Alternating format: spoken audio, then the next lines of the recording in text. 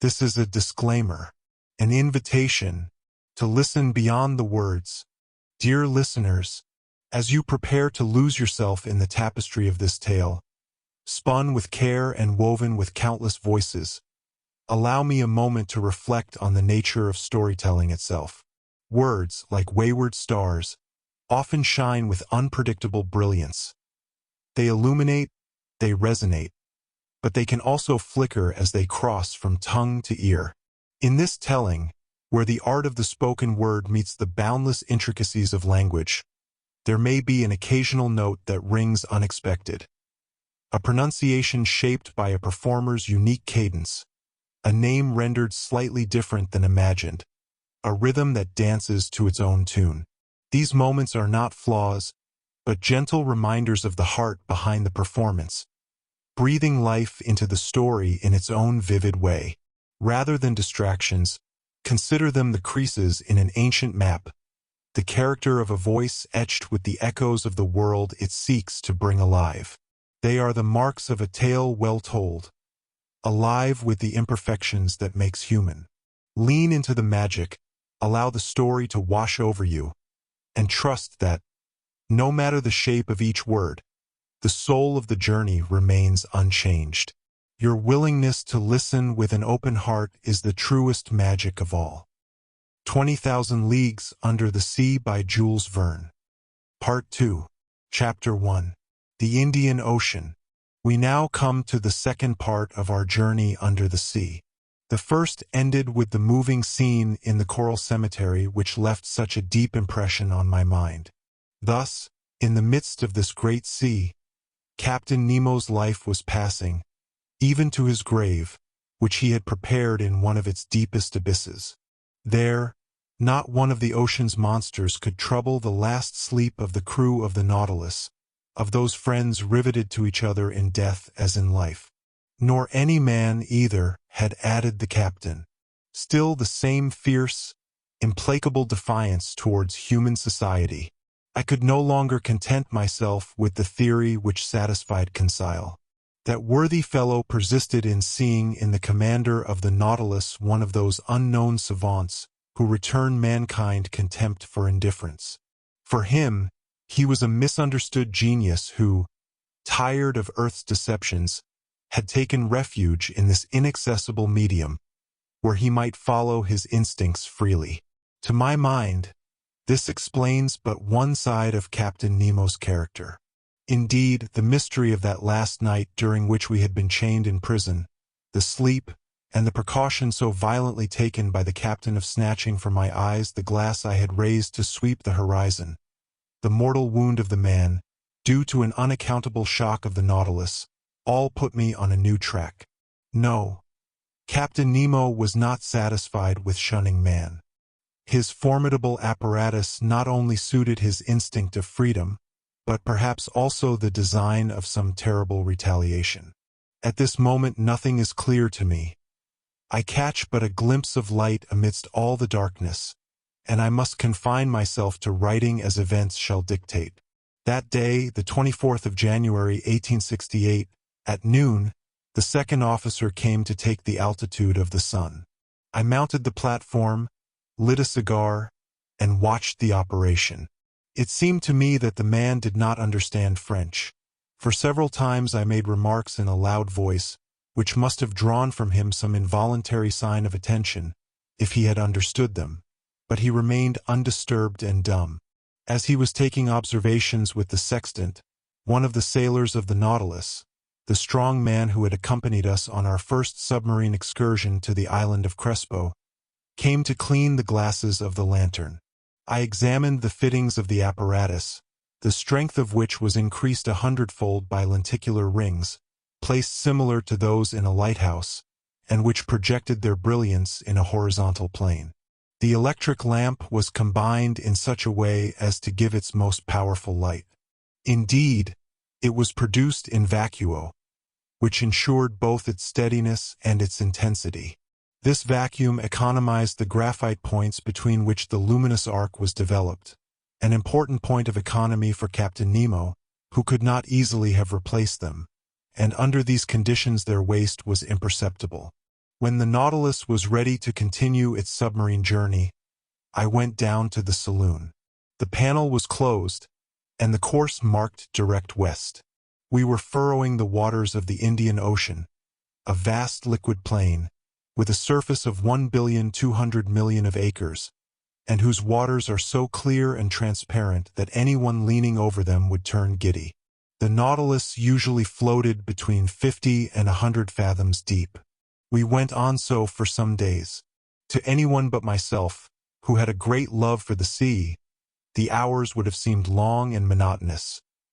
But the daily walks on the platform, when I steeped myself in the reviving air of the ocean, the sight of the rich waters through the windows of the saloon, the books in the library, the compiling of my memoirs, took up all my time and left me not a moment of ennui or weariness. For some days we saw a great number of aquatic birds, seamews or gulls. Some were cleverly killed and, prepared in a certain way, made very acceptable water game. Amongst large-winged birds, carried a long distance from all lands and resting upon the waves from the fatigue of their flight, I saw some magnificent albatrosses, uttering discordant cries like the braying of an ass, and birds belonging to the family of the long-wings. As to the fish, they always provoked our admiration when we surprised the secrets of their aquatic life through the open panels. I saw many kinds which I never before had a chance of observing. I shall notice chiefly ostracions peculiar to the Red Sea, the Indian Ocean, and that part which washes the coast of tropical America. These fishes, like the tortoise, the armadillo, the sea hedgehog, and the crustacea, are protected by a breastplate which is neither chalky nor stony, but real bone. In some it takes the form of a solid triangle, in others of a solid quadrangle. Amongst the triangular I saw some 1.5 inches in length, with wholesome flesh and a delicious flavor. They are brown at the tail and yellow at the fins, and I recommend their introduction into fresh water, to which a certain number of sea fish easily accustom themselves. I would also mention quadrangular ostracions, having on the back 4 large tubercles, some dotted over with white spots on the lower part of the body, and which may be tamed like birds, trigons provided with spikes formed by the lengthening of their bony shell, and which, from their strange gruntings, are called sea pigs, also dromedaries with large humps in the shape of a cone, whose flesh is very tough and leathery. I now borrow from the daily notes of Master Conseil. Certain fish of the genus Petrodon peculiar to those seas, with red backs and white chests, which are distinguished by 3 rows of longitudinal filaments, and some electrical 7 inches long, decked in the liveliest colors. Then, as specimens of other kinds, some ovoids, resembling an egg of a dark brown color, marked with white bands and without tails. Diodons, real sea porcupines, furnished with spikes and capable of swelling in such a way as to look like cushions bristling with darts. Hippocampi, common to every ocean. Some Pegasi with lengthened snouts, which their pectoral fins, being much elongated and formed in the shape of wings, allow, if not to fly, at least to shoot into the air. Pigeon spatulae, with tails covered with many rings of shell. Macrognathi with long jaws, an excellent fish 9 inches long, and bright with most agreeable colors. Pale-colored calliamores with rugged heads, and plenty of chetodons with long and tubular muzzles, which kill insects by shooting them as from an air gun with a single drop of water. These we may call the flycatchers of the seas. In the 89th genus of fishes, classed by Lacipede, belonging to the second lower class of boni, characterized by opercules and bronchial membranes, I remarked the Scorpina, the head of which is furnished with spikes, and which has but 1 dorsal fin. These creatures are covered or not with little shells according to the subclass to which they belong. The second subclass gives us specimens of didactyls 14 or 15 inches in length, with yellow rays, and heads of a most fantastic appearance. As to the first subclass, it gives several specimens of that singular-looking fish appropriately called a sea frog, with large head, sometimes pierced with holes, sometimes swollen with protuberances, bristling with spikes, and covered with tubercles. It has irregular and hideous horns. Its body and tail are covered with callosities. Its sting makes a dangerous wound. It is both repugnant and horrible to look at. From the 21st to the 23rd of January, the Nautilus went at the rate of 250 leagues in 24 hours, being 540 miles, or 22 miles an hour. If we recognized so many different varieties of fish, it was because, attracted by the electric light, they tried to follow us. The greater part, however, were soon distanced by our speed, though some kept their place in the waters of the Nautilus for a time. The morning of the 24th, in 12 degrees 5 minutes south, lat. and 94 degrees 33 minutes long, we observed Keeling Island, a coral formation, planted with magnificent cocos, and which had been visited by Mr. Darwin and Captain Fitzroy. The Nautilus skirted the shores of this desert island for a little distance. Its nets brought up numerous specimens of polypi and curious shells of mollusca.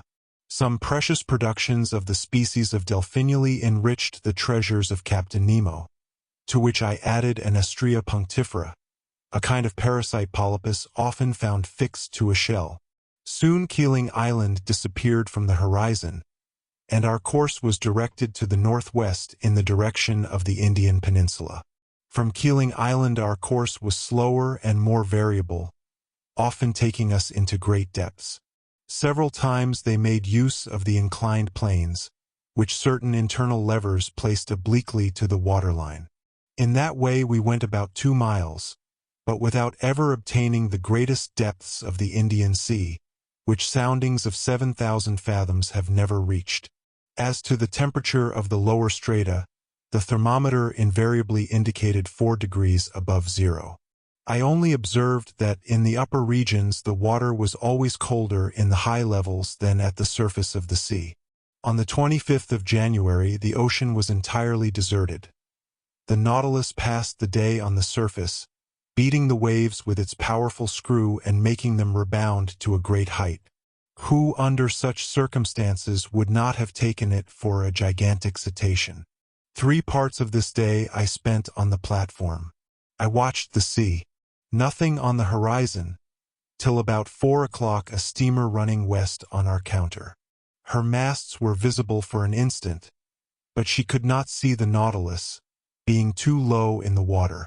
I fancied this steamboat belonged to the P.O. Company, which runs from Ceylon to Sydney, touching at King George's Point and Melbourne. At 5 o'clock in the evening, before that fleeting twilight which binds night to day in tropical zones, Conseil and I were astonished by a curious spectacle. It was a shoal of Argonauts traveling along on the surface of the ocean. We could count several hundreds. They belonged to the tubercle kind which are peculiar to the Indian seas. These graceful mollusks moved backwards by means of their locomotive tube, through which they propelled the water already drawn in. Of their 8 tentacles, 6 were elongated, and stretched out floating on the water, whilst the other 2, rolled up flat, were spread to the wing like a light sail. I saw their spiral-shaped and fluted shells, which Cuvier justly compares to an elegant skiff. A boat indeed. It bears the creature which secretes it without its adhering to it. For nearly an hour the Nautilus floated in the midst of this shoal of mollusks. Then I know not what sudden fright they took, but as if at a signal every sail was furled, the arms folded, the body drawn in, the shells turned over, changing their center of gravity, and the whole fleet disappeared under the waves. Never did the ships of a squadron maneuver with more unity. At that moment night fell suddenly, and the reeds, scarcely raised by the breeze, lay peaceably under the sides of the Nautilus. The next day, 26th of January, we cut the equator at the 82nd meridian and entered the northern hemisphere. During the day a formidable troop of sharks accompanied us, terrible creatures, which multiply in these seas and make them very dangerous. They were Cestracio-philippi sharks, with brown backs and whitish bellies, armed with 11 rows of teeth, eyed sharks, their throat being marked with a large black spot surrounded with white like an eye. There were also some Isabella sharks, with rounded snouts marked with dark spots. These powerful creatures often hurled themselves at the windows of the saloon with such violence as to make us feel very insecure. At such times Ned Land was no longer master of himself. He wanted to go to the surface and harpoon the monsters, particularly certain smooth-hound sharks, whose mouth is studded with teeth like a mosaic, and large tiger sharks nearly 6 yards long, the last named of which seemed to excite him more particularly. But the Nautilus, accelerating her speed, easily left the most rapid of them behind. The 27th of January, at the entrance of the vast Bay of Bengal, we met repeatedly a forbidding spectacle, dead bodies floating on the surface of the water. They were the dead of the Indian villages, carried by the Ganges to the level of the sea, and which the vultures, the only undertakers of the country, had not been able to devour. But the sharks did not fail to help them at their funeral work. About 7 o'clock in the evening, the Nautilus, half immersed, was sailing in a sea of milk. At first sight the ocean seemed lactified. Was it the effect of the lunar rays? No, for the moon, scarcely 2 days old, was still lying hidden under the horizon in the rays of the sun. The whole sky, though lit by the sidereal rays, seemed black by contrast with the whiteness of the waters. Conseil could not believe his eyes, and questioned me as to the cause of this strange phenomenon. Happily I was able to answer him. It is called a milk sea, I explained. A large extent of white wavelets often to be seen on the coasts of Amboina, and in these parts of the sea. But, sir, said Conseil, can you tell me what causes such an effect? For I suppose the water is not really turned into milk. No, my boy, and the whiteness which surprises you is caused only by the presence of myriads of infusoria, a sort of luminous little worm, gelatinous and without color, of the thickness of a hair, and whose length is not more than 7/1000ths of an inch. These insects adhere to one another sometimes for several leagues. Several leagues, exclaimed Conseil. Yes, my boy, and you need not try to compute the number of these infusoria. You will not be able, for, if I am not mistaken, ships have floated on these milk seas for more than 40 miles. Towards midnight the sea suddenly resumed its usual color. But behind us, even to the limits of the horizon, the sky reflected the whitened waves, and for a long time seemed impregnated with the vague glimmerings of an aurora borealis. Chapter 2. A Novel Proposal of Captain Nemo's. On the 28th of February, when at noon the Nautilus came to the surface of the sea, in 9 degrees 4 minutes north lat., there was land in sight about 8 miles to westward. The first thing I noticed was a range of mountains about 2,000 feet high, the shapes of which were most capricious. On taking the bearings, I knew that we were nearing the island of Ceylon, the pearl which hangs from the lobe of the Indian peninsula. Captain Nemo and his second appeared at this moment. The captain glanced at the map, then turning to me, said, "The island of Ceylon, noted for its pearl fisheries. Would you like to visit one of them, M. Aronnax?" "Certainly, Captain. Well, the thing is easy. Though, if we see the fisheries, we shall not see the fishermen. The annual exportation has not yet begun. Never mind, I will give orders to make for the Gulf of Mannar, where we shall arrive in the night." The captain said something to his second, who immediately went out. Soon the Nautilus returned to her native element, and the manometer showed that she was about 30 feet deep. "Well, sir," said Captain Nemo, "you and your companions shall visit the bank of Mannar, and if by chance some fisherman should be there, we shall see him at work." "Agreed, Captain. By the by, M. Aronnax, you are not afraid of sharks?" "Sharks!" exclaimed I. This question seemed a very hard one. "Well," continued Captain Nemo, "I admit, Captain, that I am not yet very familiar with that kind of fish." "We are accustomed to them," replied Captain Nemo, "and in time you will be too. However, we shall be armed, and on the road we may be able to hunt some of the tribe. It is interesting. So, Till tomorrow, sir, and early." This said in a careless tone, Captain Nemo left the saloon. Now, if you were invited to hunt the bear in the mountains of Switzerland, what would you say? "Very well. Tomorrow we will go and hunt the bear." If you were asked to hunt the lion in the plains of Atlas, or the tiger in the Indian jungles, what would you say? "Ha! Ha! It seems we are going to hunt the tiger or the lion." But when you are invited to hunt the shark in its natural element, you would perhaps reflect before accepting the invitation. As for myself, I passed my hand over my forehead, on which stood large drops of cold perspiration. "Let us reflect," said I, "and take our time. Hunting otters in submarine forests, as we did in the island of Crespo, will pass. But going up and down at the bottom of the sea, where one is almost certain to meet sharks, is quite another thing. I know well that in certain countries, particularly in the Andaman Islands, the Negroes never hesitate to attack them with a dagger in one hand and a running noose in the other. But I also know that few who affront those creatures ever return alive. However, I am not a Negro, and if I were, I think a little hesitation in this case would not be ill-timed."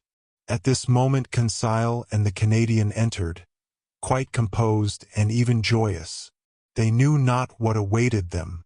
"Faith, sir," said Ned Land, "your Captain Nemo, the devil take him, has just made us a very pleasant offer." "Ah," said I, "you know." "If agreeable to you, sir," interrupted Conseil, "the commander of the Nautilus has invited us to visit the magnificent Ceylon fisheries tomorrow, in your company. He did it kindly and behaved like a real gentleman." "He said nothing more?" "Nothing more, sir, except that he had already spoken to you of this little walk." "Sir," said Conseil, "would you give us some details of the pearl fishery?" "As to the fishing itself," I asked, "or the incidents which—" "On the fishing," replied the Canadian, "before entering upon the ground, it is as well to know something about it." "Very well. Sit down, my friends, and I will teach you." Ned and Conseil seated themselves on an ottoman, and the first thing the Canadian asked was, "Sir, what is a pearl?" "My worthy Ned," I answered, "to the poet, a pearl is a tear of the sea. To the Orientals, it is a drop of dew solidified. To the ladies, it is a jewel of an oblong shape, of a brilliancy of mother-of-pearl substance, which they wear on their fingers, their necks, or their ears. For the chemist, it is a mixture of phosphate and carbonate of lime, with a little gelatin. And lastly, for naturalists, it is simply a morbid secretion of the organ that produces the mother-of-pearl amongst certain bivalves." "Branch of mollusks," said Conseil. "Precisely so, my learned Conseil. And amongst these testacea the earshell, the tridacne, the turbots, in a word, all those which secrete mother-of-pearl, that is, the blue, bluish, violet, or white substance which lines the interior of their shells, are capable of producing pearls." "Mussels too?" asked the Canadian. "Yes, mussels of certain waters in Scotland, Wales, Ireland, Saxony, Bohemia, and France." "Good. For the future I shall pay attention," replied the Canadian. "But," I continued, "the particular mollusk which secretes the pearl is the pearl oyster, the Meleagrina margaritifruct, that precious pintadine. The pearl is nothing but a nacreous formation, deposited in a globular form, either adhering to the oyster shell, or buried in the folds of the creature. On the shell it is fast, in the flesh it is loose, but always has for a kernel a small hard substance, maybe a barren egg, maybe a grain of sand, around which the pearly matter deposits itself year after year successively, and by thin concentric layers. "Are many pearls found in the same oyster?" asked Conseil. "Yes, my boy. Some are a perfect casket. One oyster has been mentioned, though I allow myself to doubt it, as having contained no less than 150 sharks." "150 sharks!" exclaimed Ned Land. "Did I say sharks?"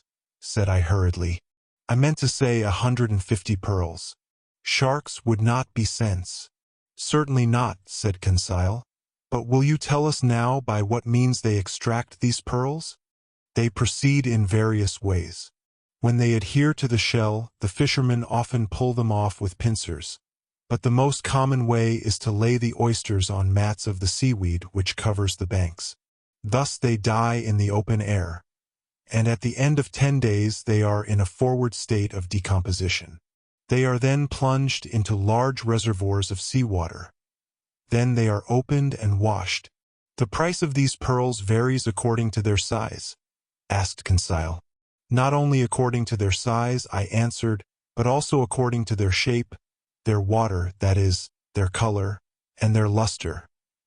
That is, that bright and diapered sparkle which makes them so charming to the eye. The most beautiful are called virgin pearls or paragons. They are formed alone in the tissue of the mollusk, are white, often opaque, and sometimes have the transparency of an opal. They are generally round or oval. The round are made into bracelets, the oval into pendants, and, being more precious, are sold singly.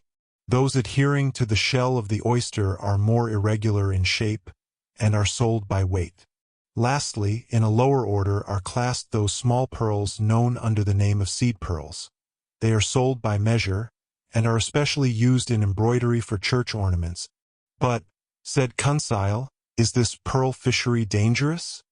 No, I answered quickly, particularly if certain precautions are taken. What does one risk in such a calling? Said Ned Land. The swallowing of some mouthfuls of seawater? As you say, Ned. By the by, said I, trying to take Captain Nemo's careless tone, are you afraid of sharks? Brave Ned. I, replied the Canadian, a harpooner by profession. It is my trade to make light of them. But, said I, it is not a question of fishing for them with an iron swivel, hoisting them into the vessel, cutting off their tails with the blow of a chopper, ripping them up, and throwing their heart into the sea. Then, it is a question of, precisely, in the water? In the water. Faith, with a good harpoon. You know, sir, these sharks are ill-fashioned beasts. They turn on their bellies to seize you, and in that time. Ned Land had a way of saying seize, which made my blood run cold. Well, and you, Conseil, what do you think of sharks? Me, said Conseil. I will be frank, sir. So much the better, thought I. If you, sir, mean to face the sharks, I do not see why your faithful servant should not face them with you. Chapter 3. A Pearl of 10 Millions. The next morning at 4 o'clock I was awakened by the steward whom Captain Nemo had placed at my service. I rose hurriedly, dressed, and went into the saloon. Captain Nemo was awaiting me. Aronnax, said he, are you ready to start? I am ready. Then please to follow me. And my companions, Captain? They have been told and are waiting. Are we not to put on our divers' dresses? Asked I. Not yet. I have not allowed the Nautilus to come too near this coast, and we are some distance from the Manar bank. But the boat is ready and will take us to the exact point of disembarking, which will save us a long way. It carries our diving apparatus, which we will put on when we begin our submarine journey. Captain Nemo conducted me to the central staircase, which led on the platform. Ned and Conseil were already there, delighted at the idea of the pleasure party which was preparing. 5 sailors from the Nautilus, with their oars, waited in the boat, which had been made fast against the side. The night was still dark. Layers of clouds covered the sky, allowing but few stars to be seen. I looked on the side where the land lay, and saw nothing but a dark line enclosing 3 parts of the horizon, from southwest to northwest. The Nautilus, having returned during the night up the western coast of Ceylon, was now west of the bay, or rather gulf, formed by the mainland and the island of Manar. There, under the dark waters, stretched the Pintadine Bank, an inexhaustible field of pearls, the length of which is more than 20 miles. Captain Nemo, Ned Land, Conseil, and I took our places in the stern of the boat. The master went to the tiller. His 4 companions leaned on their oars. The the painter was cast off and we sheered off. The boat went towards the south. The oarsmen did not hurry. I noticed that their strokes, strong in the water, only followed each other every 10 seconds, according to the method generally adopted in the Navy. Whilst the craft was running by its own velocity, the liquid drops struck the dark depths of the waves crisply like spats of melted lead. A little billow, spreading wide, gave a slight roll to the boat, and some samphire reeds flapped before it. We were silent. What was Captain Nemo thinking of?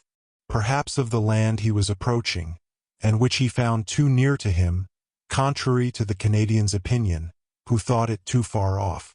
As to Conseil, he was merely there from curiosity. About 5:30 the first tints on the horizon showed the upper line of coast more distinctly. Flat enough in the east, it rose a little to the south. 5 miles still lay between us, and it was indistinct owing to the mist on the water. At 6 o'clock it became suddenly daylight, with that rapidity peculiar to tropical regions, which know neither dawn nor twilight. The solar rays pierced the curtain of clouds, piled up on the eastern horizon, and the radiant orb rose rapidly. I saw land distinctly, with a few trees scattered here and there. The boat neared Manar Island, which was rounded to the south. Captain Nemo rose from his seat and watched the sea. At a sign from him the anchor was dropped, but the chain scarcely ran, for it was little more than a yard deep, and this spot was one of the highest points of the bank of Pintadines. "Here we are, Aronnax," said Captain Nemo. "You see that enclosed bay? Here, in a month, will be assembled the numerous fishing boats of the exporters, and these are the waters their divers will ransack so boldly. Happily, this bay is well situated for that kind of fishing. It is sheltered from the strongest winds. The sea is never very rough here, which makes it favorable for the diver's work. We will now put on our dresses and begin our walk." I did not answer, and, while watching the suspected waves, began with the help of the sailors to put on my heavy sea dress. Captain Nemo and my companions were also dressing. None of the Nautilus men were to accompany us on this new excursion. Soon we were enveloped to the throat in india-rubber clothing, the air apparatus fixed to our backs by braces. As to the Ruhmkorff apparatus, there was no necessity for it. Before putting my head into the copper cap, I had asked the question of the captain. "They would be useless," he replied. "We are going to no great depth, and the solar rays will be enough to light our walk. Besides, it would not be prudent to carry the electric light in these waters. Its brilliancy might attract some of the dangerous inhabitants of the coast most inopportunely." As Captain Nemo pronounced these words, I turned to Conseil and Ned Land. But my two friends had already encased their heads in the metal cap, and they could neither hear nor answer. One last question remained to ask of Captain Nemo. "And our arms?" asked I. "Our guns?" "Guns? What for? Do not mountaineers attack the bear with a dagger in their hand, and is not steel surer than lead? Here is a strong blade. Put it in your belt and we start." I looked at my companions. They were armed like us, and, more than that, Ned Land was brandishing an enormous harpoon, which he had placed in the boat before leaving the Nautilus. Then, following the captain's example, I allowed myself to be dressed in the heavy copper helmet, and our reservoirs of air were at once in activity. An instant after we were landed, one after the other, in about 2 yards of water upon an even sand. Captain Nemo made a sign with his hand, and we followed him by a gentle declivity till we disappeared under the waves. Over our feet, like coveys of snipe in a bog, rose shoals of fish, of the genus Menoptera, which have no other fins but their tail. I recognized the Javanese, a real serpent 2.5 feet long, of a livid color underneath, and which might easily be mistaken for a conger eel if it were not for the golden stripes on its side. In the genus Stromidius, whose bodies are very flat and oval, I saw some of the most brilliant colors, carrying their dorsal fin like a scythe. an excellent eating fish which, dried and pickled, is known by the name of carawade. Then some tranquilbars belonging to the genus Apsiferoids, whose body is covered with a shell cuirass of 8 longitudinal plates. The heightening sun lit the mass of waters more and more. The soil changed by degrees. To the fine sand succeeded a perfect causeway of boulders, covered with a carpet of mollusks and zoophytes. Amongst the specimens of these branches I noticed some placini, with thin, unequal shells, a kind of ostration peculiar to the Red Sea and the Indian Ocean. Some orange lucini with rounded shells. Rockfish 3 feet and a half long, which raised themselves under the waves like hands ready to seize one. There were also some panopyres, slightly luminous. And lastly, some oculans, like magnificent fans, forming one of the richest vegetations of these seas. In the midst of these living plants, and under the arbors of the hydrophytes, were layers of clumsy articulates, particularly some ranini, whose carapace formed a slightly rounded triangle, and some horrible-looking parthenopes. At about 7 o'clock we found ourselves at last surveying the oyster banks on which the pearl oysters are reproduced by millions. Captain Nemo pointed with his hand to the enormous heap of oysters, and I could well understand that this mine was inexhaustible, for nature's creative power is far beyond man's instinct of destruction. Ned Land, faithful to his instinct, hastened to fill a net which he carried by his side with some of the finest specimens. But we could not stop. We must follow the captain, who seemed to guide himself by paths known only to himself. The ground was sensibly rising, and sometimes, on holding up my arm, it was above the surface of the sea. Then the level of the bank would sink capriciously. Often we rounded high rocks scarped into pyramids. In their dark fractures huge crustacea, perched upon their high claws like some war machine, watched us with fixed eyes, and under our feet crawled various kinds of annelids. At this moment there opened before us a large grotto dug in a picturesque heap of rocks and carpeted with all the thick warp of the submarine flora. At first it seemed very dark to me. The solar rays seemed to be extinguished by successive gradations, until its vague transparency became nothing more than drowned light. Captain Nemo entered, we followed. My eyes soon accustomed themselves to this relative state of darkness. I could distinguish the arches springing capriciously from natural pillars, standing broad upon their granite base, like the heavy columns of Tuscan architecture. Why had our incomprehensible guide led us to the bottom of this submarine crypt? I was soon to know. After descending a rather sharp declivity, our feet trod the bottom of a kind of circular pit. There Captain Nemo stopped, and with his hand indicated an object I had not yet perceived. It was an oyster of extraordinary dimensions, a gigantic tridactyn, a goblet which could have contained a whole lake of holy water, a basin the breadth of which was more than 2 yards and a half, and consequently larger than that ornamenting the saloon of the Nautilus. I approached this extraordinary mollusk. It adhered by its filaments to a table of granite, and there, isolated, it developed itself in the calm waters of the grotto. I estimated the weight of this tridactyn at 600 pounds. Such an oyster would contain 30 pounds of meat, and one must have the stomach of a gargantua to demolish some dozens of them. Captain Nemo was evidently acquainted with the existence of this bivalve, and seemed to have a particular motive in verifying the actual state of this tridactyn. The shells were a little open. The captain came near and put his dagger between to prevent them from closing.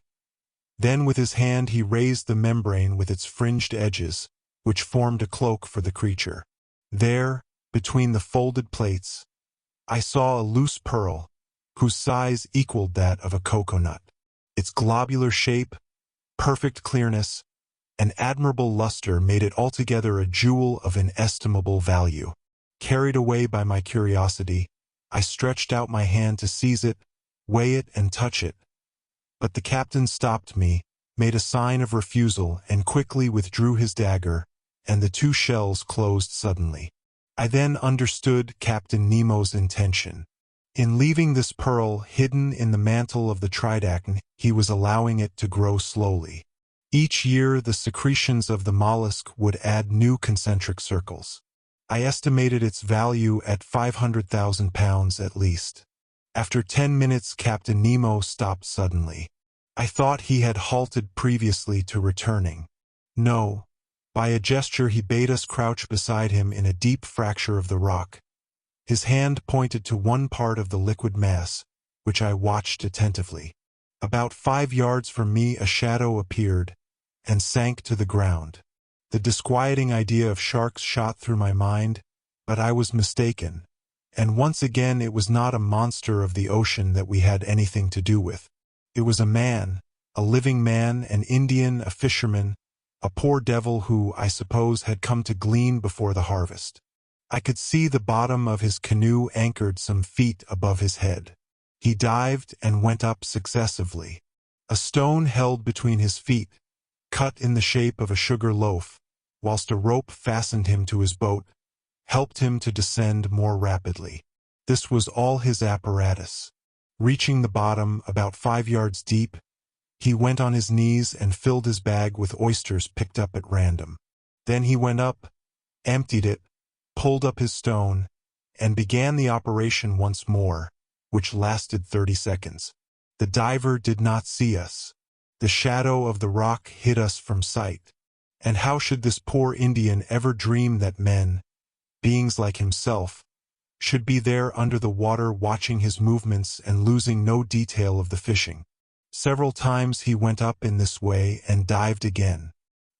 He did not carry away more than 10 at each plunge, for he was obliged to pull them from the bank to which they adhered by means of their strong byssus. And how many of those oysters for which he risked his life had no pearl in them? I watched him closely. His maneuvers were regular, and for the space of half an hour no danger appeared to threaten him. I was beginning to accustom myself to the sight of this interesting fishing, when suddenly, as the Indian was on the ground, I saw him make a gesture of terror, rise, and make a spring to return to the surface of the sea. I understood his dread. A gigantic shadow appeared just above the unfortunate diver. It was a shark of enormous size advancing diagonally, his eyes on fire, and his jaws open. I was mute with horror and unable to move. The voracious creature shot towards the Indian, who threw himself on one side to avoid the shark's fins. But not its tail, for it struck his chest and stretched him on the ground. This scene lasted but a few seconds.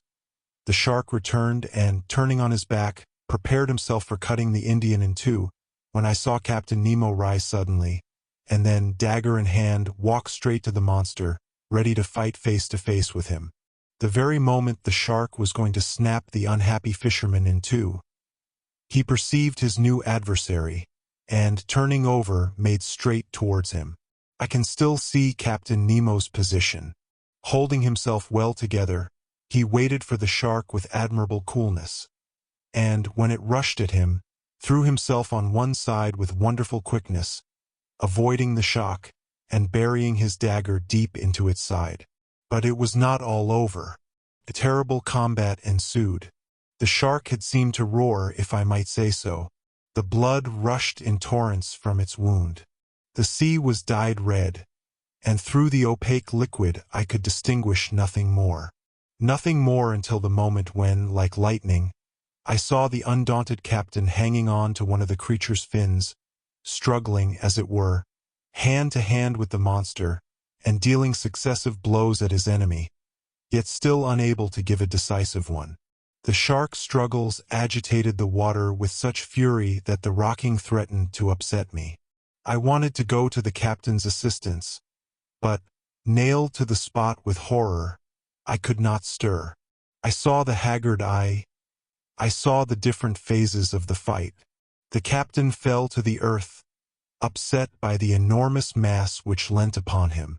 The shark's jaws opened wide, like a pair of factory shears, and it would have been all over with the captain. But, quick as thought, harpoon in hand, Ned Land rushed towards the shark and struck it with its sharp point. The waves were impregnated with a mass of blood. They rocked under the shark's movements, which beat them with indescribable fury. Ned Land had not missed his aim. It was the monster's death rattle. Struck to the heart, it struggled in dreadful convulsions, the shock of which overthrew Conseil. But Ned Land had disentangled the captain, who, getting up without any wound, went straight to the Indian, quickly cut the cord which held him to his stone, took him in his arms, and with a sharp blow of his heel mounted to the surface. We all three followed in a few seconds, saved by a miracle, and reached the fisherman's boat. Captain Nemo's first care was to recall the unfortunate man to life again. I did not think he could succeed. I hoped so, for the poor creature's immersion was not long. But the blow from the shark's tail might have been his death blow. Happily, with the captain's and Conseil's sharp friction, I saw consciousness return by degrees. He opened his eyes. What was his surprise, his terror even, at seeing four great copperheads leaning over him. And, above all, what must he have thought when Captain Nemo, drawing from the pocket of his dress a bag of pearls, placed it in his hand. This munificent charity from the man of the waters to the poor Singhalese was accepted with a trembling hand. His wondering eyes showed that he knew not to what superhuman beings he owed both fortune and life. At a sign from the captain we regained the bank, and, following the road already traversed, came in about half an hour to the anchor which held the canoe of the Nautilus to the earth. Once on board, we each, with the help of the sailors, got rid of the heavy copper helmet. Captain Nemo's first word was to the Canadian. "Thank you, Master Land," said he. "It was in revenge, Captain," replied Ned Land. "I owed you that." A ghastly smile passed across the captain's lips, and that was all. "To the Nautilus," said he. The boat flew over the waves. Some minutes after we met the shark's dead body floating. By the black marking of the extremity of its fins, I recognized the terrible melanopteron of the Indian seas, of the species of shark so properly called. It was more than 25 feet long. Its enormous mouth occupied 1/3 of its body. It was an adult, as was known by its 6 rows of teeth placed in an isosceles triangle in the upper jaw. Whilst I was contemplating this inert mass, a dozen of these voracious beasts appeared round the boat, and, without noticing us, threw themselves upon the dead body and fought with one another for the pieces. At 8:30 we were again on board the Nautilus. There I reflected on the incidents which had taken place in our excursion to the Manar Bank. 2 conclusions I must inevitably draw from it, one bearing upon the unparalleled courage of Captain Nemo, the other upon his devotion to a human being, a representative of that race from which he fled beneath the sea. Whatever he might say, this strange man had not yet succeeded in entirely crushing his heart. When I made this observation to him, he answered in a slightly moved tone, "That Indian, sir, is an inhabitant of an oppressed country, and I am still and shall be, to my last breath, one of them." Chapter 4. The Red Sea. In the course of the day of the 29th of January, the island of Ceylon disappeared under the horizon, and the Nautilus, at a speed of 20 miles an hour, slid into the labyrinth of canals which separate the Maldives from the Laccadives. It coasted even the island of Kiltan, a land originally coralline, discovered by Vasco da Gama in 1499, and one of the 19 principal islands of the Laccadive archipelago, situated between 10 degrees and 14 degrees 30 minutes north, lat. and 69 degrees 50 minutes 72 E long. We had made 16,220 miles, or 7,500 French leagues from our starting point in the Japanese seas. The next day, January 30th, when the Nautilus went to the surface of the ocean, there was no land in sight. Its course was NNE in the direction of the Sea of Oman, between Arabia and the Indian Peninsula, which serves as an outlet to the Persian Gulf. It was evidently a block without any possible egress. Where was Captain Nemo taking us to? I could not say. This, however, did not satisfy the Canadian, who that day came to me asking where we were going. "We are going where our captain's fancy takes us, Master Ned." "His fancy cannot take us far, then," said the Canadian. "The Persian Gulf has no outlet, and if we do go in, it will not be long before we are out again." "Very well, then we will come out again, Master Land. And if, after the Persian Gulf, the Nautilus would like to visit the Red Sea, the Straits of Bab el-Mandeb are there to give us entrance." "I need not tell you, sir," said Ned Land, "that the Red Sea is as much closed as the Gulf, as the Isthmus of Suez is not yet cut. And if it was, a boat as mysterious as ours would not risk itself in a canal cut with sluices. And again, the Red Sea is not the road to take us back to Europe." "But I never said we were going back to Europe." "What do you suppose, then?" "I suppose that, after visiting the curious coasts of Arabia and Egypt, the Nautilus will go down the Indian Ocean again, perhaps cross the Channel of Mozambique, perhaps off the Mascareñas, so as to gain the Cape of Good Hope." "And once at the Cape of Good Hope?" asked the Canadian with peculiar emphasis. "Well, we shall penetrate into that Atlantic which we do not yet know." "Ah, friend Ned, you are getting tired of this journey under the sea. You are surfeited with the incessantly varying spectacle of submarine wonders. For my part, I shall be sorry to see the end of a voyage which it is given to so few men to make."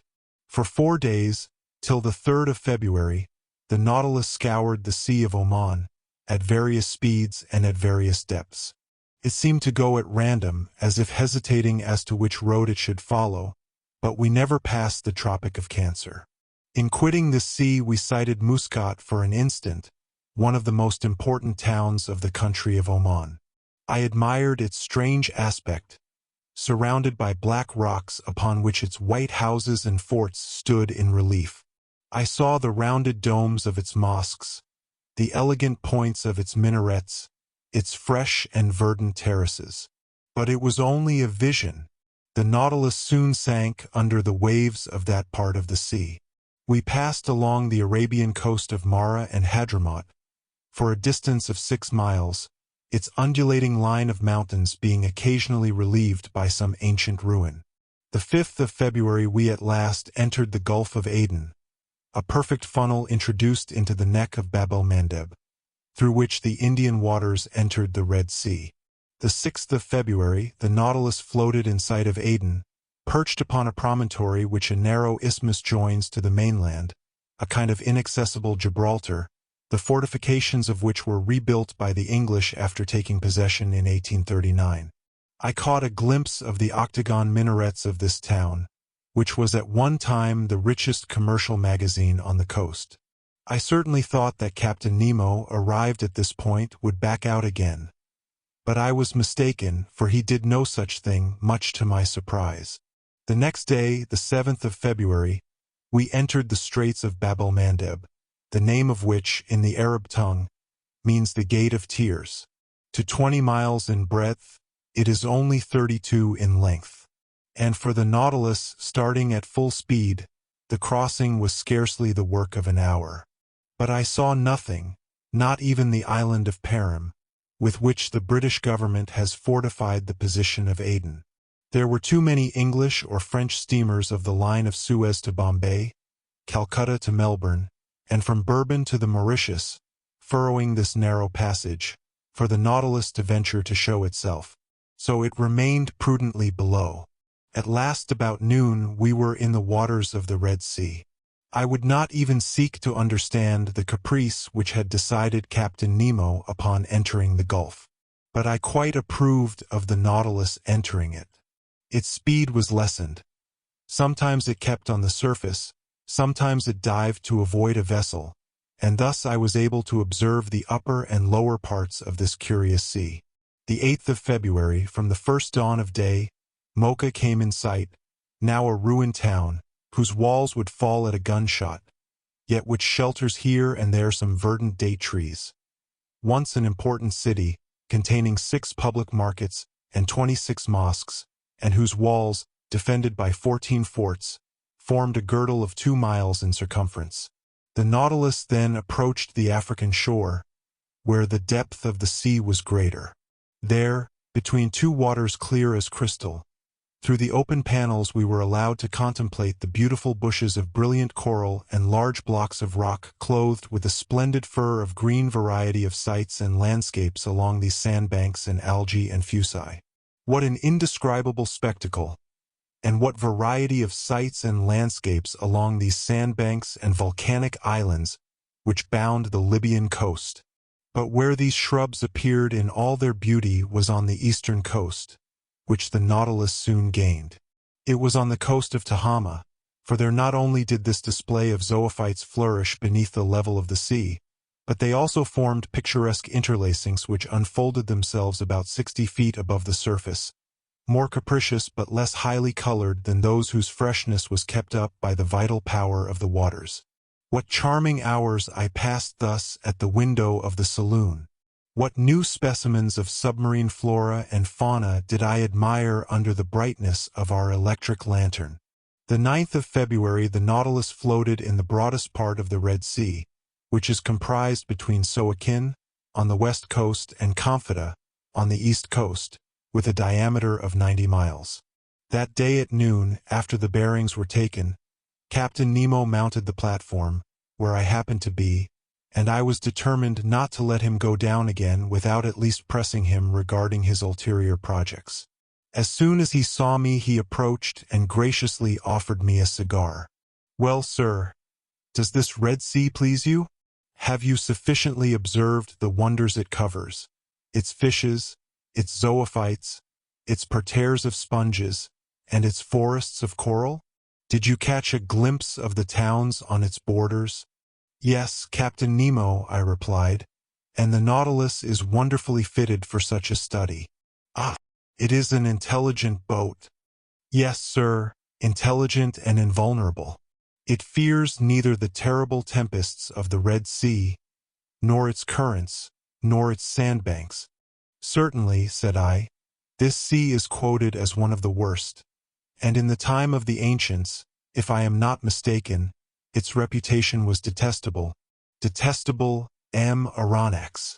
The Greek and Latin historians do not speak favorably of it, and Strabo says it is very dangerous during the Etesian winds and in the rainy season.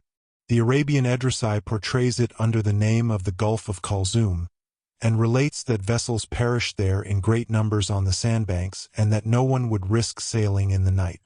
It is, he pretends, a sea subject to fearful hurricanes, strewn with inhospitable islands, and which offers nothing good either on its surface or in its depths. "One may see," I replied, "that these historians never sailed on board the Nautilus." "Just so," replied the captain, smiling, "and in that respect moderns are not more advanced than the ancients. It required many ages to find out the mechanical power of steam. Who knows if, in another 100 years, we may not see a second Nautilus? Progress is slow, Aronnax." "It is true," I answered. "Your boat is at least a century before its time, perhaps an era. What a misfortune that the secret of such an invention should die with its inventor." Captain Nemo did not reply. After some minutes' silence, he continued, "You were speaking of the opinions of ancient historians upon the dangerous navigation of the Red Sea."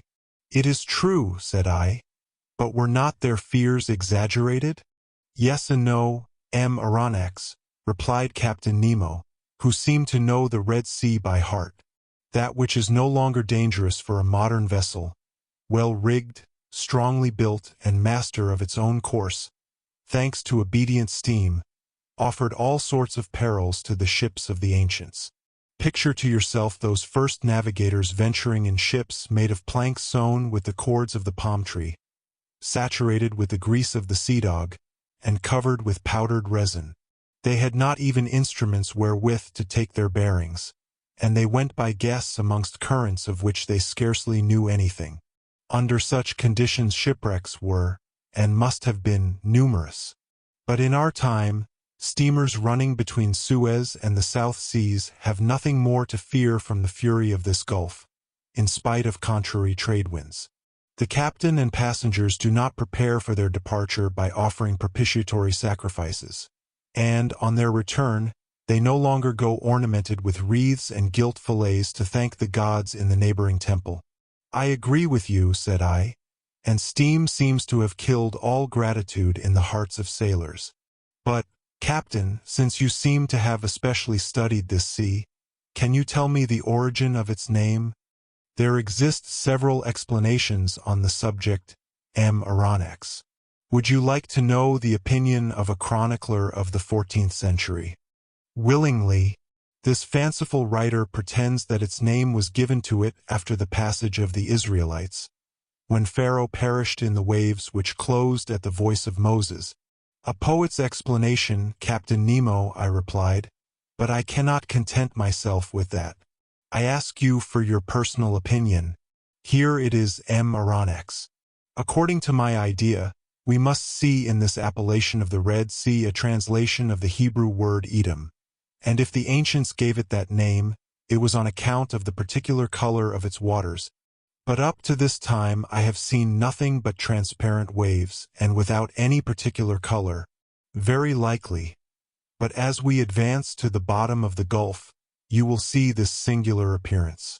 I remember seeing the Bay of Tor entirely red, like a sea of blood, and you attribute this color to the presence of a microscopic seaweed? Yes. So, Captain Nemo, it is not the first time you have overrun the Red Sea on board the Nautilus? No, sir. As you spoke a while ago of the passage of the Israelites and of the catastrophe to the Egyptians, I will ask whether you have met with the traces under the water of this great historical fact? No, sir. And for a good reason. What is it? It is that the spot where Moses and his people passed is now so blocked up with sand that the camels can barely bathe their legs there. You can well understand that there would not be water enough for my Nautilus. And the spot? I asked. The spot is situated a little above the Isthmus of Suez, in the arm which formerly made a deep estuary, when the Red Sea extended to the Salt Lakes. Now, whether this passage were miraculous or not, the Israelites, nevertheless, crossed there to reach the Promised Land, and Pharaoh's army perished precisely on that spot. And I think that excavations made in the middle of the sand would bring to light a large number of arms and instruments of Egyptian origin. That is evident, I replied, and for the sake of archaeologists let us hope that these excavations will be made sooner or later, when new towns are established on the isthmus, after the construction of the Suez Canal. A canal, however, very useless to a vessel like the Nautilus, very likely, but useful to the whole world, said Captain Nemo. The ancients well understood the utility of a communication between the Red Sea and the Mediterranean for their commercial affairs, but they did not think of digging a canal direct, and took the Nile as an intermediate. Very probably the canal which united the Nile to the Red Sea was begun by Sesostris, if we may believe tradition. One thing is certain, that in the year 615 before Jesus Christ, Nikos undertook the works of an alimentary canal to the waters of the Nile across the plain of Egypt, looking towards Arabia. It took 4 days to go up this canal, and it was so wide that 2 triremes could go abreast. It was carried on by Darius, the son of Hystaspes, and probably finished by Ptolemy II. Strabo saw it navigated, but its decline from the point of departure near Bubastes to the Red Sea was so slight that it was only navigable for a few months in the year. This canal answered all commercial purposes to the age of Antonius, when it was abandoned and blocked up with sand. Restored by order of the Caliph Omar, it was definitely destroyed in 761 or 762 by Caliph al-Mansur, who wished to prevent the arrival of provisions to Muhammad ben Abdullah, who had revolted against him. During the expedition into Egypt, your General Bonaparte discovered traces of the works in the desert of Suez, and, surprised by the tide, he nearly perished before regaining Hajarot, at the very place where Moses had encamped 3,000 years before him. Well, Captain, what the ancients dared not undertake, this junction between the 2 seas, which will shorten the road from Cadiz to India, M. Lesseps has succeeded in doing, and before long he will have changed Africa into an immense island. Yes, M. Aronnax, you have the right to be proud of your countrymen. Such a man brings more honor to a nation than great captains. He began, like so many others, with disgust and rebuffs. But he has triumphed, for he has the genius of will. And it is sad to think that a work like that, which ought to have been an international work and which would have sufficed to make a reign illustrious, should have succeeded by the energy of one man. All honor to M. Lesseps.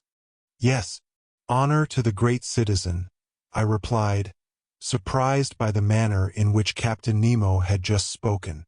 Unfortunately, he continued, I cannot take you through the Suez Canal, but you will be able to see the long jetty of Port Said after tomorrow, when we shall be in the Mediterranean. The Mediterranean, I exclaimed. Yes, sir. Does that astonish you? What astonishes me is to think that we shall be there the day after tomorrow. Indeed.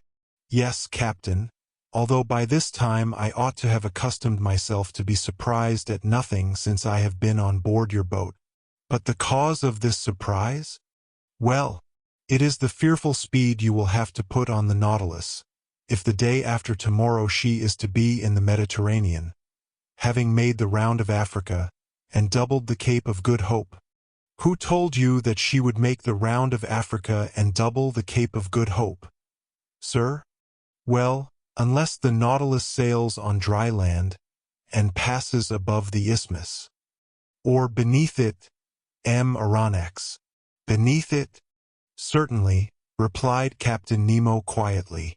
A long time ago nature made under this tongue of land what man has this day made on its surface.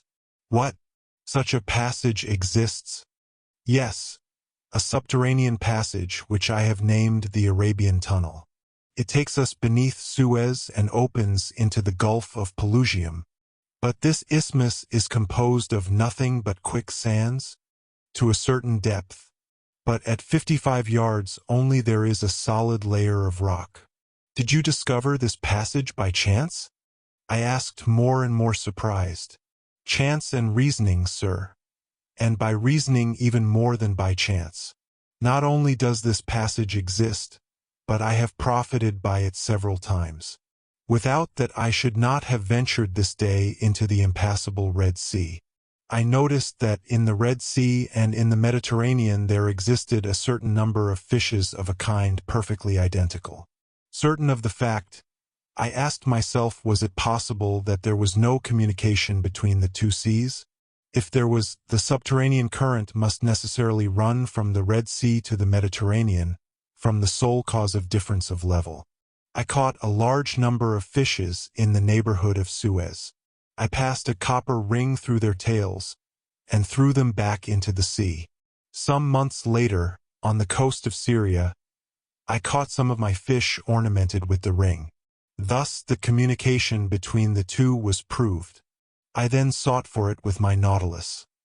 I discovered it, ventured into it, and before long, sir, you too will have passed through my Arabian Tunnel. Chapter 5. The Arabian Tunnel. That same evening, in 21 degrees 30 minutes north, lat. The Nautilus floated on the surface of the sea, approaching the Arabian coast. I saw Jeddah, the most important counting house of Egypt, Syria, Turkey, and India. I distinguished clearly enough its buildings, the vessels anchored at the quays, and those whose draught of water obliged them to anchor in the roads. The sun, rather low on the horizon, struck full on the houses of the town, bringing out their whiteness. Outside, some wooden cabins, and some made of reeds, showed the quarter inhabited by the Bedouins. Soon Jeddah was shut out from view by the shadows of night, and the Nautilus found herself under water slightly phosphorescent. The next day, the 10th of February, we sighted several ships running to windward. The Nautilus returned to its submarine navigation. But at noon, when her bearings were taken, the sea being deserted, she rose again to her waterline. Accompanied by Ned and Conseil, I seated myself on the platform. The coast on the eastern side looked like a mass faintly printed upon a damp fog. We were leaning on the sides of the pinnace, talking of one thing and another, when Ned Land, stretching out his hand towards a spot on the sea, said, "Do you see anything there, sir?" "No, Ned," I replied, "but I have not your eyes, you know." "Look well," said Ned, "there on the starboard beam, about the height of the lantern. Do you not see a mass which seems to move?" "Certainly," said I after close attention. "I see something like a long black body on the top of the water, and certainly before long the black object was not more than a mile from us. It looked like a great sandbank deposited in the open sea. It was a gigantic dugong." Ned Land looked eagerly. His eyes shone with covetousness at the sight of the animal. His hand seemed ready to harpoon it. One would have thought he was awaiting the moment to throw himself into the sea and attack it in its element. At this instant Captain Nemo appeared on the platform. He saw the dugong, understood the Canadian's attitude, and, addressing him, said, "If you held a harpoon just now, Master Land, would it not burn your hand?" "Just so, sir. And you would not be sorry to go back, for one day, to your trade of a fisherman and to add this cetacean to the list of those you have already killed?" "I should not, sir." "Well, you can try." "Thank you, sir," said Ned Land, his eyes flaming. "Only," continued the captain, "I advise you for your own sake not to miss the creature." "Is the dugong dangerous to attack?" I asked, in spite of the Canadian's shrug of the shoulders. "Yes," replied the captain. "Sometimes the animal turns upon its assailants and overturns their boat. But for Master Land this danger is not to be feared. His eye is prompt, his arm sure." At this moment 7 men of the crew, mute and immovable as ever, mounted the platform. One carried a harpoon and a line similar to those employed in catching whales. The pinnace was lifted from the bridge, pulled from its socket, and let down into the sea. 6 oarsmen took their seats, and the coxswain went to the tiller. Ned, Conseil, and I went to the back of the boat. "You are not coming, Captain?" I asked. "No, sir. But I wish you good sport." The boat put off and, lifted by the 6 rowers, drew rapidly towards the dugong, which floated about 2 miles from the Nautilus. Arrived some cable's length from the cetacean, the speed slackened, and the oars dipped noiselessly into the quiet waters. Ned Land, harpoon in hand, stood in the fore part of the boat. The harpoon used for striking the whale is generally attached to a very long cord which runs out rapidly as the wounded creature draws it after him. But here the cord was not more than 10 fathoms long, and the extremity was attached to a small barrel which, by floating, was to show the course the dugong took under the water. I stood and carefully watched the Canadian's adversary. This dugong, which also bears the name of the halicore, closely resembles the manatee. Its oblong body terminated in a lengthened tail, and its lateral fins in perfect fingers. Its difference from the manatee consisted in its upper jaw, which was armed with 2 long and pointed teeth which formed on each side diverging tusks. This dugong which Ned Land was preparing to attack was of colossal dimensions. It was more than 7 yards long. It did not move and seemed to be sleeping on the waves, which circumstance made it easier to capture. The boat approached within 6 yards of the animal. The oars rested on the rowlocks. I half rose. Ned Land, his body thrown a little back, brandished the harpoon in his experienced hand. Suddenly a hissing noise was heard, and the dugong disappeared. The harpoon, although thrown with great force, had apparently only struck the water. "Curse it!" exclaimed the Canadian furiously. "I have missed it." "No," said I, "the creature is wounded. Look at the blood. But your weapon has not stuck in his body." "My harpoon! My harpoon!" cried Ned Land. The sailors rowed on, and the coxswain made for the floating barrel. The harpoon regained, we followed in pursuit of the animal. The latter came now and then to the surface to breathe. Its wound had not weakened it, for it shot onwards with great rapidity. The boat, rowed by strong arms, flew on its track. Several times it approached within some few yards, and the Canadian was ready to strike. But the dugong made off with a sudden plunge, and it was impossible to reach it.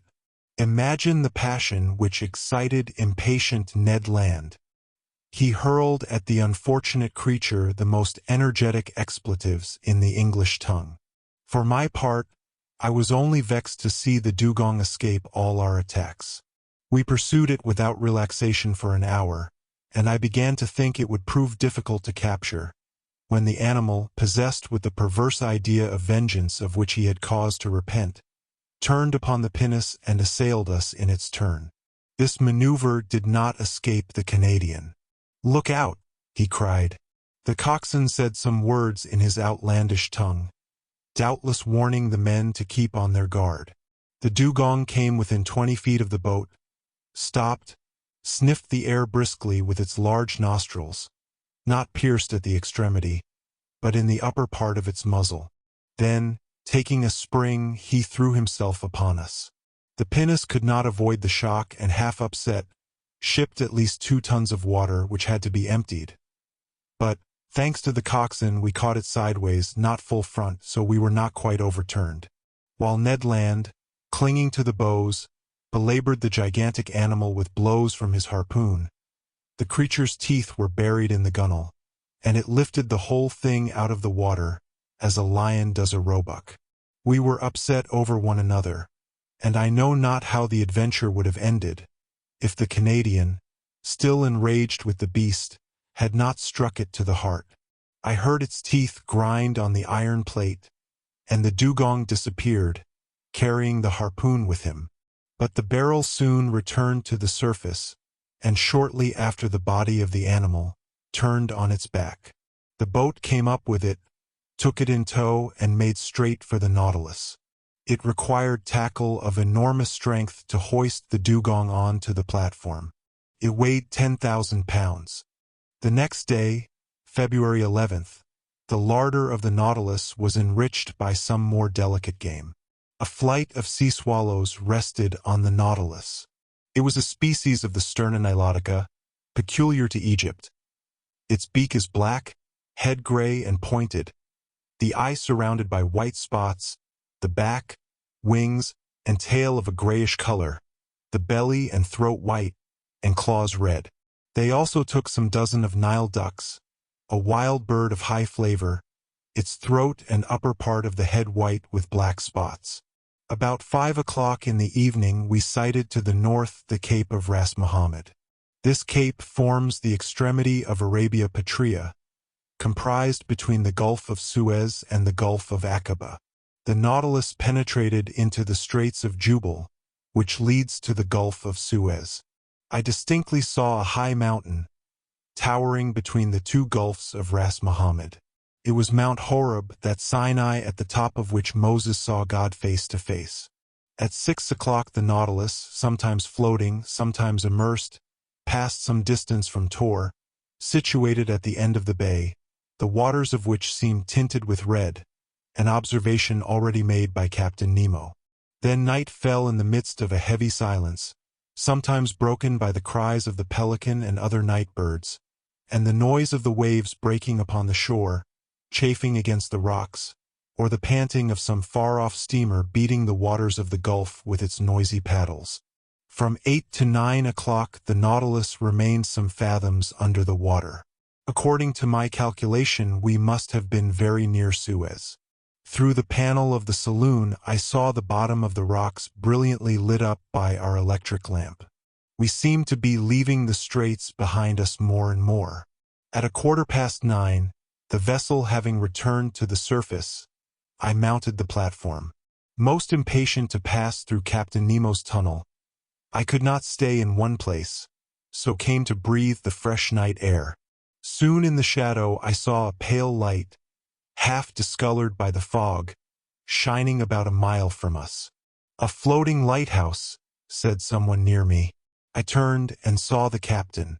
"It is the floating light of Suez," he continued. "It will not be long before we gain the entrance of the tunnel."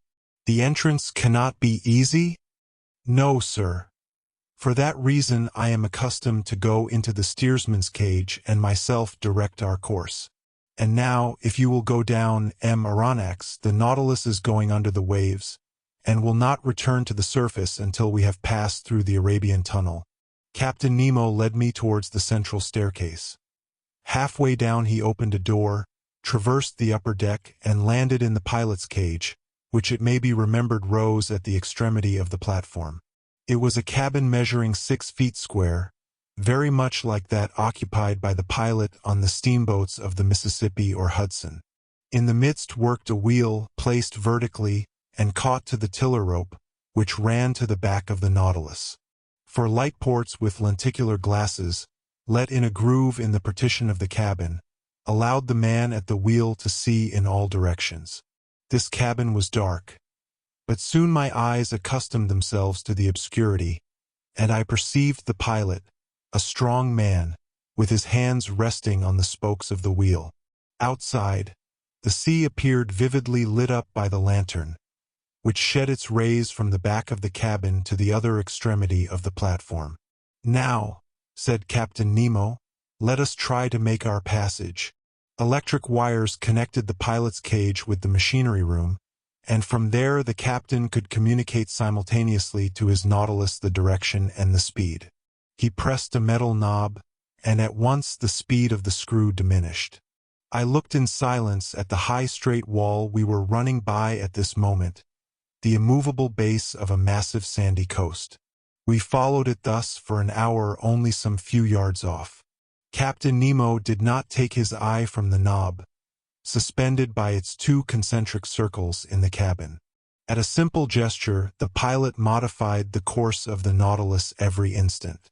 I had placed myself at the port scuttle, and saw some magnificent substructures of coral, zoophytes, seaweed, and fucus, agitating their enormous claws, which stretched out from the fissures of the rock. At 10:15, the captain himself took the helm. A large gallery, black and deep, opened before us. The Nautilus went boldly into it. A strange roaring was heard round its sides. It was the waters of the Red Sea, which the incline of the tunnel precipitated violently towards the Mediterranean.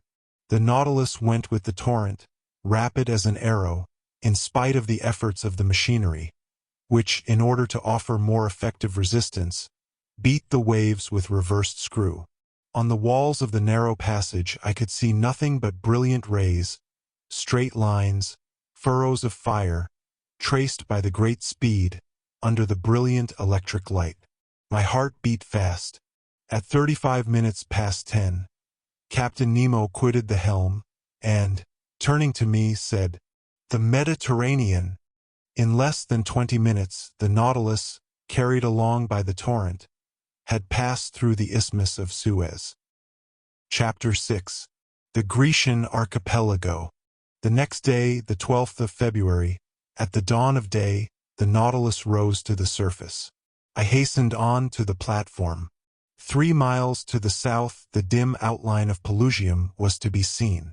A torrent had carried us from one sea to another. About 7 o'clock Ned and Conseil joined me. "Well, Sir Naturalist," said the Canadian, in a slightly jovial tone, "and the Mediterranean?" "We are floating on its surface, friend Ned." "What?" said Conseil. "This very night?" "Yes, this very night. In a few minutes we have passed this impassable isthmus." "I do not believe it," replied the Canadian. "Then you are wrong, Master Land," I continued. "This low coast which rounds off to the south is the Egyptian coast. And you who have such good eyes, Ned, you can see the jetty of Port Said stretching into the sea." The Canadian looked attentively. "Certainly you are right, sir, and your captain is a first-rate man. We are in the Mediterranean." "Good. Now, if you please, let us talk of our own little affair, but so that no one hears us. I saw what the Canadian wanted, and in any case I thought it better to let him talk as he wished it. So we all three went and sat down near the lantern, where we were less exposed to the spray of the blades. Now, Ned, we listen. What have you to tell us? What I have to tell you is very simple. We are in Europe, and before Captain Nemo's caprices drag us once more to the bottom of the polar seas, or lead us into Oceania, I ask to leave the Nautilus. I wished in no way to shackle the liberty of my companions, but I certainly felt no desire to leave Captain Nemo. Thanks to him, and thanks to his apparatus, I was each day nearer the completion of my submarine studies, and I was rewriting my book of submarine depths in its very element. Should I ever again have such an opportunity of observing the wonders of the ocean? No, certainly not. And I could not bring myself to the idea of abandoning the Nautilus before the cycle of investigation was accomplished. Friend Ned, answer me frankly, are you tired of being on board? Are you sorry that destiny has thrown us into Captain Nemo's hands? The Canadian remained some moments without answering. Then, crossing his arms, he said, "Frankly, I do not regret this journey under the seas. I shall be glad to have made it. But now that it is made, let us have done with it. That is my idea. It will come to an end, Ned. Where and when? Where I do not know, when I cannot say. Or, rather, I suppose it will end when these seas have nothing more to teach us." "Then what do you hope for?" demanded the Canadian. "That circumstances may occur as well 6 months hence as now by which we may and ought to profit." "Oh," said Ned Land, "and where shall we be in 6 months, if you please, Sir Naturalist?" "Perhaps in China. You know the Nautilus is a rapid traveler. It goes through water as swallows through the air, or as an express on the land. It does not fear frequented seas. Who can say that it may not beat the coasts of France, England, or America, on which flight may be attempted as advantageously as here?"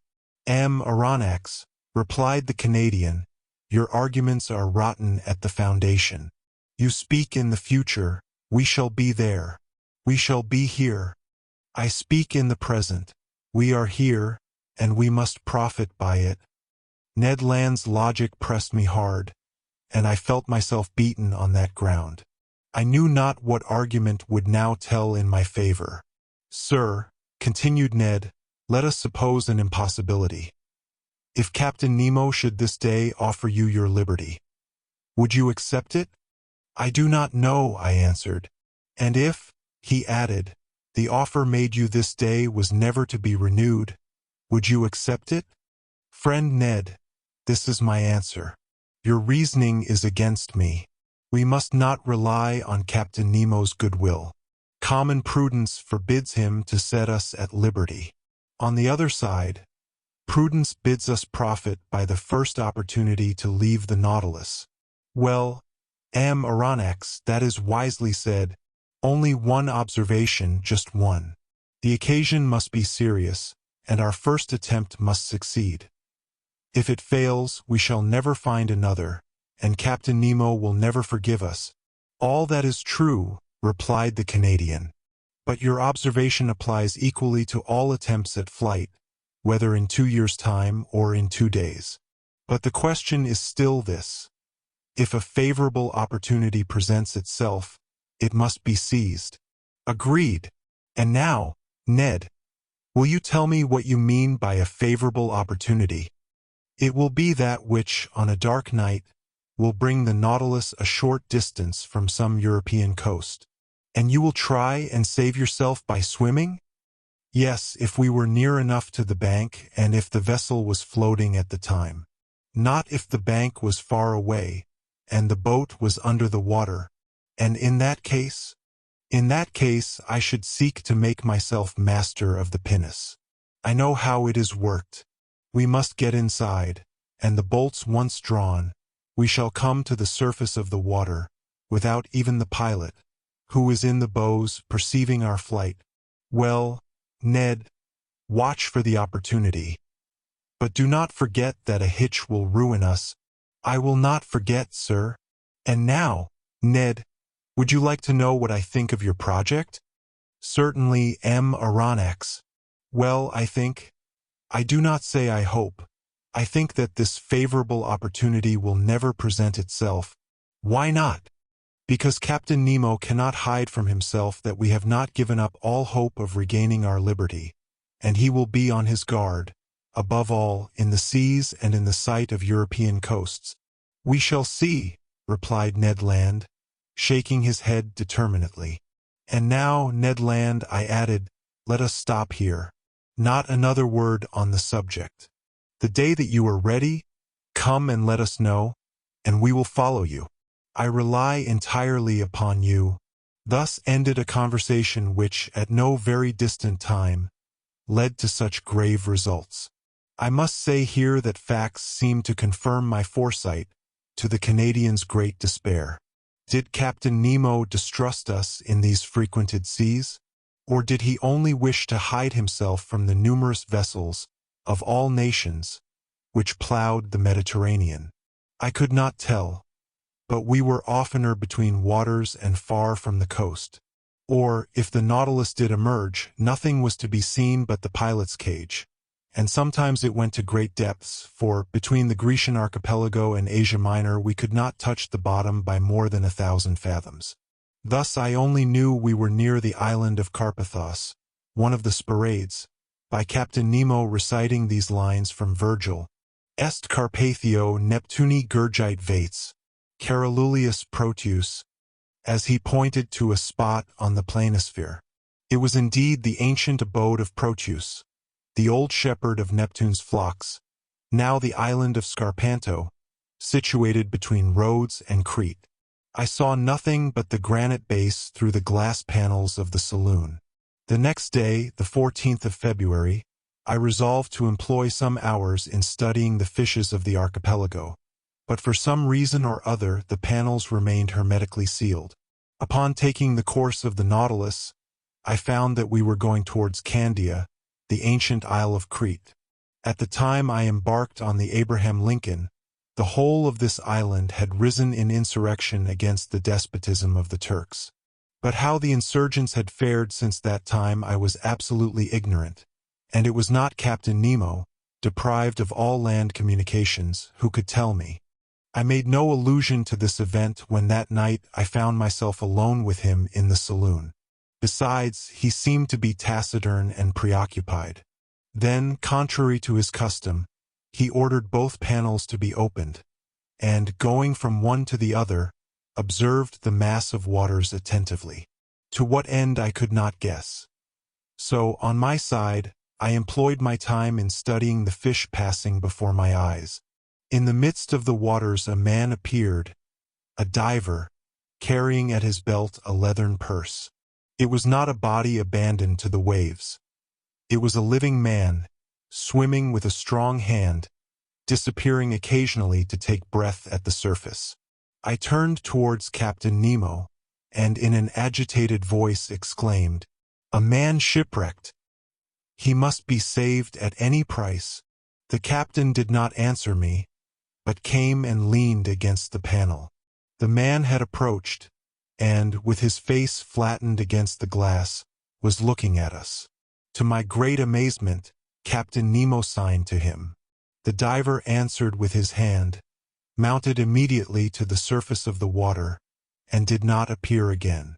"Do not be uncomfortable," said Captain Nemo. "It is Nicholas of Cape Matapan, surnamed Pesca. He is well known in all the Cyclades. A bold diver. Water is his element, and he lives more in it than on land, going continually from one island to another, even as far as Crete. You know him, Captain? Why not Aronnax?" Saying which, Captain Nemo went towards a piece of furniture standing near the left panel of the saloon. Near this piece of furniture, I saw a chest bound with iron, on the cover of which was a copper plate, bearing the cipher of the Nautilus with its device. At that moment, the captain, without noticing my presence, opened the piece of furniture, a sort of strong box, which held a great many ingots. They were ingots of gold. From whence came this precious metal, which represented an enormous sum? Where did the captain gather this gold from? And what was he going to do with it? I did not say one word. I looked. Captain Nemo took the ingots one by one and arranged them methodically in the chest, which he filled entirely. I estimated the contents at more than 4,000 pounds weight of gold, that is to say, nearly 200,000 pounds. The chest was securely fastened, and the captain wrote an address on the lid, in characters which must have belonged to modern Greece. This done, Captain Nemo pressed a knob, the wire of which communicated with the quarters of the crew. 4 men appeared, and, not without some trouble, pushed the chest out of the saloon. Then I heard them hoisting it up the iron staircase by means of pulleys.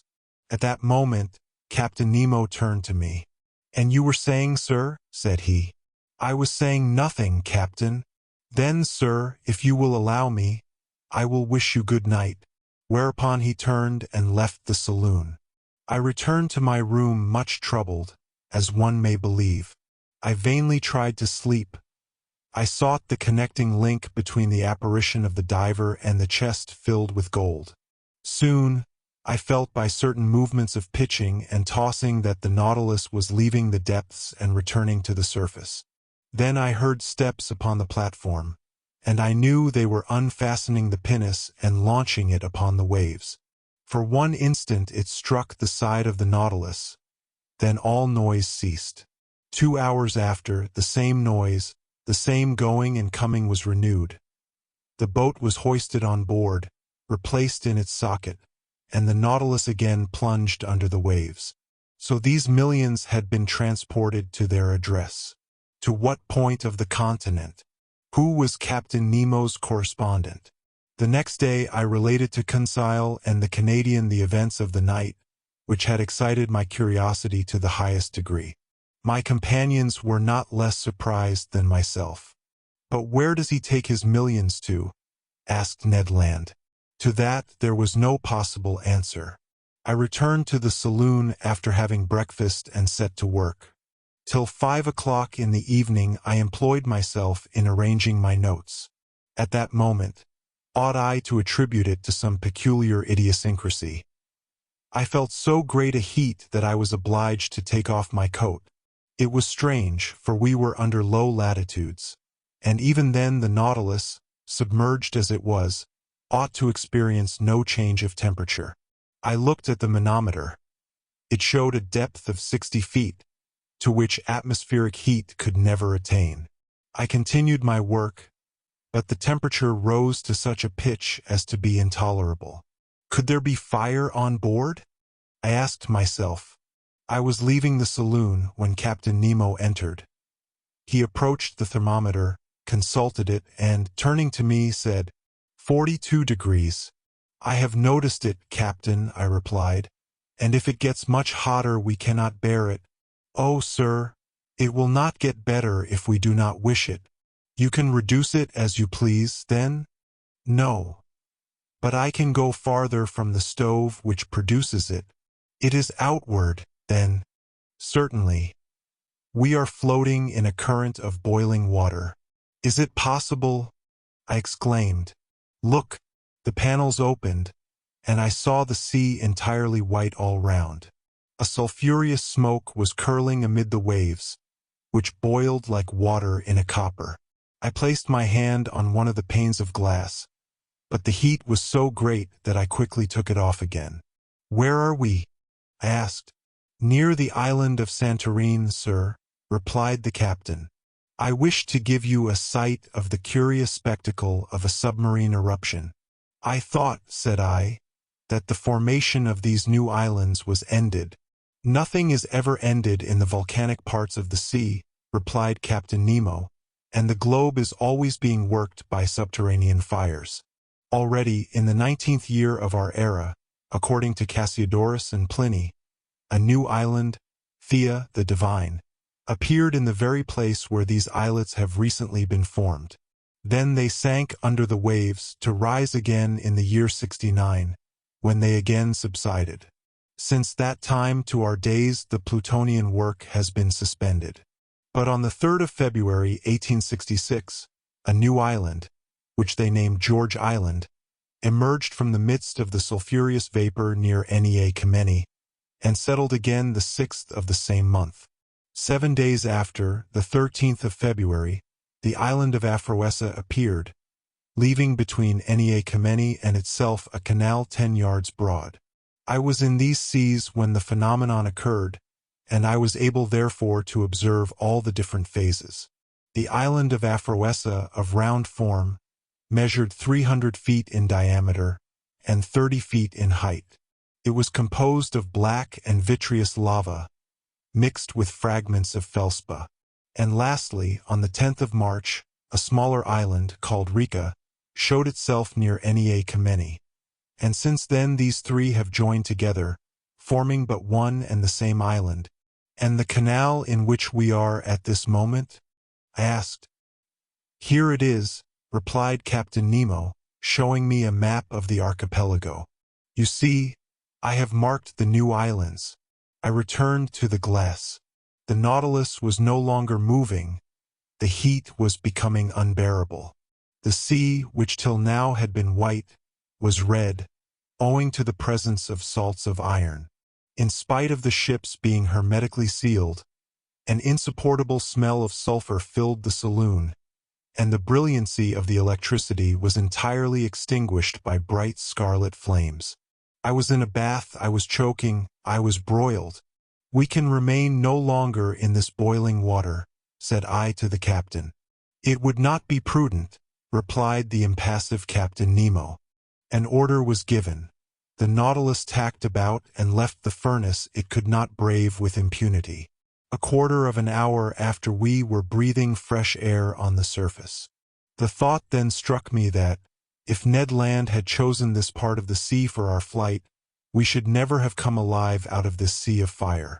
The next day, the 16th of February, we left the basin which, between Rhodes and Alexandria, is reckoned about 1,500 fathoms in depth, and the Nautilus, passing some distance from Serigo, quitted the Grecian archipelago after having doubled Cape Matapan.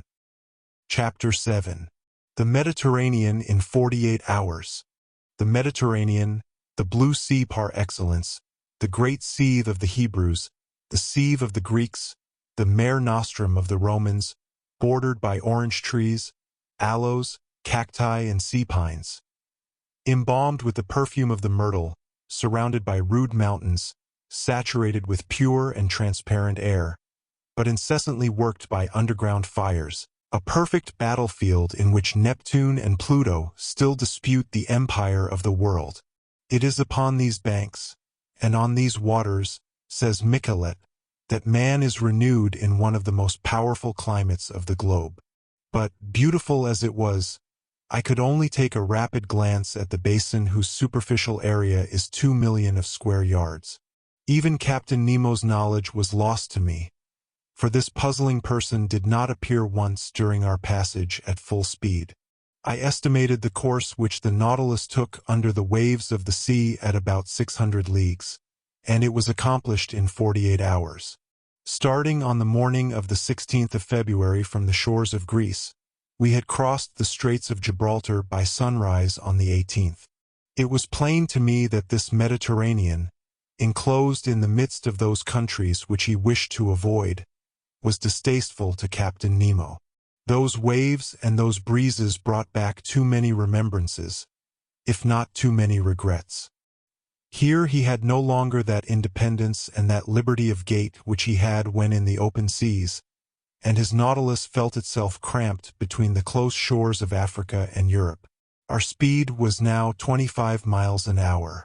It may be well understood that Ned Land, to his great disgust, was obliged to renounce his intended flight. He could not launch the pinnace, going at the rate of 12 or 13 yards every second. To quit the Nautilus under such conditions would be as bad as jumping from a train going at full speed, an imprudent thing to say the least of it. Besides, our vessel only mounted to the surface of the waves at night to renew its stock of air. It was steered entirely by the compass and the log.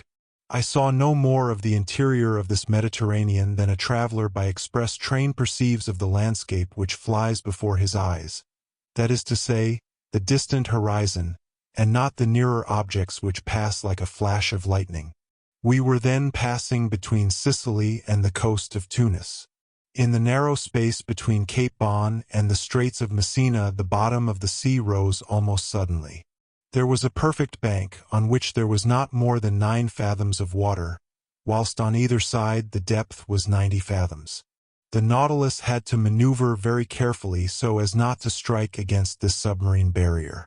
I showed Conseil on the map of the Mediterranean the spot occupied by this reef. "But if you please, sir," observed Conseil, "it is like a real isthmus joining Europe to Africa."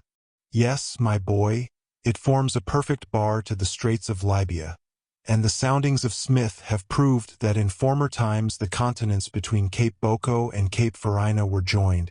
"I can well believe it," said Conseil. "I will add," I continued, "that a similar barrier exists between Gibraltar and Ceuta, which in geological times formed the entire Mediterranean. What if some volcanic burst should one day raise these 2 barriers above the waves?" "It is not probable, Conseil." "Well, but allow me to finish, please, sir.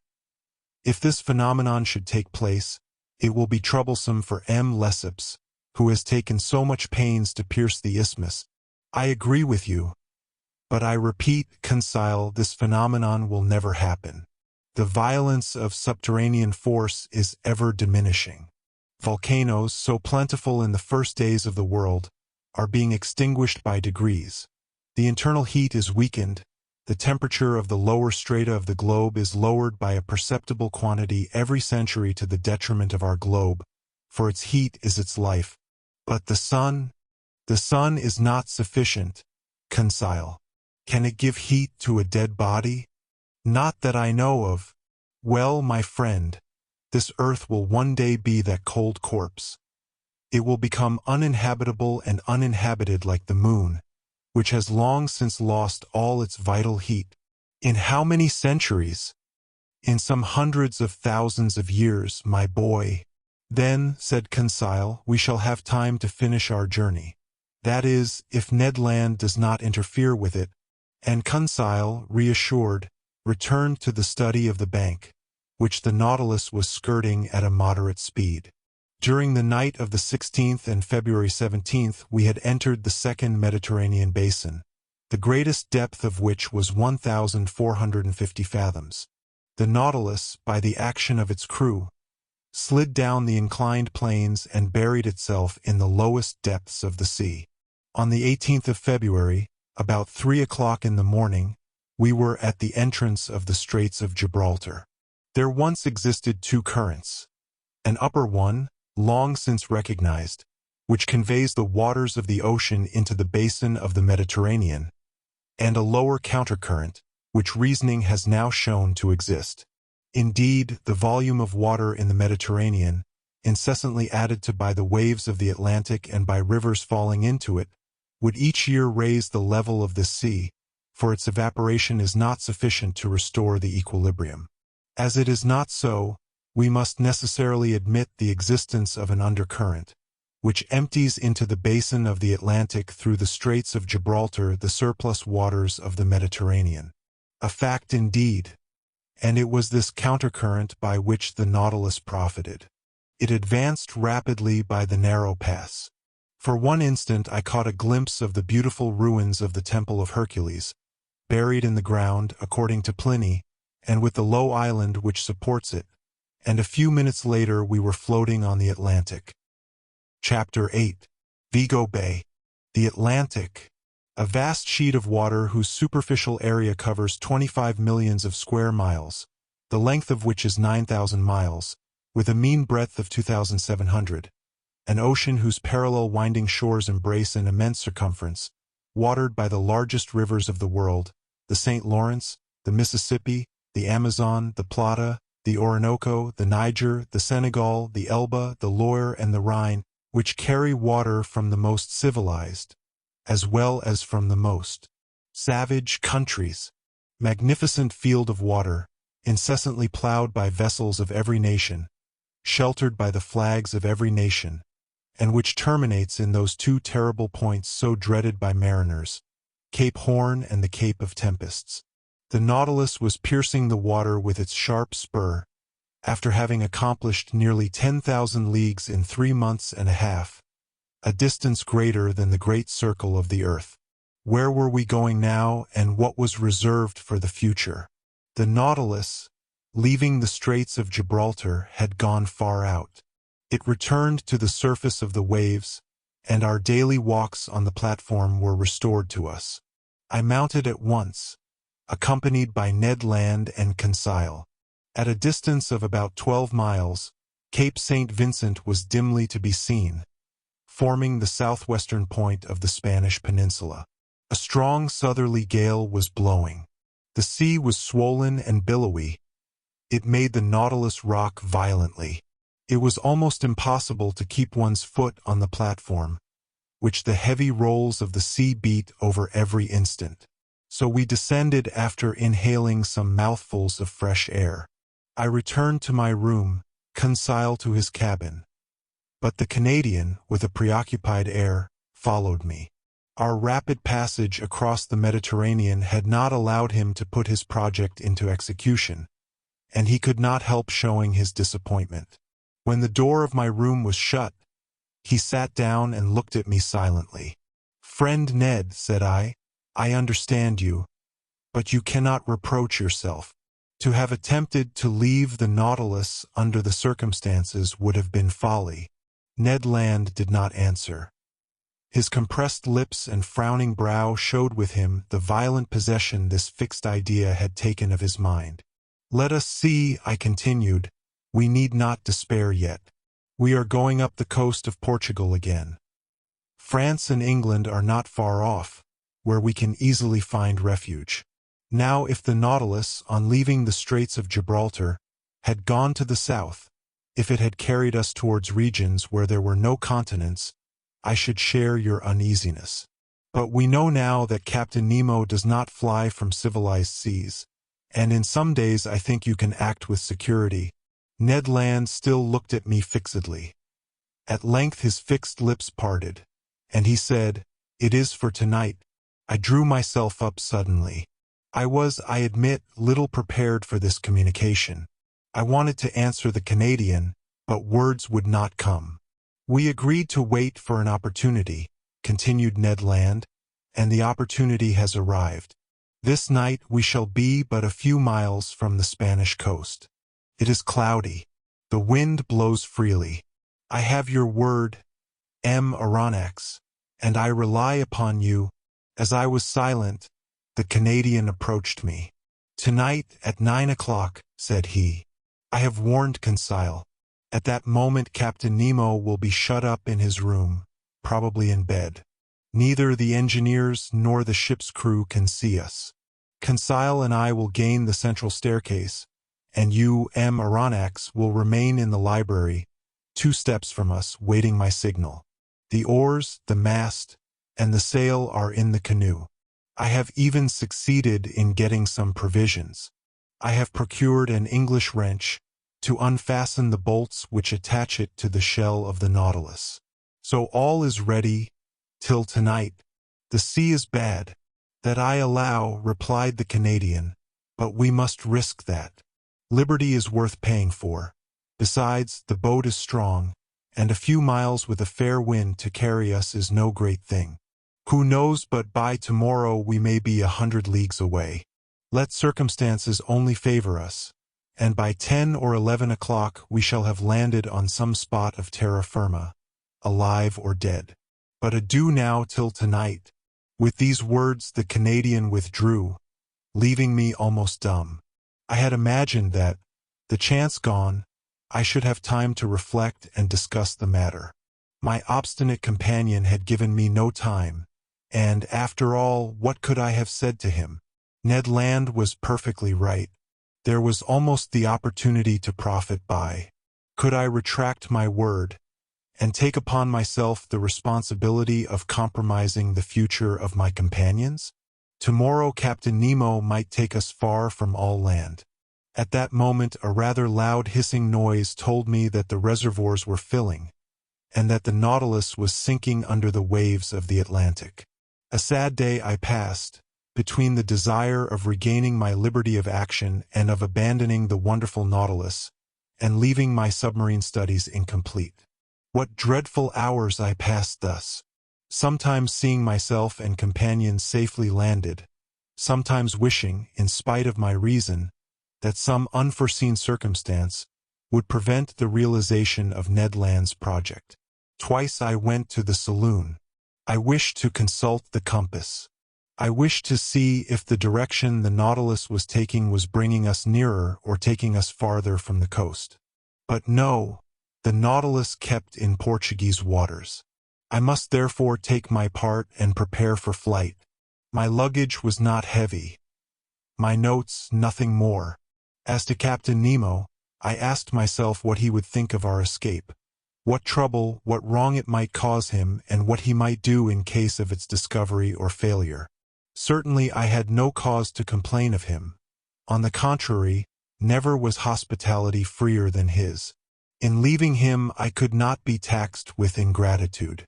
No oath bound us to him. It was on the strength of circumstances he relied, and not upon our word, to fix us forever. I had not seen the captain since our visit to the island of Santorin. Would chance bring me to his presence before our departure? I wished it and I feared it at the same time. I listened if I could hear him walking the room contiguous to mine. No sound reached my ear.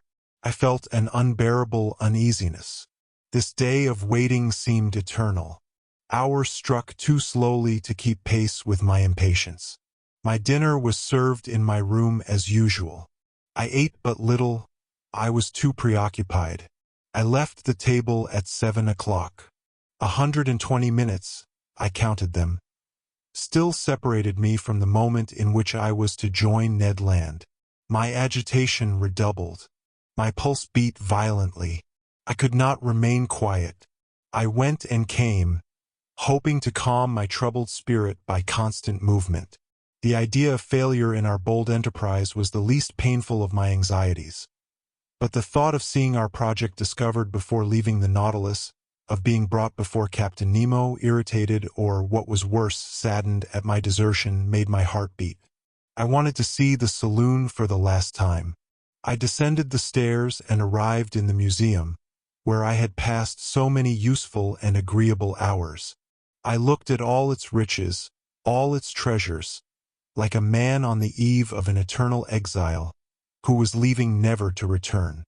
These wonders of nature, these masterpieces of art, amongst which for so many days my life had been concentrated, I was going to abandon them forever. I should like to have taken a last look through the windows of the saloon into the waters of the Atlantic, but the panels were hermetically closed, and a cloak of steel separated me from that ocean which I had not yet explored. In passing through the saloon, I came near the door let into the angle which opened into the captain's room. To my great surprise, this door was ajar. I drew back involuntarily. If Captain Nemo should be in his room, he could see me. But hearing no sound, I drew nearer. The room was deserted. I pushed open the door and took some steps forward. Still the same monk-like severity of aspect. Suddenly the clock struck 8. The first beat of the hammer on the bell awoke me from my dreams. I trembled as if an invisible eye had plunged into my most secret thoughts, and I hurried from the room. There my eye fell upon the compass. Our course was still north. The log indicated moderate speed, the manometer a depth of about 60 feet. I returned to my room, clothed myself warmly. Sea boots, an otter-skin cap, a great coat of byssus, lined with sealskin. I was ready, I was waiting. The vibration of the screw alone broke the deep silence which reigned on board. I listened attentively. Would no loud voice suddenly inform me that Ned Land had been surprised in his projected flight?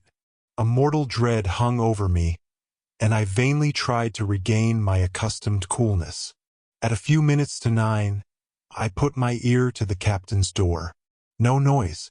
I left my room and returned to the saloon, which was half in obscurity, but deserted. I opened the door communicating with the library. The same insufficient light, the same solitude. I placed myself near the door leading to the central staircase, and there waited for Ned Land's signal. At that moment the trembling of the screw sensibly diminished, then it stopped entirely. The silence was now only disturbed by the beatings of my own heart. Suddenly a slight shock was felt, and I knew that the Nautilus had stopped at the bottom of the ocean. My uneasiness increased. The Canadian signal did not come. I felt inclined to join Ned Land and beg of him to put off his attempt. I felt that we were not sailing under our usual conditions. At this moment the door of the large saloon opened, and Captain Nemo appeared. He saw me, and without further preamble began in an amiable tone of voice. "Ah, sir, I have been looking for you. Do you know the history of Spain?" Now, one might know the history of one's own country by heart, but in the condition I was at the time, with troubled mind and head quite lost, I could not have said a word of it. "Well," continued Captain Nemo, "you heard my question. Do you know the history of Spain?" "Very slightly," I answered. "Well, here are learned men having to learn," said the captain. "Come, sit down, and I will tell you a curious episode in this history." "Sir, listen well," said he. "This history will interest you on one side, for it will answer a question which doubtless you have not been able to solve." "I listen, Captain," said I, not knowing what my interlocutor was driving at, and asking myself if this incident was bearing on our projected flight. "Sir, if you have no objection, we will go back to 1702. You cannot be ignorant that your king, Louis XIV, thinking that the gesture of a potentate was sufficient to bring the Pyrenees under his yoke, had imposed the Duke of Anjou, his grandson, on the Spaniards.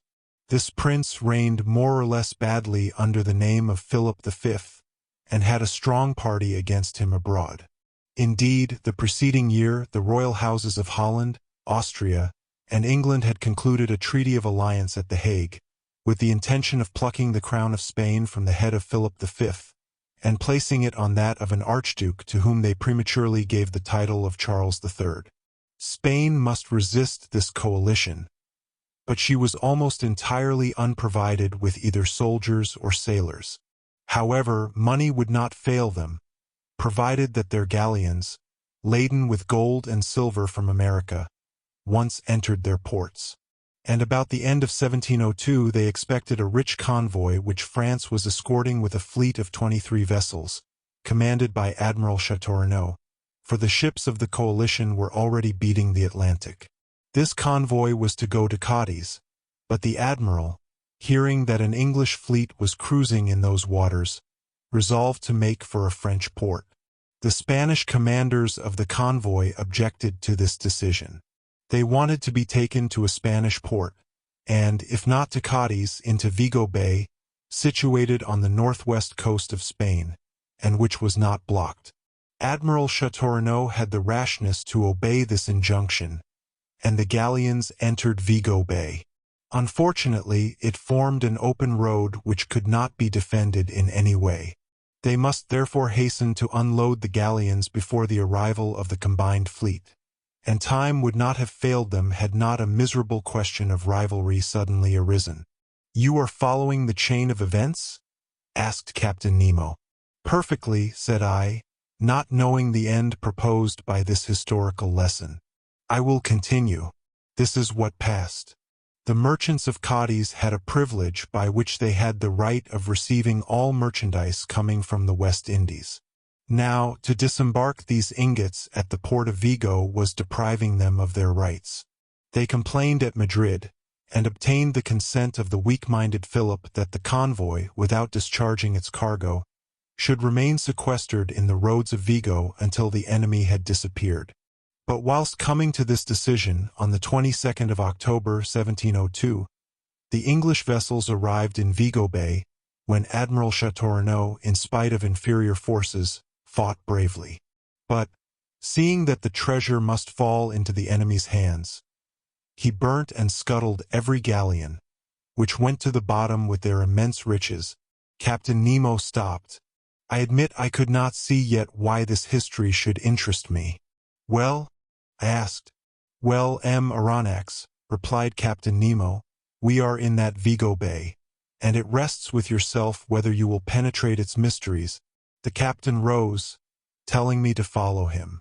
I had had time to recover. I obeyed. The saloon was dark, but through the transparent glass the waves were sparkling. I looked. For half a mile around the Nautilus, the waters seemed bathed in electric light. The sandy bottom was clean and bright. Some of the ship's crew in their diving dresses were clearing away half-rotten barrels and empty cases from the midst of the blackened wrecks. From these cases and from these barrels escaped ingots of gold and silver, cascades of piastres and jewels. The sand was heaped up with them. Laden with their precious booty, the men returned to the Nautilus, disposed of their burden, and went back to this inexhaustible fishery of gold and silver. I understood now. This was the scene of the battle of the 22nd of October, 1702. Here on this very spot the galleons laden for the Spanish government had sunk. Here Captain Nemo came, according to his wants, to pack up those millions with which he burdened the Nautilus.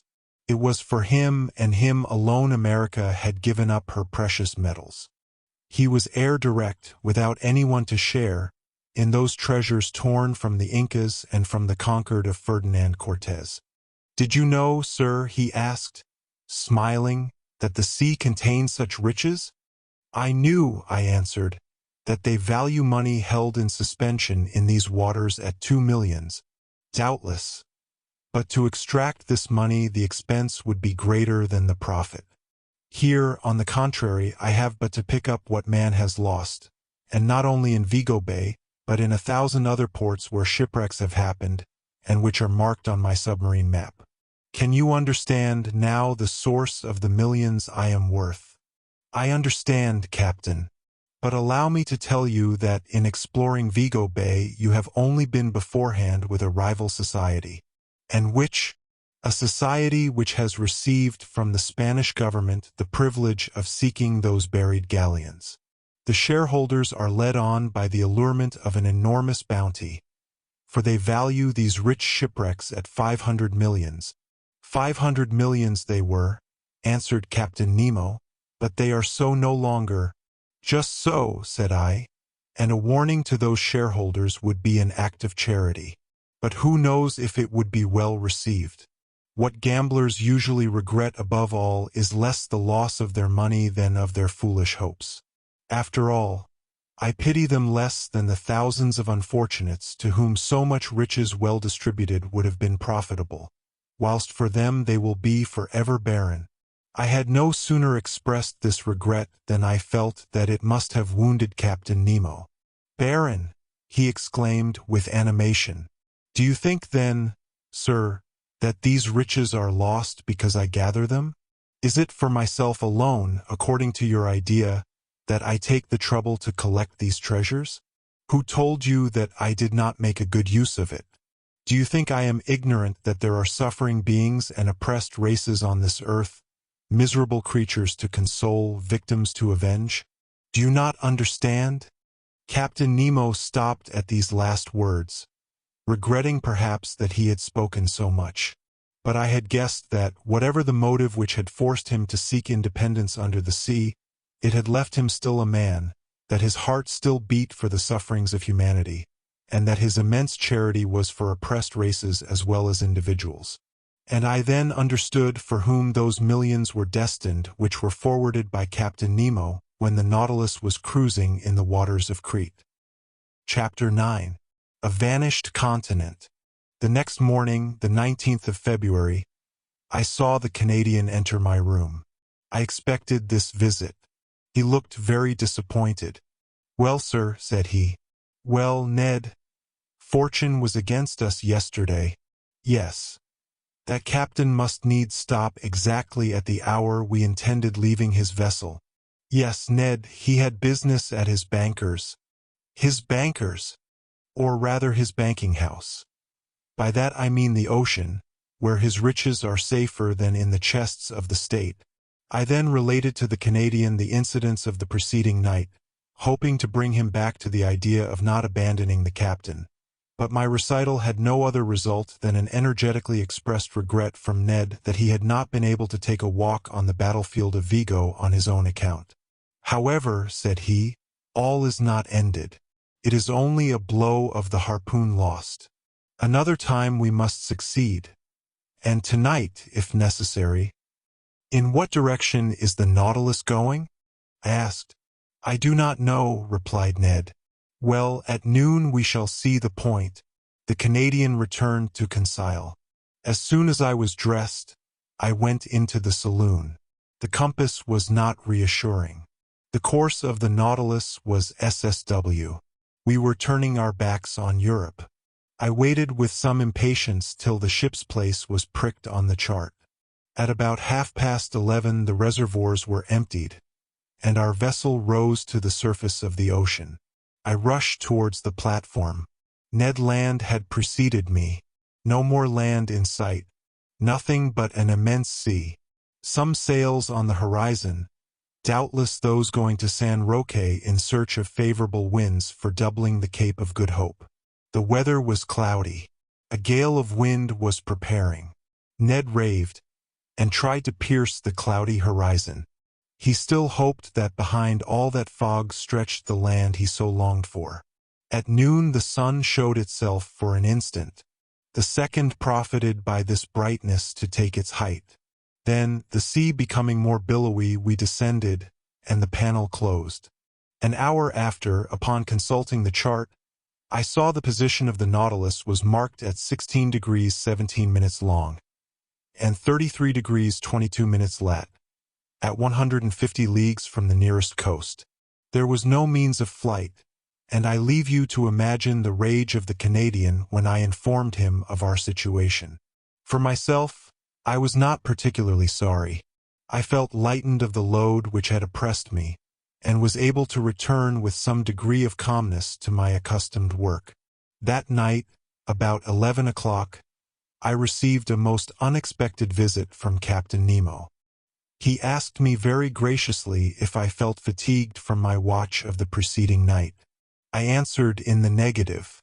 Then, Aronnax, I propose a curious excursion. Propose, Captain? You have hitherto only visited the submarine depths by daylight, under the brightness of the sun. Would it suit you to see them in the darkness of the night? Most willingly. I warn you the way will be tiring. We shall have far to walk, and must climb a mountain. The roads are not well kept. What you say, Captain, only heightens my curiosity.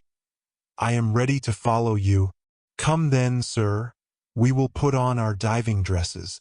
Arrived at the robing room, I saw that neither of my companions nor any of the ship's crew were to follow us on this excursion.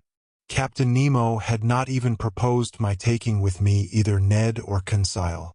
In a few moments we had put on our diving dresses. They placed on our backs the reservoirs, abundantly filled with air, but no electric lamps were prepared. I called the captain's attention to the fact. They will be useless, he replied. I thought I had not heard aright, but I could not repeat my observation, for the captain's head had already disappeared in its metal case. I finished harnessing myself. I felt them put an iron-pointed stick into my hand, and some minutes later, after going through the usual form, we set foot on the bottom of the Atlantic at a depth of 150 fathoms. Midnight was near. The waters were profoundly dark, but Captain Nemo pointed out in the distance a reddish spot, a sort of large light shining brilliantly about 2 miles from the Nautilus. What this fire might be, what could feed it, why and how it lit up the liquid mass, I could not say. In any case, it did light our way, vaguely, it is true, but I soon accustomed myself to the peculiar darkness, and I understood, under such circumstances, the uselessness of the Ruhmkorff apparatus. As we advanced, I heard a kind of pattering above my head. The noise redoubling, sometimes producing a continual shower, I soon understood the cause. It was rain falling violently and crisping the surface of the waves. Instinctively, the thought flashed across my mind that I should be wet through by the water. In the midst of the water, I could not help laughing at the odd idea. But, indeed, in the thick diving dress, the liquid element is no longer felt, and one only seems to be in an atmosphere somewhat denser than the terrestrial atmosphere. Nothing more. After half an hour's walk, the soil became stony. Medusae, microscopic crustacea, and penetrals lit it slightly with their phosphorescent gleam. I caught a glimpse of pieces of stone covered with millions of zoophytes and masses of seaweed. My feet often slipped upon this sticky carpet of seaweed, and without my iron-tipped stick I should have fallen more than once. In turning round, I could still see the whitish lantern of the Nautilus beginning to pale in the distance. But the rosy light which guided us increased and lit up the horizon. The presence of this fire under water puzzled me in the highest degree. Was I going towards a natural phenomenon as yet unknown to the savants of the earth? Or even, for this thought crossed my brain, had the hand of man aught to do with this conflagration? Had he fanned this flame? Was I to meet in these depths companions and friends of Captain Nemo whom he was going to visit, and who, like him, led this strange existence?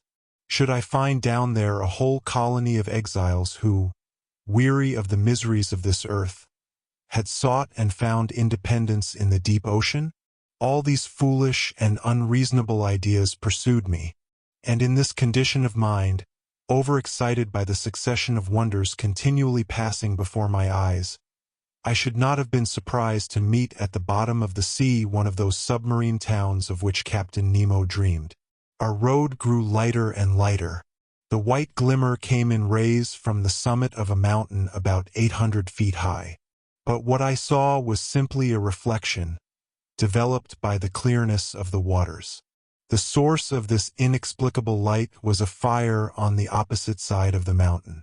In the midst of this stony maze furrowing the bottom of the Atlantic, Captain Nemo advanced without hesitation. He knew this dreary road. Doubtless he had often traveled over it, and could not lose himself. I followed him with unshaken confidence. He seemed to me like a genie of the sea, and, as he walked before me, I could not help admiring his stature, which was outlined in black on the luminous horizon. It was 1 in the morning when we arrived at the first slopes of the mountain, but to gain access to them we must venture through the difficult paths of a vast copse. Yes, a copse of dead trees without leaves, without sap, trees petrified by the action of the water and here and there overtopped by gigantic pines. It was like a coal pit still standing, holding by the roots to the broken soil, and whose branches, like fine black paper cuttings, showed distinctly on the watery ceiling. Picture to yourself a forest in the hearts hanging on to the sides of the mountain, but a forest swallowed up. The paths were encumbered with seaweed and fucus, between which grovelled a whole world of crustacea. I went along, climbing the rocks, striding over extended trunks, breaking the sea bindweed which hung from one tree to the other, and frightening the fishes, which flew from branch to branch. Pressing onward, I felt no fatigue. I followed my guide, who was never tired. What a spectacle! How can I express it? How paint the aspect of those woods and rocks in this medium? There under parts dark and wild, the upper colored with red tints, by that light which the reflecting powers of the waters doubled. We climbed rocks which fell directly after with gigantic bounds and the low growling of an avalanche. To right and left ran long, dark galleries, where sight was lost. Here opened vast glades which the hand of man seemed to have worked, and I sometimes asked myself if some inhabitant of these submarine regions would not suddenly appear to me. But Captain Nemo was still mounting. I could not stay behind. I followed boldly. My stick gave me good help. A false step would have been dangerous on the narrow passes sloping down to the sides of the gulfs. but I walked with firm step, without feeling any giddiness.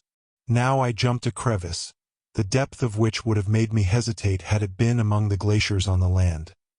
Now I ventured on the unsteady trunk of a tree thrown across from one abyss to the other, without looking under my feet, having only eyes to admire the wild sights of this region.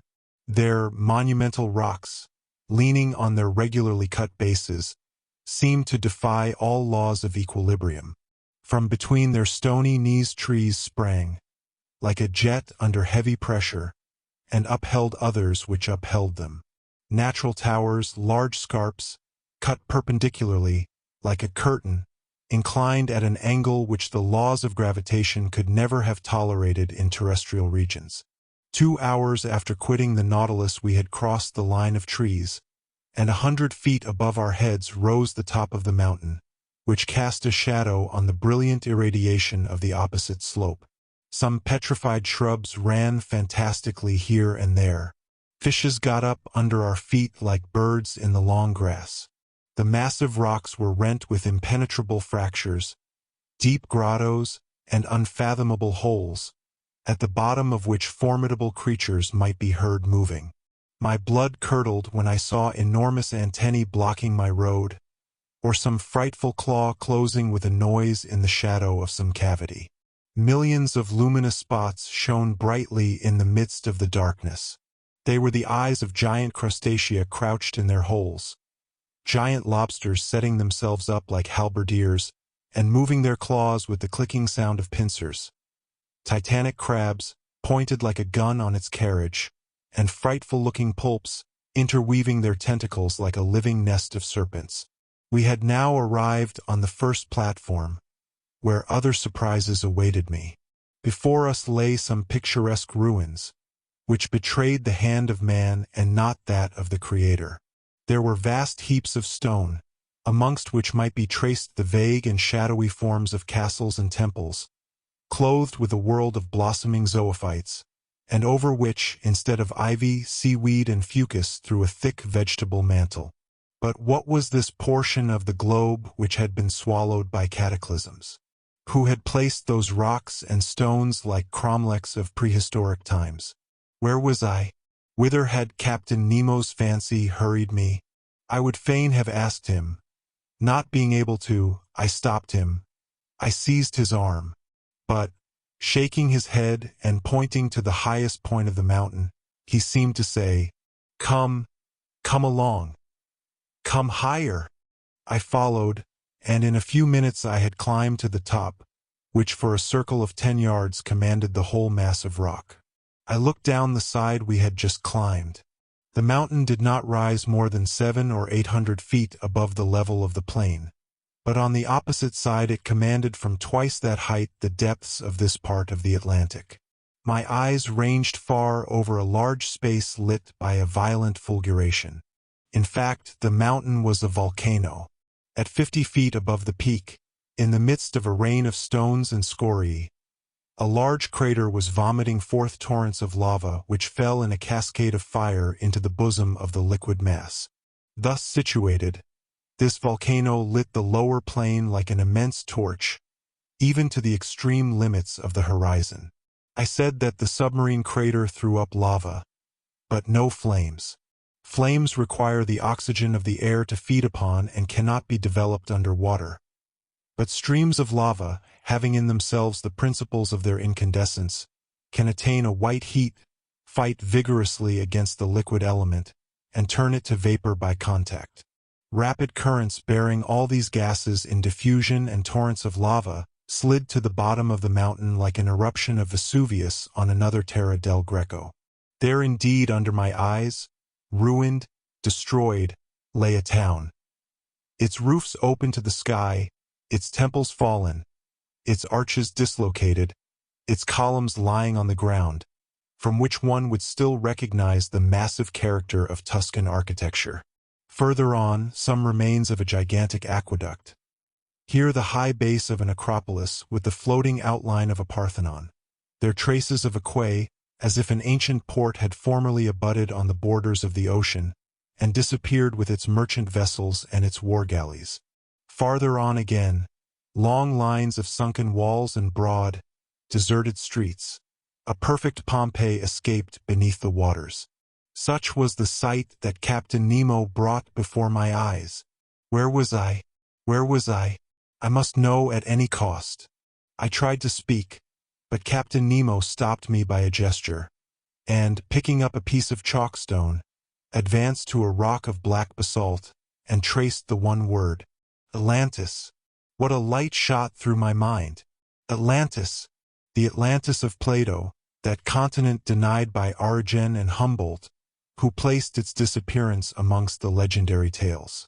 I had it there now before my eyes, bearing upon it the unexceptionable testimony of its catastrophe.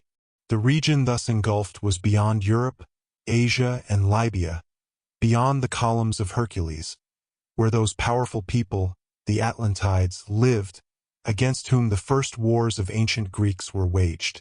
Thus, led by the strangest destiny, I was treading underfoot the mountains of this continent, touching with my hand those ruins 1,000 generations old and contemporary with the geological epochs.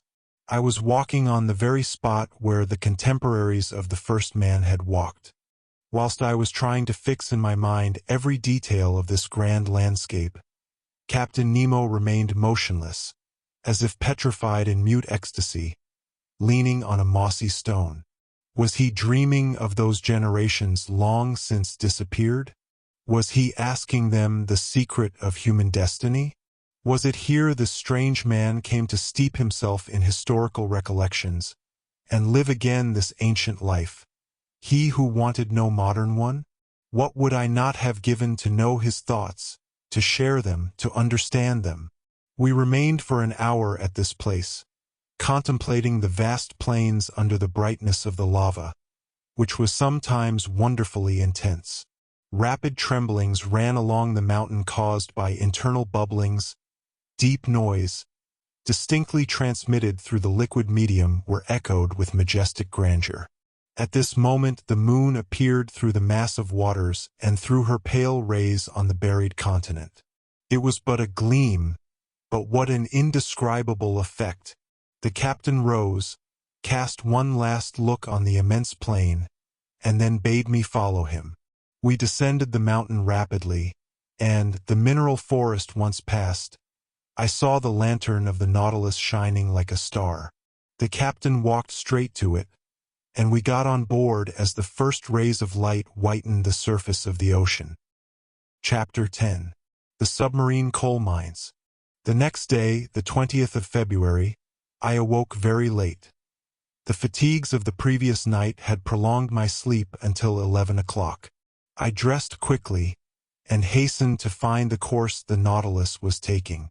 The instruments showed it to be still toward the south, with a speed of 20 miles an hour and a depth of 50 fathoms. The species of fishes here did not differ much from those already noticed. There were rays of giant size, 5 yards long, and endowed with great muscular strength, which enabled them to shoot above the waves. Sharks of many kinds, amongst others one 15 feet long with triangular sharp teeth, and whose transparency rendered it almost invisible in the water. Amongst bony fish Conseil noticed some about 3 yards long, armed at the upper jaw with a piercing sword. Other bright-colored creatures, known in the time of Aristotle by the name of the sea dragon, which are dangerous to capture on account of the spikes on their back. About 4 o'clock, the soil, generally composed of a thick mud mixed with petrified wood, changed by degrees, and it became more stony, and seemed strewn with conglomerate and pieces of basalt, with a sprinkling of lava. I thought that a mountainous region was succeeding the long plains, and accordingly, after a few evolutions of the Nautilus, I saw the southerly horizon blocked by a high wall which seemed to close all exit.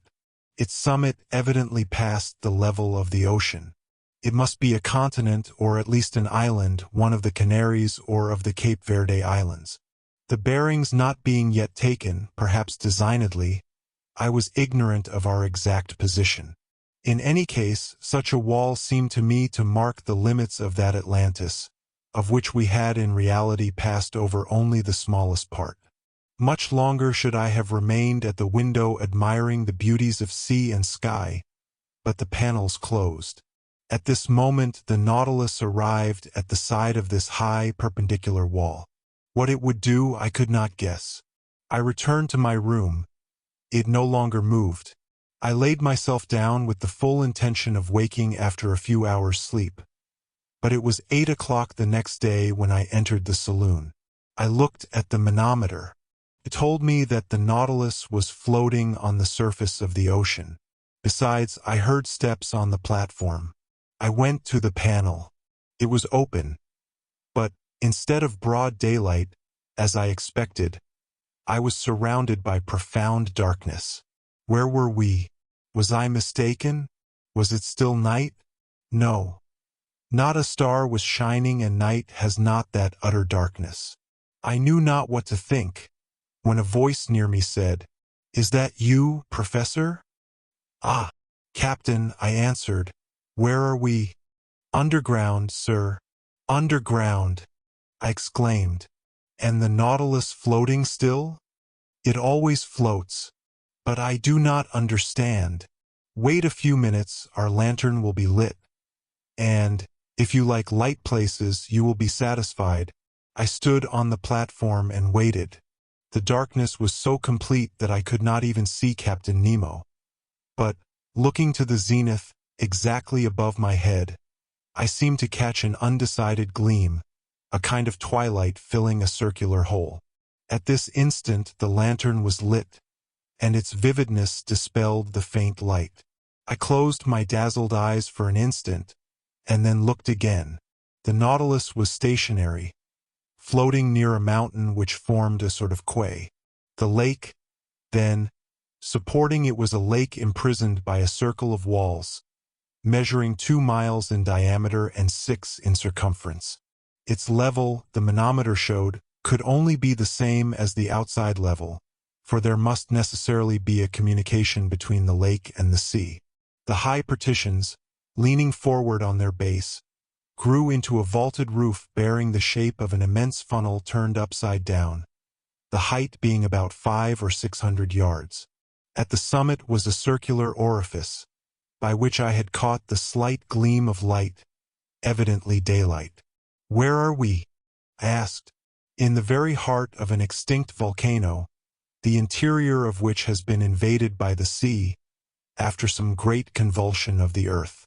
Whilst you were sleeping, Professor, the Nautilus penetrated to this lagoon by a natural canal, which opens about 10 yards beneath the surface of the ocean.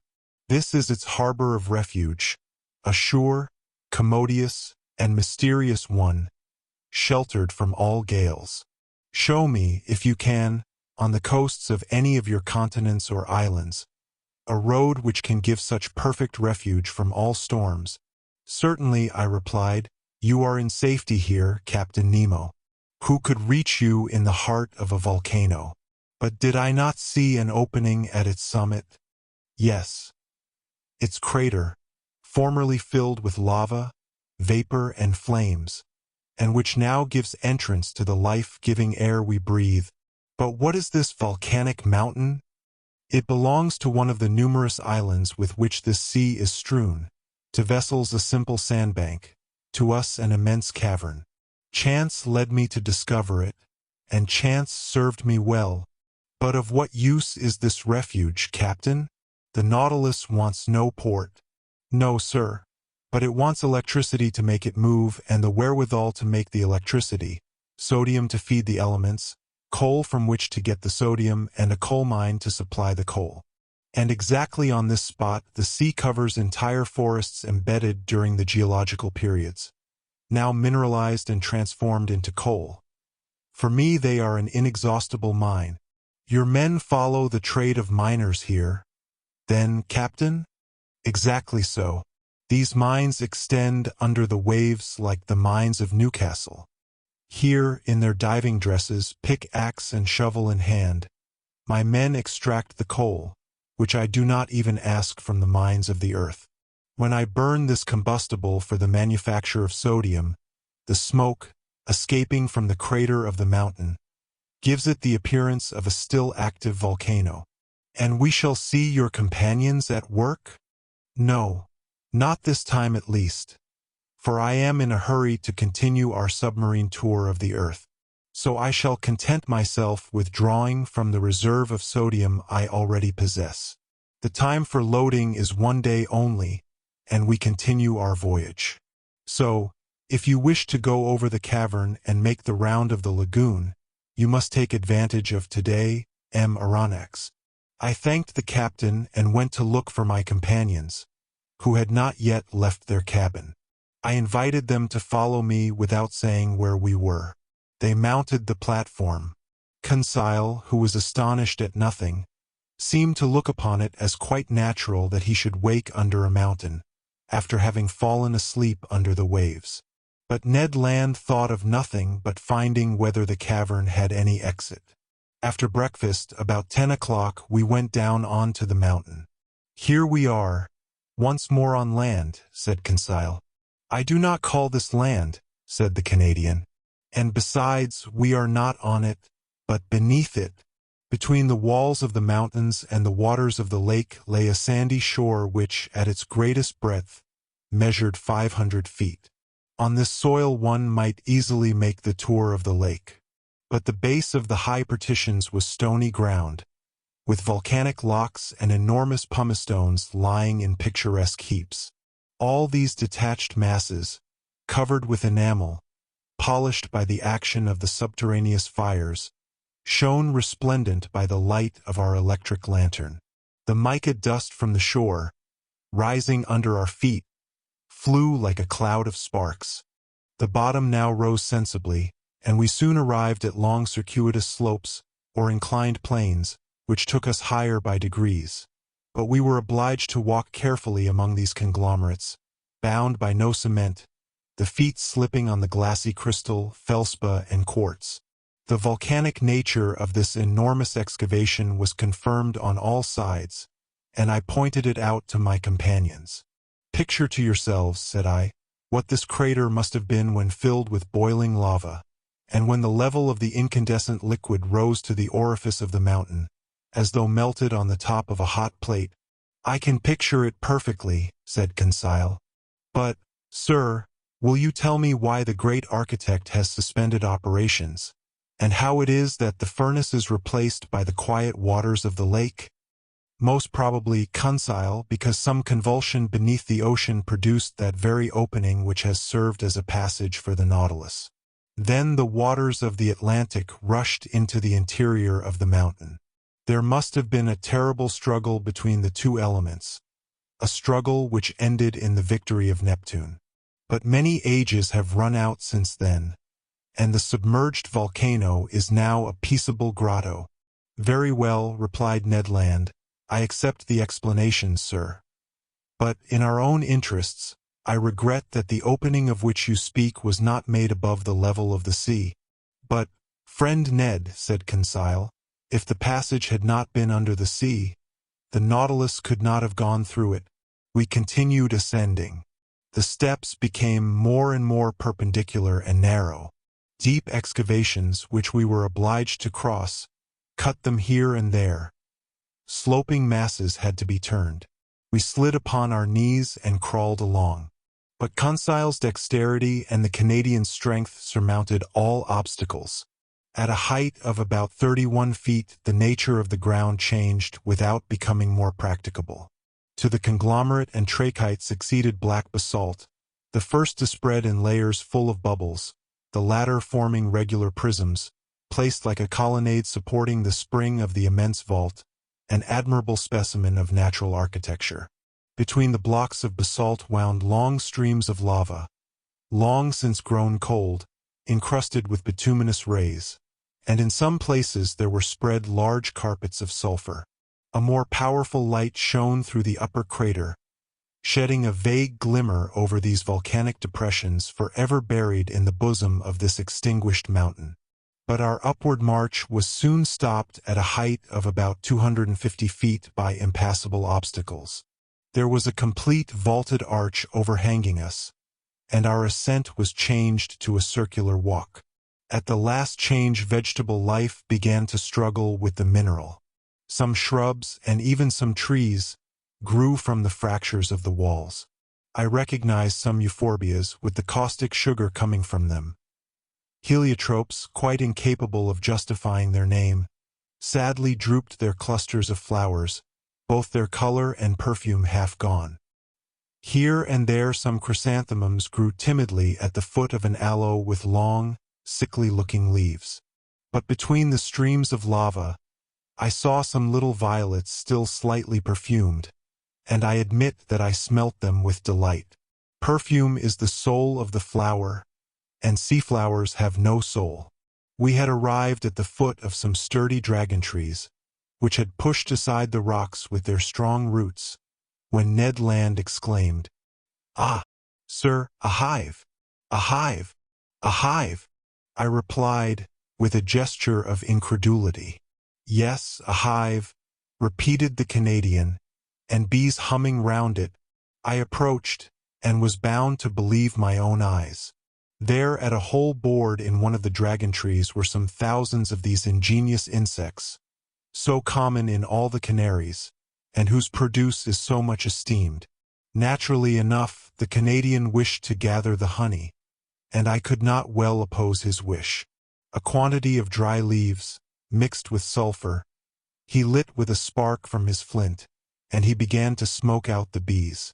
The humming ceased by degrees, and the hive eventually yielded several pounds of the sweetest honey, with which Ned Land filled his haversack.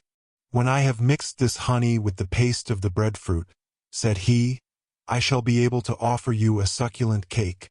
Transcriber's note: breadfruit has been substituted for artocarpus in this edition. "'Pon my word," said Conseil, "it will be gingerbread." "Never mind the gingerbread," said I. "Let us continue our interesting walk." At every turn of the path we were following, the lake appeared in all its length and breadth. The lantern lit up the whole of its peaceable surface, which knew neither ripple nor wave. The Nautilus remained perfectly immovable.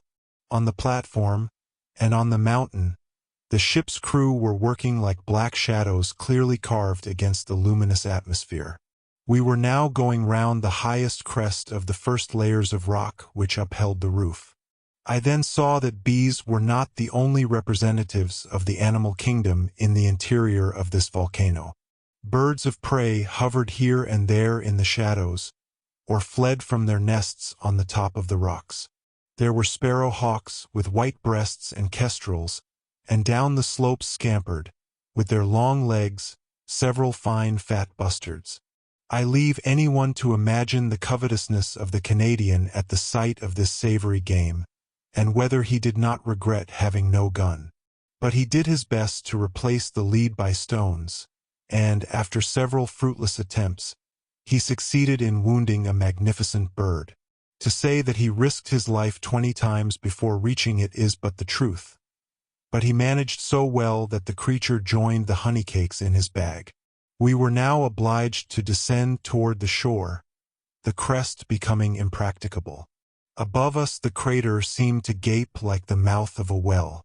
From this place the sky could be clearly seen, and clouds, dissipated by the west wind, leaving behind them, even on the summit of the mountain, their misty remnants, certain proof that they were only moderately high, for the volcano did not rise more than 800 feet above the level of the ocean. Half an hour after the Canadian's last exploit we had regained the inner shore. Here the flora was represented by large carpets of marine crystal, a little umbelliferous plant very good to pickle, which also bears the name of pierstone and sea fennel. Conseil gathered some bundles of it. As to the fauna, it might be counted by thousands of crustacea of all sorts, lobsters, crabs, spider crabs, chameleon shrimps, and a large number of shells, rockfish, and limpets. 3/4 of an hour later we had finished our circuitous walk and were on board. The crew had just finished loading the sodium, and the Nautilus could have left that instant. But Captain Nemo gave no order. Did he wish to wait until night and leave the submarine passage secretly? Perhaps so. Whatever it might be, the next day, the Nautilus, having left its port, steered clear of all land at a few yards beneath the waves of the Atlantic. Chapter 11.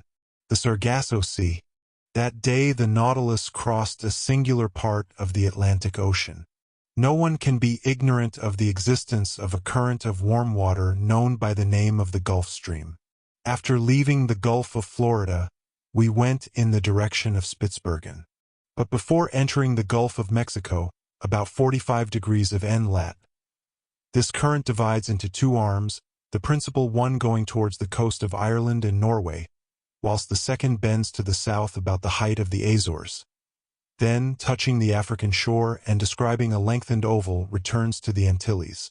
This second arm, it is rather a collar than an arm, surrounds with its circles of warm water that portion of the cold, quiet, immovable ocean called the Sargasso Sea, a perfect lake in the open Atlantic. It takes no less than 3 years for the great current to pass round it. Such was the region the Nautilus was now visiting, a perfect meadow, a close carpet of seaweed, fucus, and tropical berries, so thick and so compact that the stem of a vessel could hardly tear its way through it. And Captain Nemo, not wishing to entangle his screw in this herbaceous mass, kept some yards beneath the surface of the waves. The name Sargasso comes from the Spanish word sargazo, which signifies kelp. This kelp, or berry plant, is the principal formation of this immense bank. And this is the reason why these plants unite in the peaceful basin of the Atlantic. The only explanation which can be given, he says, seems to me to result from the experience known to all the world. Place in a vase some fragments of cork or other floating body, and give to the water in the vase a circular movement. The scattered fragments will unite in a group in the center of the liquid surface, that is to say, in the part least agitated. In the phenomenon we are considering, the Atlantic is the vase, the Gulf Stream the circular current, and the Sargasso Sea the central point at which the floating bodies unite. I share Maury's opinion, and I was able to study the phenomenon in the very midst, where vessels rarely penetrate. Above us floated products of all kinds, heaped up among these brownish plants. Trunks of trees torn from the Andes or the Rocky Mountains, and floated by the Amazon or the Mississippi. Numerous wrecks, remains of keels or ships' bottoms, side planks stove in, and so weighted with shells and barnacles that they could not again rise to the surface. And time will one day justify Maury's other opinion, that these substances thus accumulated for ages will become petrified by the action of the water and will then form inexhaustible coal mines, a precious reserve prepared by far-seeing nature for the moment when men shall have exhausted the mines of continents. In the midst of this inextricable mass of plants and seaweed, I noticed some charming pink halcyons and actinii, with their long tentacles trailing after them, and medusae, green, red, and blue. All the day of the 22nd of February we passed in the Sargasso Sea, where such fish as are partial to marine plants find abundant nourishment. The next, the ocean had returned to its accustomed aspect. From this time for 19 days, from the 23rd of February to the 12th of March, the Nautilus kept in the middle of the Atlantic, carrying us at a constant speed of 100 leagues in 24 hours. Captain Nemo evidently intended accomplishing his submarine program, and I imagined that he intended, after doubling Cape Horn, to return to the Australian seas of the Pacific. Ned Land had cause for fear. In these large seas, void of islands, we could not attempt to leave the boat.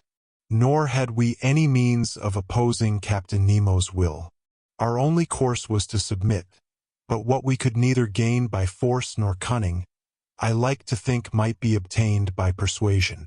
This voyage ended, would he not consent to restore our liberty, under an oath never to reveal his existence? An oath of honor which we should have religiously kept. But we must consider that delicate question with the captain. But was I free to claim this liberty? Had he not himself said from the beginning, in the firmest manner, that the secret of his life exacted from him our lasting imprisonment on board the Nautilus? And would not my 4 months' silence appear to him a tacit acceptance of our situation? And would not a return to the subject result in raising suspicions which might be hurtful to our projects? if at some future time a favorable opportunity offered to return to them. During the 19 days mentioned above, no incident of any kind happened to signalize our voyage. I saw little of the captain. He was at work. In the library I often found his books left open, especially those on natural history. My work on submarine depths, conned over by him, was covered with marginal notes, often contradicting my theories and systems. But the captain contented himself with thus purging my work. It was very rare for him to discuss it with me. Sometimes I heard the melancholy tones of his organ, but only at night, in the midst of the deepest obscurity, when the Nautilus slept upon the deserted ocean. During this part of our voyage we sailed whole days on the surface of the waves. The sea seemed abandoned. A few sailing vessels, on the road to India, were making for the Cape of Good Hope. One day we were followed by the boats of a whaler, who, no doubt, took us for some enormous whale of great price. But Captain Nemo did not wish the worthy fellows to lose their time and trouble, so ended the chase by plunging under the water. Our navigation continued until the 13th of March. That day the Nautilus was employed in taking soundings, which greatly interested me. We had then made about 13,000 leagues since our departure from the high seas of the Pacific. The bearings gave us 45 degrees 37 minutes south, lat, and 37 degrees 53 minutes west, long. It was the same water in which Captain Denham of the Herald sounded 7,000 fathoms without finding the bottom. There, too, Lieutenant Parker of the American frigate Congress could not touch the bottom with 15,140 fathoms. Captain Nemo intended seeking the bottom of the ocean by a diagonal sufficiently lengthened by means of lateral planes placed at an angle of 45 degrees with the waterline of the Nautilus. Then the screw set to work at its maximum speed, its four blades beating the waves with indescribable force. Under this powerful pressure, the hull of the Nautilus quivered like a sonorous chord and sank regularly under the water. At 7,000 fathoms I saw some blackish tops rising from the midst of the waters, but these summits might belong to high mountains like the Himalayas or Mont Blanc, even higher, and the depth of the abyss remained incalculable. The Nautilus descended still lower, in spite of the great pressure. I felt the steel plates tremble at the fastenings of the bolts. Its bars bent, its partitions groaned. The windows of the saloon seemed to curve under the pressure of the waters. And this firm structure would doubtless have yielded, if, as its captain had said, it had not been capable of resistance like a solid block. We had attained a depth of 16,000 yards, 4 leagues, and the sides of the Nautilus then bore a pressure of 1,600 atmospheres, that is to say, 3,200 pounds, to each square 2/5 of an inch of its surface. What a situation to be in, I exclaimed, to overrun these deep regions where man has never trod. Look, Captain, look at these magnificent rocks, these uninhabited grottos, these lowest receptacles of the globe, where life is no longer possible. What unknown sights are here? Why should we be unable to preserve a remembrance of them? Would you like to carry away more than the remembrance? Said Captain Nemo. What do you mean by those words? I mean to say that nothing is easier than to make a photographic view of this submarine region. I had not time to express my surprise at this new proposition, when, at Captain Nemo's call, an objective was brought into the saloon.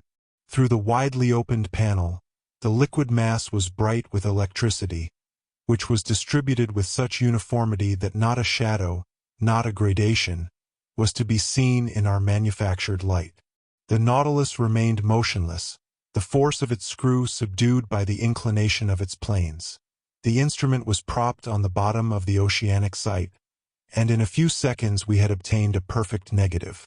But, the operation being over, Captain Nemo said, "Let us go up. We must not abuse our position, nor expose the Nautilus too long to such great pressure." "Go up again!" I exclaimed. "Hold well on."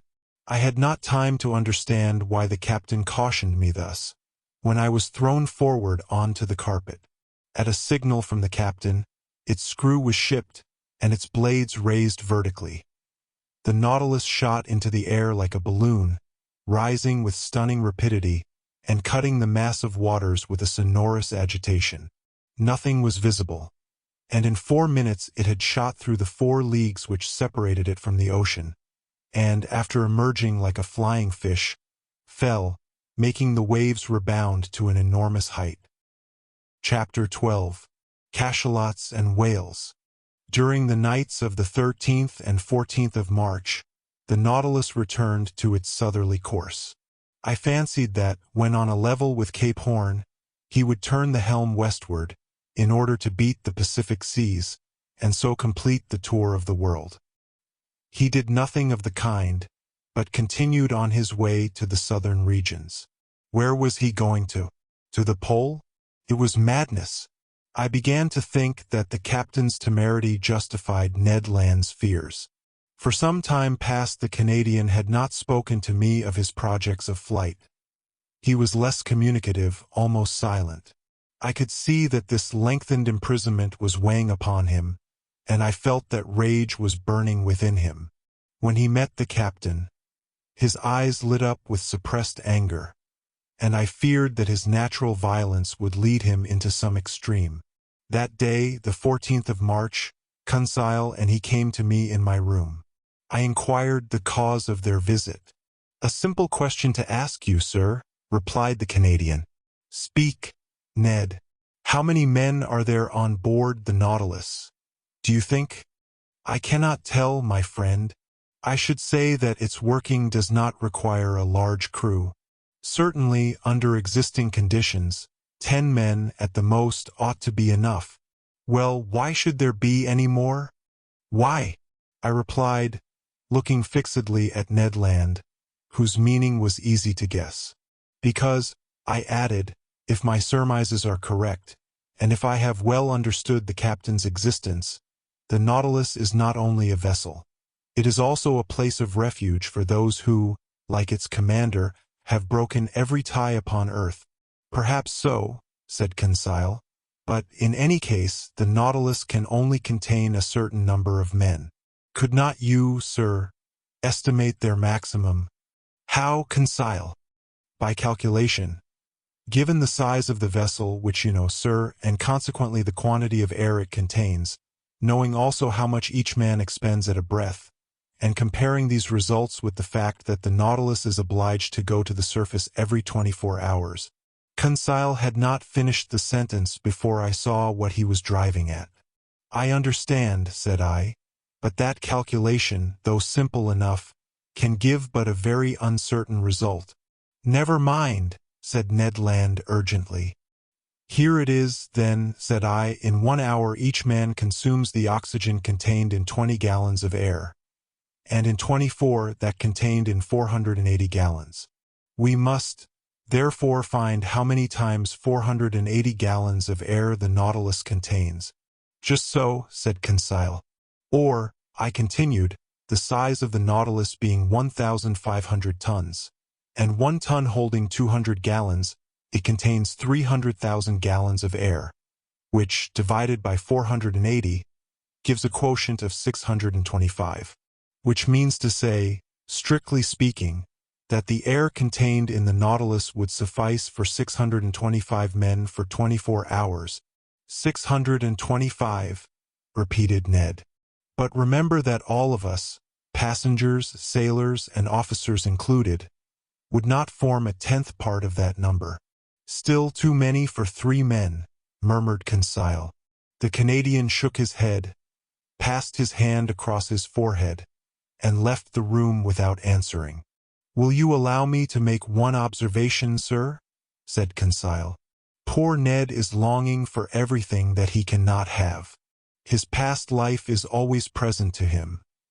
Everything that we are forbidden he regrets. His head is full of old recollections, and we must understand him. What has he to do here? Nothing. He is not learned like you, sir, and has not the same taste for the beauties of the sea that we have. He would risk everything to be able to go once more into a tavern in his own country.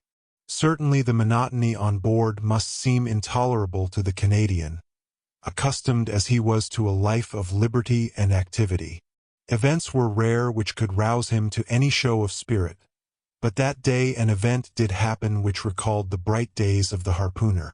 About 11 in the morning, being on the surface of the ocean, the Nautilus fell in with a troop of whales, an encounter which did not astonish me, knowing that these creatures, hunted to death, had taken refuge in high latitudes. We were seated on the platform with a quiet sea. The month of October in those latitudes gave us some lovely autumnal days. It was the Canadian, he could not be mistaken, who signaled a whale on the eastern horizon. Looking attentively, one might see its black back rise and fall with the waves 5 miles from the Nautilus. "Ah!" exclaimed Ned Land, "if I was on board a whaler, now such a meeting would give me pleasure. It is one of large size. See with what strength its blowholes throw up columns of air and steam. Confound it, why am I bound to these steel plates?" "What, Ned," said I, "you have not forgotten your old ideas of fishing? Can a whale fisher ever forget his old trade, sir? Can he ever tire of the emotions caused by such a chase? You have never fished in these seas, Ned?" "Never, sir." "In the northern only, and as much in Bering as in Davis Straits. Then the southern whale is still unknown to you. It is the Greenland whale you have hunted up to this time, and that would not risk passing through the warm waters of the equator. Whales are localized, according to their kinds, in certain seas which they never leave. And if one of these creatures went from Bering to Davis Straits, it must be simply because there is a passage from one sea to the other, either on the American or the Asiatic side. In that case, as I have never fished in these seas, I do not know the kind of whale frequenting them. I have told you, Ned. A greater reason for making their acquaintance," said Conseil. "Look, look!" exclaimed the Canadian. "They approach. They aggravate me. They know that I cannot get at them." Ned stamped his feet. His hand trembled as he grasped an imaginary harpoon. "Are these cetaceans as large as those of the northern seas?" asked he. "Very nearly, Ned, because I have seen large whales, sir, whales measuring 100 feet. I have even been told that those of Hullamock and Umgalik of the Aleutian Islands are sometimes 150 feet long. That seems to me exaggeration. These creatures are only baleopterons, provided with dorsal fins, and, like the cachalots, are generally much smaller than the Greenland whale." "Ah!" exclaimed the Canadian, whose eyes had never left the ocean. "They are coming nearer. They are in the same water as the Nautilus." Then, returning to the conversation, he said, "You spoke of the cachalot as a small creature. I have heard of gigantic ones. They are intelligent cetacea. It is said of some that they cover themselves with seaweed and fucus, and then are taken for islands. People encamp upon them and settle there. Lights a fire and build houses," said Conseil. "Yes, Joker," said Ned Land. "And one fine day the creature plunges, carrying with it all the inhabitants to the bottom of the sea." "Something like the travels of Sinbad the sailor," I replied, laughing. "Ah!" suddenly exclaimed Ned Land, "it is not one whale. There are 10, there are 20. It is a whole troop, and I not able to do anything. Hands and feet tied." "But, friend Ned," said Conseil, "why do you not ask Captain Nemo's permission to chase them?" Conseil had not finished his sentence when Ned Land had lowered himself through the panel to seek the captain. A few minutes afterwards the two appeared together on the platform. Captain Nemo watched the troop of cetacea playing on the waters about a mile from the Nautilus. "They are southern whales," said he. "There goes the fortune of a whole fleet of whalers." "Well, sir," asked the Canadian, "can I not chase them, if only to remind me of my old trade of harpooner?" "And to what purpose?" replied Captain Nemo. "Only to destroy. We have nothing to do with the whale oil on board." "But, sir," Continued the Canadian, in the Red Sea you allowed us to follow the dugong. Then it was to procure fresh meat for my crew. Here it would be killing for killing's sake. I know that is a privilege reserved for man, but I do not approve of such murderous pastime. In destroying the southern whale, like the Greenland whale, an inoffensive creature, your traders do a culpable action, Master Land. They have already depopulated the whole of Baffin's Bay and are annihilating a class of useful animals. Leave the unfortunate cetacea alone. They have plenty of natural enemies. Cachalots, swordfish, and sawfish, without you troubling them. The captain was right. The barbarous and inconsiderate greed of these fishermen will one day cause the disappearance of the last whale in the ocean. Ned Land whistled Yankee Doodle between his teeth, thrust his hands into his pockets, and turned his back upon us. But Captain Nemo watched the troop of cetacea, and, addressing me, said, I was right in saying that whales had natural enemies enough without counting man. These will have plenty to do before long. Do you see Aronnax about 8 miles to leeward, those blackish moving points? Yes, Captain, I replied. Those are cachalots, terrible animals which I have met in troops of 200 or 300. As to those, they are cruel, mischievous creatures. They would be right in exterminating them. The Canadian turned quickly at the last words. Well, Captain, said he, it is still time, in the interest of the whales. It is useless to expose oneself, Professor. The Nautilus will disperse them. It is armed with a steel spur as good as Master Land's harpoon, I imagine. The Canadian did not put himself out enough to shrug his shoulders. Attack cetacea with blows of a spur. Who had ever heard of such a thing? Wait, Aronnax, said Captain Nemo. We will show you something you have never yet seen. We have no pity for these ferocious creatures. They are nothing but mouth and teeth. Mouth and teeth.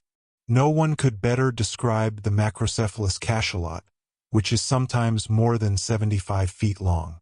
Its enormous head occupies 1/3 of its entire body. Better armed than the whale, whose upper jaw is furnished only with whalebone, it is supplied with 25 large tusks, about 8 inches long, cylindrical and conical at the top, each weighing 2 pounds. It is in the upper part of this enormous head, in great cavities divided by cartilages, that is to be found from 600 to 800 pounds of that precious oil called spermaceti. The cachalot is a disagreeable creature, more tadpole than fish, according to Fredel's description. It is badly formed, the whole of its left side being, if we may say it, a failure, and being only able to see with its right eye. But the formidable troop was nearing us. They had seen the whales and were preparing to attack them. One could judge beforehand that the cachalots would be victorious, not only because they were better built for attack than their inoffensive adversaries, but also because they could remain longer under water without coming to the surface. There was only just time to go to the help of the whales. The Nautilus went under water. Conseil, Ned Land, and I took our places before the window in the saloon, and Captain Nemo joined the pilot in his cage to work his apparatus as an engine of destruction. Soon I felt the beatings of the screw quicken, and our speed increased. The battle between the cachalots and the whales had already begun when the Nautilus arrived. They did not at first show any fear at the sight of this new monster joining in the conflict, but they soon had to guard against its blows. What a battle! The Nautilus was nothing but a formidable harpoon, brandished by the hand of its captain. It hurled itself against the fleshy mass, passing through from one part to the other, leaving behind it 2 quivering halves of the animal.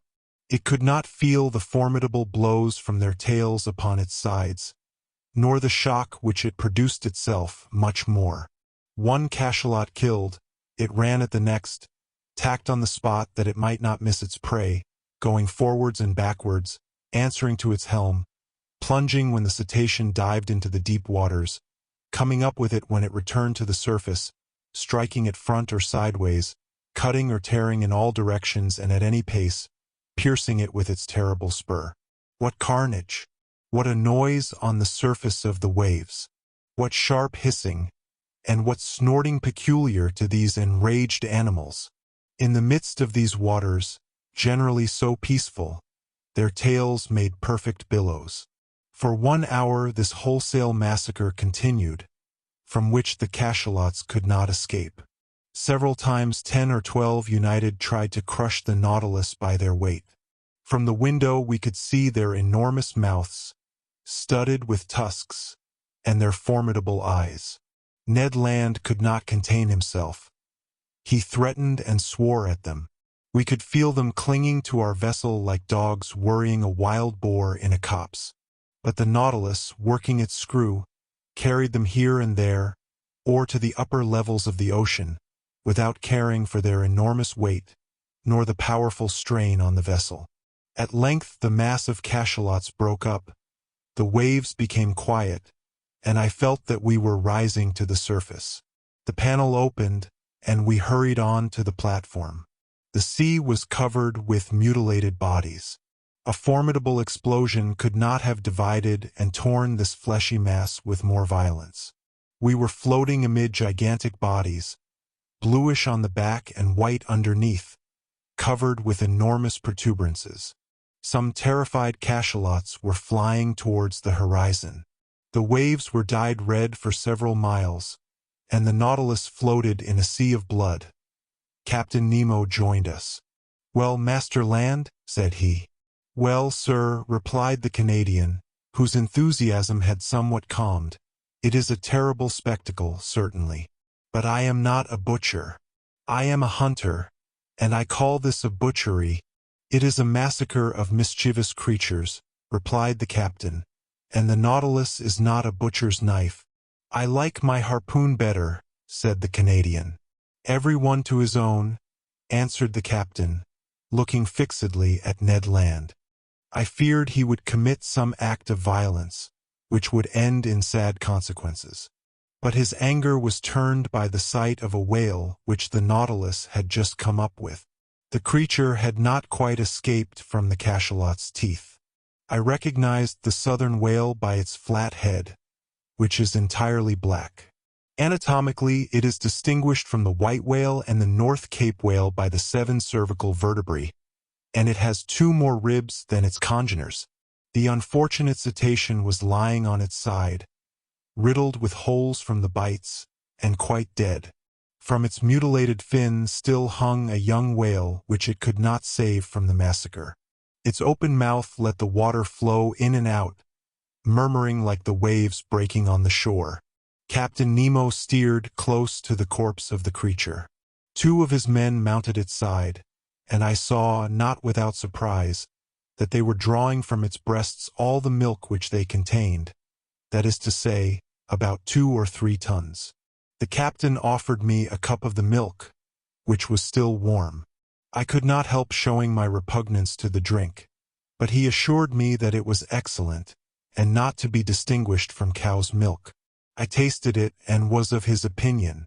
It was a useful reserve to us, for in the shape of salt butter or cheese it would form an agreeable variety from our ordinary food. From that day I noticed with uneasiness that Ned Land's ill will towards Captain Nemo increased, and I resolved to watch the Canadian's gestures closely. Chapter 13. The Iceberg. The Nautilus was steadily pursuing its southerly course, following the 50th meridian with considerable speed. Did he wish to reach the pole? I did not think so, for every attempt to reach that point had hitherto failed. Again, the season was far advanced, for in the Antarctic regions the 13th of March corresponds with the 13th of September of northern regions, which begin at the equinoctial season. On the 14th of March I saw floating ice in latitude 55 degrees, merely pale bits of debris from 20 to 25 feet long, forming banks over which the sea curled. The Nautilus remained on the surface of the ocean. Ned Land, who had fished in the Arctic seas, was familiar with its icebergs, but Conseil and I admired them for the first time. In the atmosphere towards the southern horizon stretched a white dazzling band. English whalers have given it the name of ice blink.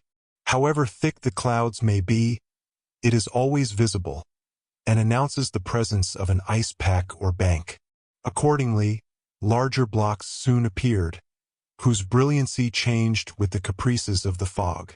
Some of these masses showed green veins, as if long undulating lines had been traced with sulfate of copper.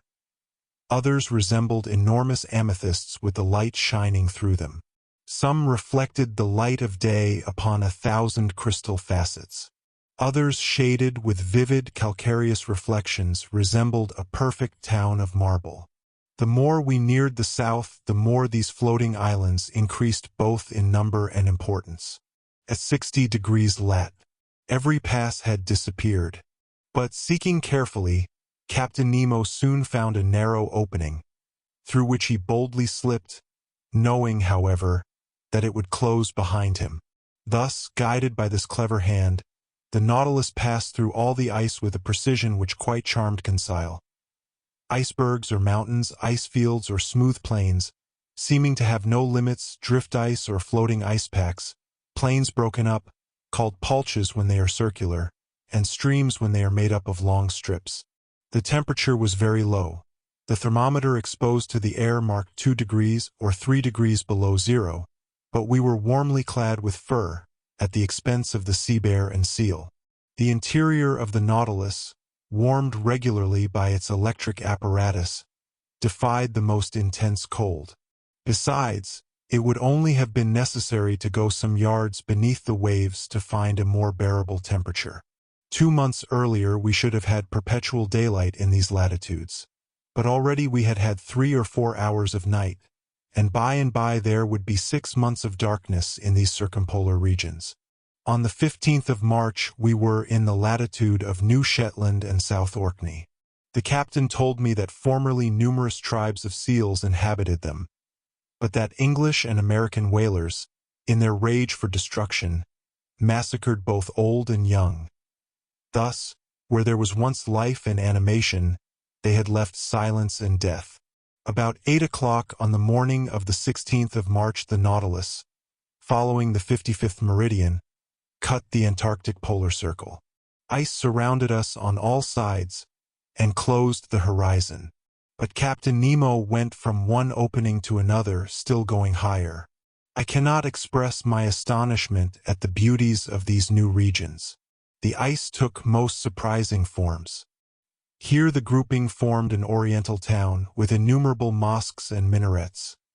There a fallen city thrown to the earth, as it were, by some convulsion of nature. The whole aspect was constantly changed by the oblique rays of the sun, or lost in the grayish fog amidst hurricanes of snow. Detonations and falls were heard on all sides, great overthrows of icebergs, which altered the whole landscape like a diorama. Often seeing no exit, I thought we were definitely prisoners. But, instinct guiding him at the slightest indication, Captain Nemo would discover a new pass. He was never mistaken when he saw the thin threads of bluish water trickling along the ice fields, and I had no doubt that he had already ventured into the midst of these Antarctic seas before. On the 16th of March, however, the ice fields absolutely blocked our road. It was not the iceberg itself, as yet, but vast fields cemented by the cold. But this obstacle could not stop Captain Nemo. He hurled himself against it with frightful violence. The Nautilus entered the brittle mass like a wedge, and split it with frightful crackings. It was the battering ram of the ancients hurled by infinite strength. The ice, thrown high in the air, fell like hail around us. By its own power of impulsion our apparatus made a canal for itself. Sometimes carried away by its own impetus, it lodged on the ice field, crushing it with its weight, and sometimes buried beneath it, dividing it by a simple pitching movement, producing large rents in it. Violent gales assailed us at this time, accompanied by thick fogs, through which, from one end of the platform to the other, we could see nothing. The wind blew sharply from all parts of the compass, and the snow lay in such hard heaps that we had to break it with blows of a pickaxe. The temperature was always at 5 degrees below zero. Every outward part of the Nautilus was covered with ice. A rigged vessel would have been entangled in the blocked-up gorges.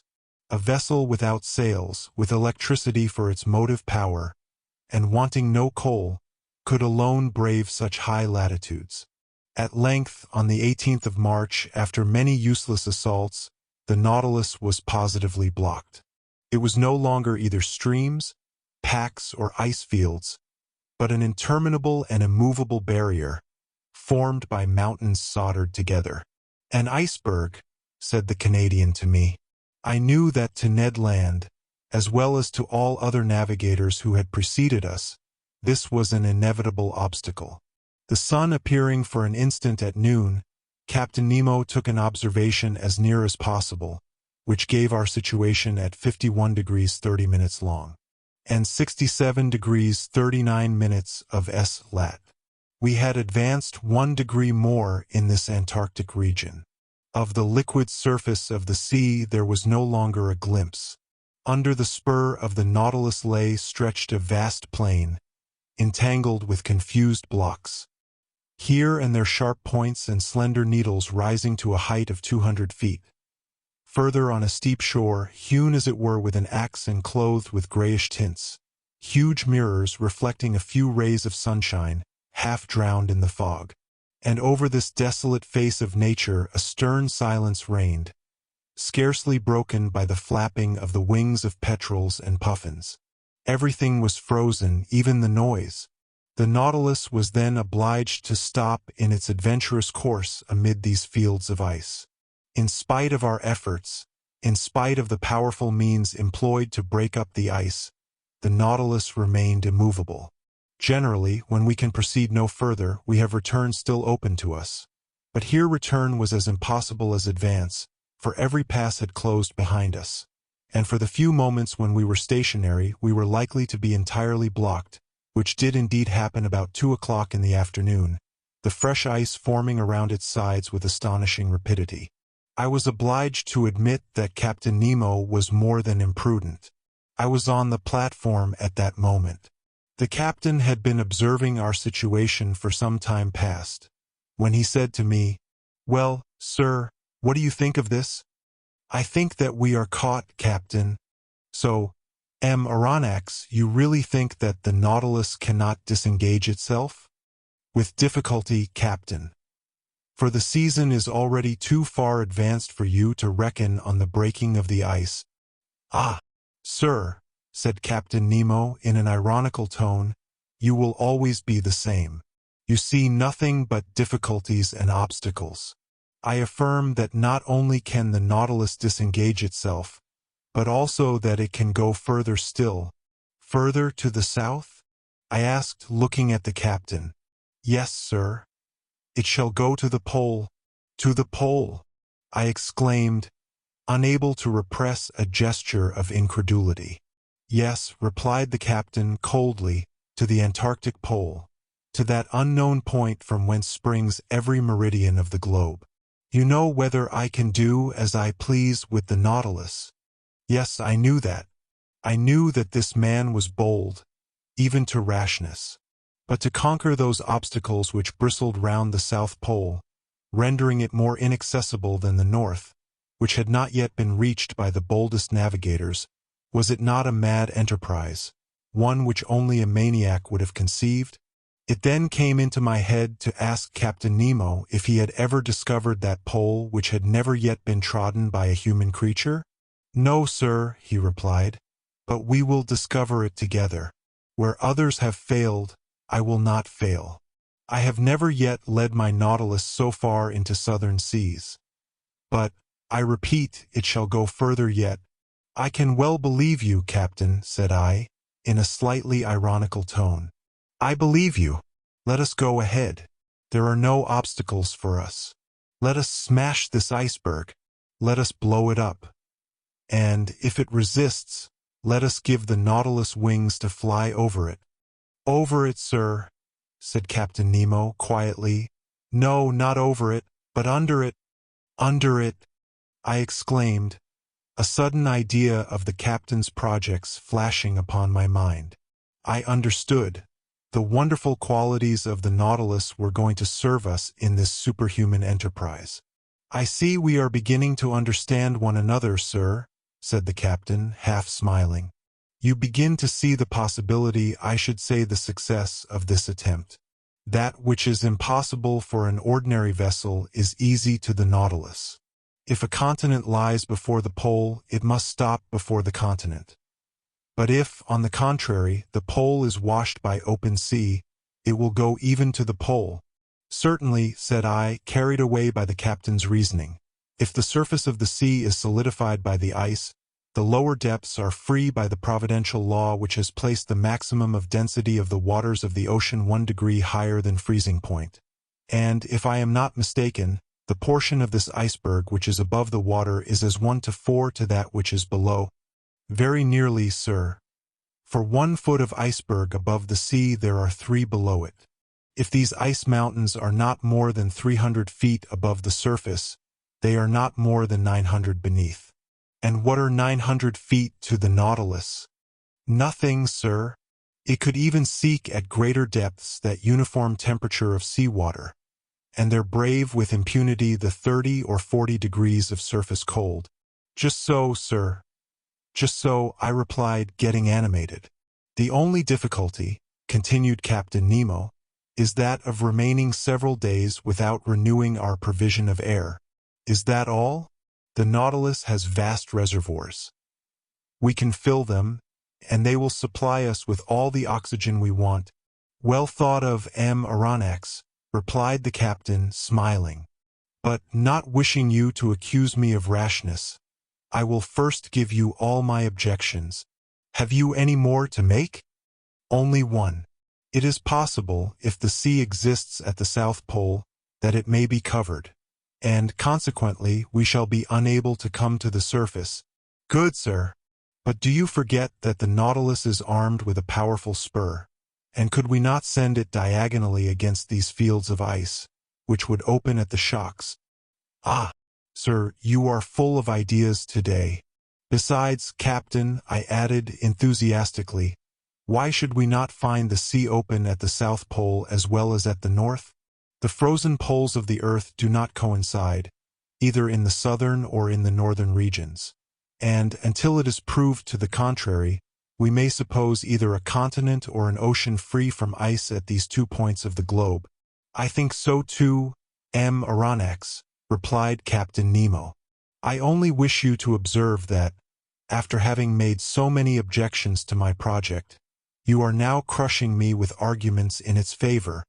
The preparations for this audacious attempt now began. The powerful pumps of the Nautilus were working air into the reservoirs and storing it at high pressure. About 4 o'clock, Captain Nemo announced the closing of the panels on the platform. I threw one last look at the massive iceberg which we were going to cross. The weather was clear, the atmosphere pure enough, the cold very great, being 12 degrees below zero. But, the wind having gone down, this temperature was not so unbearable. About 10 men mounted the sides of the Nautilus, armed with pickaxes to break the ice around the vessel, which was soon free. The operation was quickly performed, for the fresh ice was still very thin. We all went below. The usual reservoirs were filled with the newly liberated water, and the Nautilus soon descended. I had taken my place with Conseil in the saloon. Through the open window we could see the lower beds of the Southern Ocean. The thermometer went up, the needle of the compass deviated on the dial. At about 900 feet, as Captain Nemo had foreseen, we were floating beneath the undulating bottom of the iceberg. But the Nautilus went lower still, it went to the depth of 400 fathoms. The temperature of the water at the surface showed 12 degrees. It was now only 10. We had gained 2. I need not say the temperature of the Nautilus was raised by its heating apparatus to a much higher degree. Every maneuver was accomplished with wonderful precision. "We shall pass it, if you please, sir," said Conseil. "I believe we shall," I said, in a tone of firm conviction. In this open sea, the Nautilus had taken its course direct to the pole, without leaving the 52nd meridian. From 67 degrees 30 minutes to 90 degrees. 22 degrees and a half of latitude remained to travel. That is, about 500 leagues. The Nautilus kept up a mean speed of 26 miles an hour, the speed of an express train. If that was kept up, in 40 hours we should reach the pole. For a part of the night, the novelty of the situation kept us at the window. The sea was lit with the electric lantern, but it was deserted. Fishes did not sojourn in these imprisoned waters. They only found there a passage to take them from the Antarctic Ocean to the open polar sea. Our pace was rapid. We could feel it by the quivering of the long steel body. About 2 in the morning I took some hours' repose, and Conseil did the same. In crossing the waist I did not meet Captain Nemo. I supposed him to be in the pilot's cage. The next morning, the 19th of March, I took my post once more in the saloon. The electric log told me that the speed of the Nautilus had been slackened. It was then going towards the surface, but prudently emptying its reservoirs very slowly. My heart beat fast. Were we going to emerge and regain the open polar atmosphere? No. A shock told me that the Nautilus had struck the bottom of the iceberg, still very thick, judging from the deadened sound. We had indeed struck, to use a sea expression, but in an inverse sense and at 1,000 feet deep. This would give 3,000 feet of ice above us, 1,000 being above the watermark. The iceberg was then higher than at its borders, not a very reassuring fact. Several times that day the Nautilus tried again, and every time it struck the wall which lay like a ceiling above it. Sometimes it met with but 900 yards, only 200 of which rose above the surface. It was twice the height it was when the Nautilus had gone under the waves. I carefully noted the different depths, and thus obtained a submarine profile of the chain as it was developed under the water. That night no change had taken place in our situation. Still ice between 400 and 500 yards in depth. It was evidently diminishing, but still what a thickness between us and the surface of the ocean. It was then 8. According to the daily custom on board the Nautilus, its air should have been renewed 4 hours ago. But I did not suffer much, although Captain Nemo had not yet made any demand upon his reserve of oxygen. My sleep was painful that night. Hope and fear besieged me by turns. I rose several times. The groping of the Nautilus continued. About 3 in the morning, I noticed that the lower surface of the iceberg was only about 50 feet deep. 150 feet now separated us from the surface of the waters. The iceberg was by degrees becoming an ice field, the mountain a plain. My eyes never left the manometer. We were still rising diagonally to the surface, which sparkled under the electric rays. The iceberg was stretching both above and beneath into lengthening slopes. Mile after mile it was getting thinner. At length, at 6 in the morning of that memorable day, the 19th of March, the door of the saloon opened, and Captain Nemo appeared. "The sea is open," was all he said. Chapter 14. The South Pole. I rushed on to the platform. Yes. The open sea, with but a few scattered pieces of ice and moving icebergs. A long stretch of sea. A world of birds in the air, and myriads of fishes under those waters, which varied from intense blue to olive green, according to the bottom. The thermometer marked 3 degrees Celsius above zero. It was comparatively spring, shut up as we were behind this iceberg, whose lengthened mass was dimly seen on our northern horizon. "Are we at the pole?" I asked the captain with a beating heart. "I do not know," he replied. "At noon I will take our bearings." "But will the sun show himself through this fog?" said I, looking at the leaden sky. "However little it shows, it will be enough," replied the captain. About 10 miles south a solitary island rose to a height of 104 yards. We made for it, but carefully, for the sea might be strewn with banks. 1 hour afterwards we had reached it, 2 hours later we had made the round of it. It measured 4 or 5 miles in circumference. A narrow canal separated it from a considerable stretch of land, perhaps a continent, for we could not see its limits. The existence of this land seemed to give some color to Maury's theory. The ingenious American has remarked that, between the South Pole and the 60th parallel, the sea is covered with floating ice of enormous size, which is never met with in the North Atlantic. From this fact he has drawn the conclusion that the Antarctic Circle encloses considerable continents, as icebergs cannot form in open sea, but only on the coasts. According to these calculations, the mass of ice surrounding the southern pole forms a vast cap, the circumference of which must be, at least 2,500 miles. But the Nautilus, for fear of running aground, had stopped about 3 cable lengths from a strand over which reared a superb heap of rocks. The boat was launched. The captain, 2 of his men, bearing instruments, Conseil, and myself were in it. It was 10 in the morning. I had not seen Ned Land. Doubtless the Canadian did not wish to admit the presence of the South Pole. A few strokes of the oar brought us to the sand, where we ran ashore. Conseil was going to jump on to the land when I held him back. "Sir," said I to Captain Nemo, "to you belongs the honor of first setting foot on this land." "Yes, sir," said the captain, "and if I do not hesitate to tread this South Pole, it is because, up to this time, no human being has left a trace there." Saying this, he jumped lightly on to the sand. His heart beat with emotion. He climbed a rock, sloping to a little promontory, and there, with his arms crossed, mute and motionless, and with an eager look, he seemed to take possession of these southern regions. After 5 minutes passed in this ecstasy, he turned to us.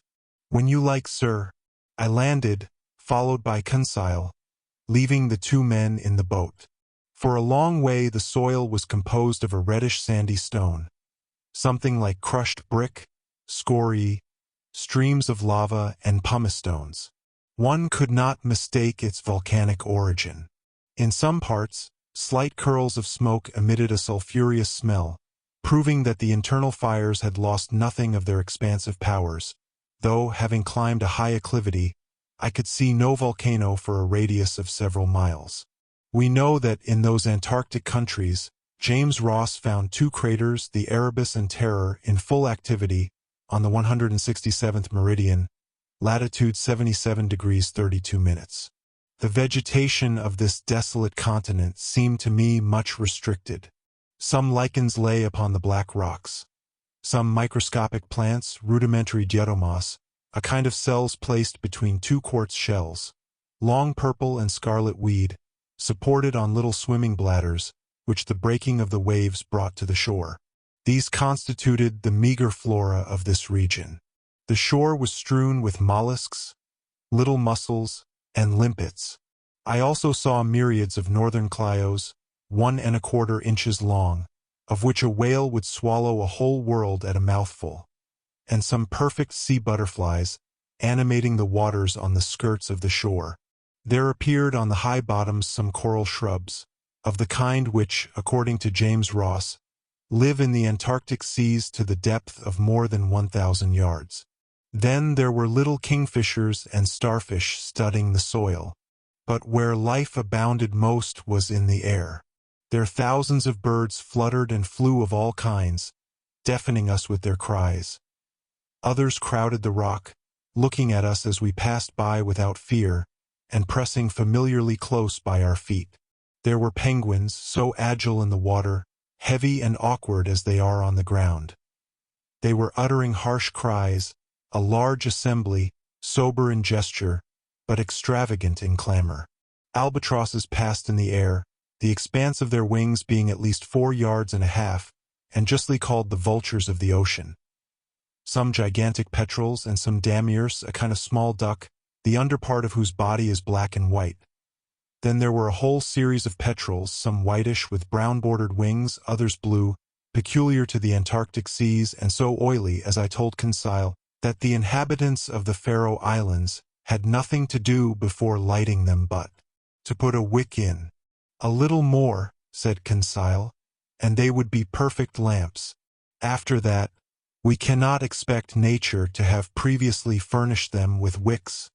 About half a mile farther on the soil was riddled with ruff's nests, a sort of laying ground, out of which many birds were issuing. Captain Nemo had some hundreds hunted.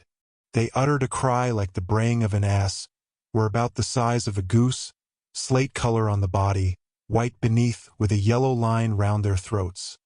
They allowed themselves to be killed with a stone, never trying to escape. But the fog did not lift, and at 11 the sun had not yet shown itself. Its absence made me uneasy. Without it no observations were possible.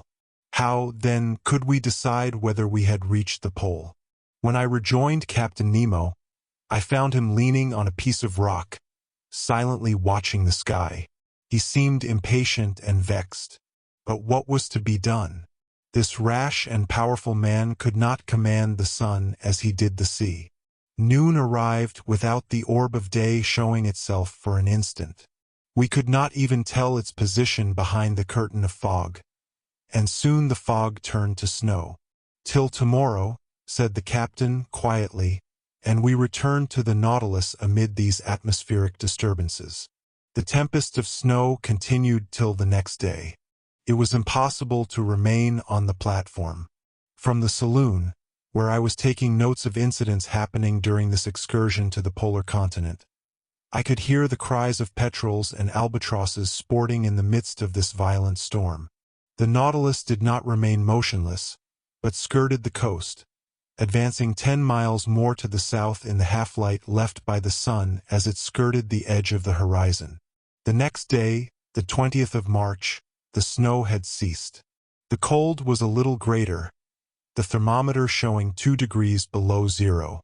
The fog was rising, and I hoped that that day our observations might be taken. Captain Nemo not having yet appeared, the boat took Conseil and myself to land. The soil was still of the same volcanic nature. Everywhere were traces of lava, scoriae, and basalt, but the crater which had vomited them I could not see.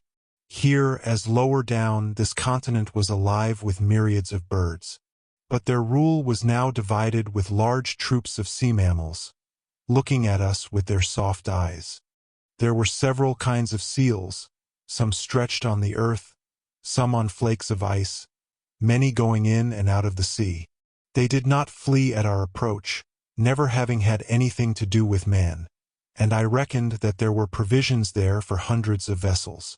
"Sir," said Conseil, "will you tell me the names of these creatures?" "They are seals and morses." It was now 8 in the morning. For hours remained to us before the sun could be observed with advantage. I directed our steps towards a vast bay cut in the steep granite shore. There, I can aver that earth and ice were lost to sight by the numbers of sea mammals covering them, and I involuntarily sought for old Proteus, the mythological shepherd who watched these immense flocks of Neptune. There were more seals than anything else, forming distinct groups, male and female, the father watching over his family, the mother suckling her little ones, some already strong enough to go a few steps.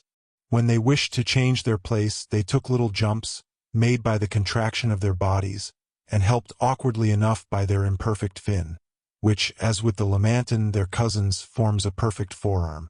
I should say that, in the water, which is their element, the spine of these creatures is flexible. With smooth and close skin and webbed feet, they swim admirably. In resting on the earth, they take the most graceful attitudes.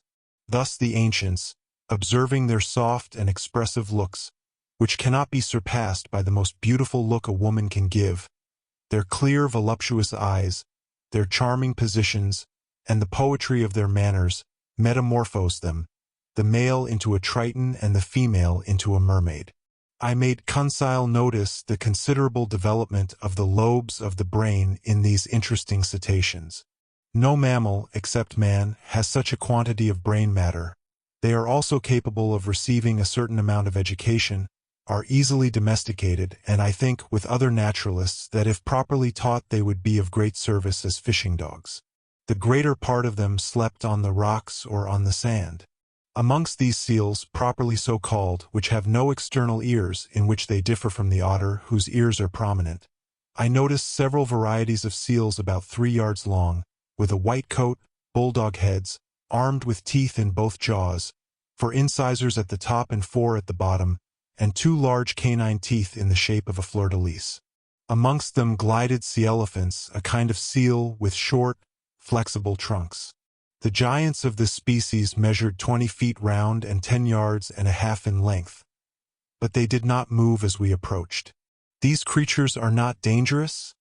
asked Conseil. "No, not unless you attack them. When they have to defend their young, their rage is terrible, and it is not uncommon for them to break the fishing boats to pieces." "They are quite right," said Conseil. "I do not say they are not." 2 miles farther on we were stopped by the promontory which shelters the bay from the southerly winds. Beyond it we heard loud bellowings such as a troop of ruminants would produce. "Good," said Conseil. "A concert of bulls." "No, a concert of morses. They are fighting." "They are either fighting or playing." We now began to climb the blackish rocks, amid unforeseen stumbles, and over stones which the ice made slippery. More than once I rolled over at the expense of my loins. Conseil, more prudent or more steady, did not stumble and helped me up, saying, "If, sir, you would have the kindness to take wider steps, you would preserve your equilibrium better." Arrived at the upper ridge of the promontory, I saw a vast white plain covered with morses. They were playing amongst themselves, and what we heard were bellowings of pleasure, not of anger. As I passed these curious animals I could examine them leisurely, for they did not move. Their skins were thick and rugged, of a yellowish tint, approaching to red. Their hair was short and scant. Some of them were 4 yards and a quarter long. Quieter and less timid than their cousins of the north, they did not, like them, place sentinels round the outskirts of their encampment. After examining this city of morses, I began to think of returning. It was 11 o'clock, and, if Captain Nemo found the conditions favorable for observations, I wished to be present at the operation. We followed a narrow pathway running along the summit of the steep shore. At 11:30 we had reached the place where we landed. The boat had run aground, bringing the captain. I saw him standing on a block of basalt, his instruments near him, his eyes fixed on the northern horizon, near which the sun was then describing a lengthened curve. I took my place beside him and waited without speaking. Noon arrived, and, as before, the sun did not appear. It was a fatality. Observations were still wanting. If not accomplished tomorrow, we must give up all idea of taking any. We were indeed exactly at the 20th of March. Tomorrow, the 21st, would be the equinox. The sun would disappear behind the horizon for 6 months, and with its disappearance the long polar night would begin. Since the September equinox it had emerged from the northern horizon, rising by lengthened spirals up to the 21st of December. At this period, the summer solstice of the northern regions, it had begun to descend, and tomorrow was to shed its last rays upon them. I communicated my fears and observations to Captain Nemo. "You are right, Aronnax," said he. "If tomorrow I cannot take the altitude of the sun, I shall not be able to do it for 6 months. But precisely because chance has led me into these seas on the 21st of March, my bearings will be easy to take, if at 12 we can see the sun." "Why, Captain?" "Because then the orb of day describes such lengthened curves that it is difficult to measure exactly its height above the horizon, and grave errors may be made with instruments." "What will you do then?" "I shall only use my chronometer," replied Captain Nemo. "If tomorrow, the 21st of March, the disk of the sun, allowing for refraction, is exactly cut by the northern horizon, it will show that I am at the South Pole. Just so, said I, but this statement is not mathematically correct, because the equinox does not necessarily begin at noon. Very likely, sir. But the error will not be 100 yards, and we do not want more. Till tomorrow, then. Captain Nemo returned on board. Conseil and I remained to survey the shore, observing and studying until 5 o'clock. Then I went to bed, not, however, without invoking, like the Indian, the favor of the radiant orb. The next day, the 21st of March, at 5 in the morning, I mounted the platform. I found Captain Nemo there. "The weather is lightening a little," said he. "I have some hope. After breakfast we will go on shore and choose a post for observation." That point settled, I sought Ned Land. I wanted to take him with me, but the obstinate Canadian refused, and I saw that his taciturnity and his bad humor grew day by day. After all, I was not sorry for his obstinacy under the circumstances. Indeed, there were too many seals on shore, and we ought not to lay such temptation in this unreflecting fisherman's way. Breakfast over, we went on shore. The Nautilus had gone some miles further up in the night. It was a whole league from the coast, above which reared a sharp peak about 500 yards high. The boat took with me Captain Nemo, 2 men of the crew, and the instruments, which consisted of a chronometer, a telescope, and a barometer. While crossing, I saw numerous whales belonging to the 3 kinds peculiar to the southern seas: the whale, or the English right whale, which has no dorsal fin; the humpback, with reeved chest and large, whitish fins, which, in spite of its name, do not form wings; and the finback of a yellowish-brown, the liveliest of all the cetacea. This powerful creature is heard a long way off when he throws to a great height columns of air and vapor, which look like whirlwinds of smoke. These different mammals were disporting themselves in troops in the quiet waters, and I could see that this basin of the Antarctic pole serves as a place of refuge to the cetacea too closely tracked by the hunters. I also noticed large medusae floating between the reeds. At 9 we landed. The sky was brightening, the clouds were flying to the south, and the fog seemed to be leaving the cold surface of the waters. Captain Nemo went towards the peak, which he doubtless meant to be his observatory.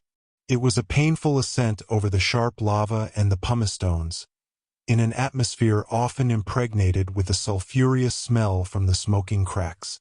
For a man unaccustomed to walk on land, the captain climbed the steep slopes with an agility I never saw equaled and which a hunter would have envied. We were 2 hours getting to the summit of this peak, which was half porphyry and half basalt. From thence we looked upon a vast sea which, towards the north, distinctly traced its boundary line upon the sky. At our feet lay fields of dazzling whiteness. Over our heads a pale azure, free from fog. To the north the disk of the sun seemed like a ball of fire, already horned by the cutting of the horizon. From the bosom of the water rose sheaves of liquid jets by hundreds. In the distance lay the Nautilus like a cetacean asleep on the water. Behind us, to the south and east, an immense country and a chaotic heap of rocks and ice, the limits of which were not visible. On arriving at the summit, Captain Nemo carefully took the mean height of the barometer, for he would have to consider that in taking his observations.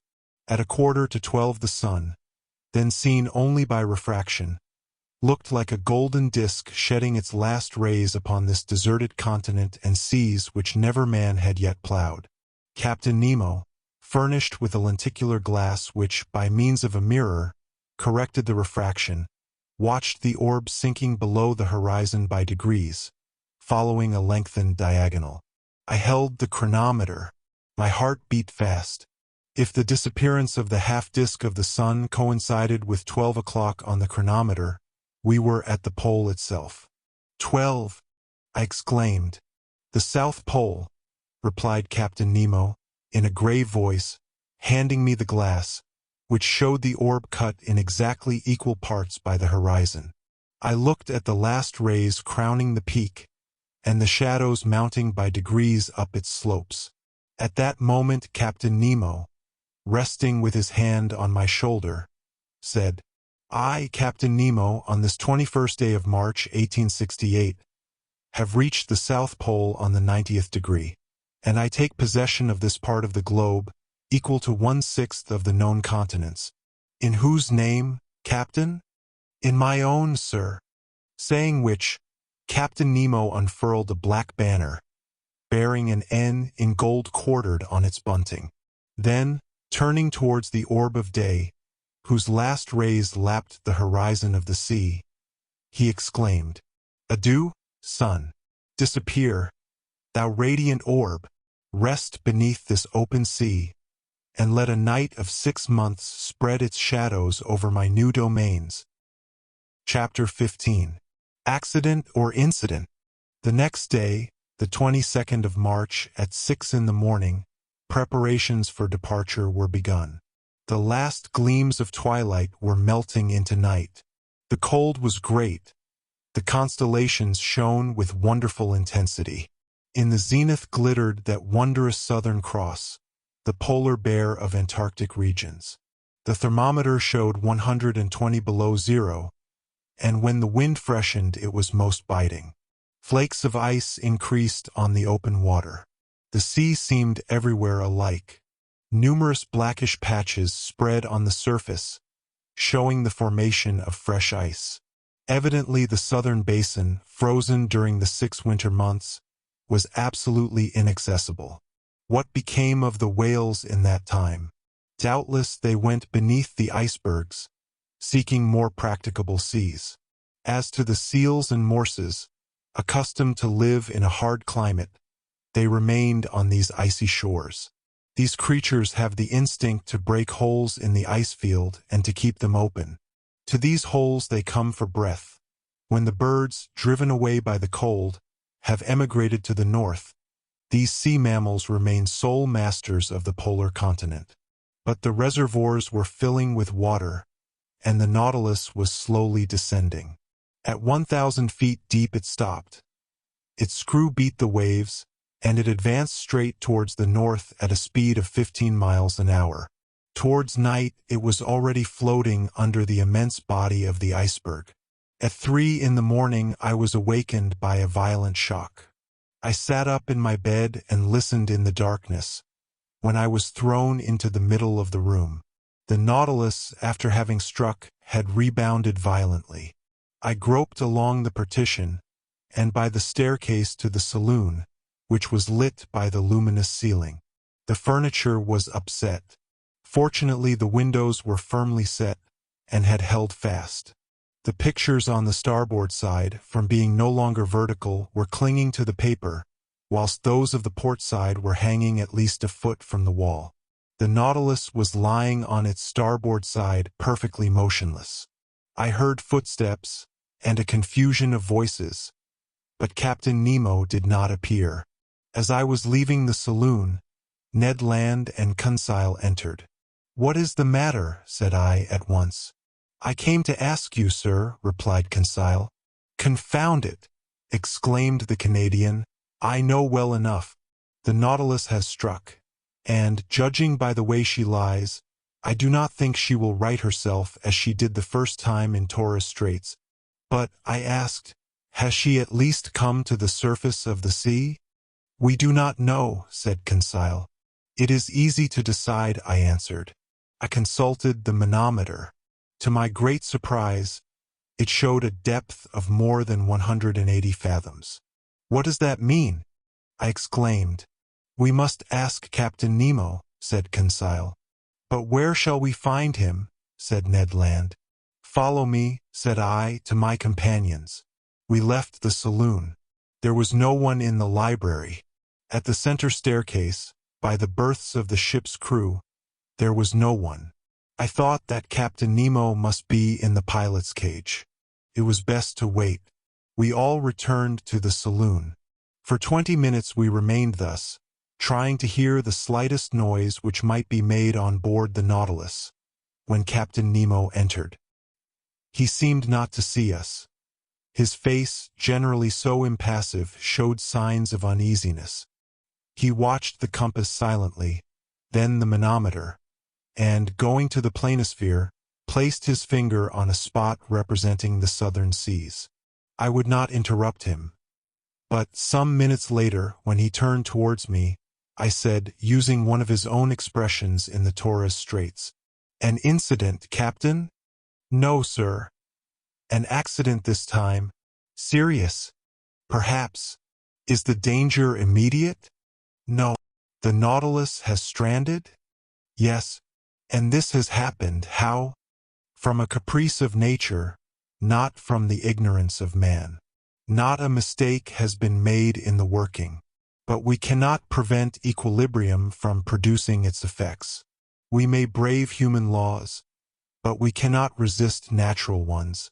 Captain Nemo had chosen a strange moment for uttering this philosophical reflection. On the whole, his answer helped me little.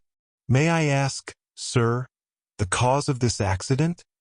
"An enormous block of ice, a whole mountain, has turned over," he replied.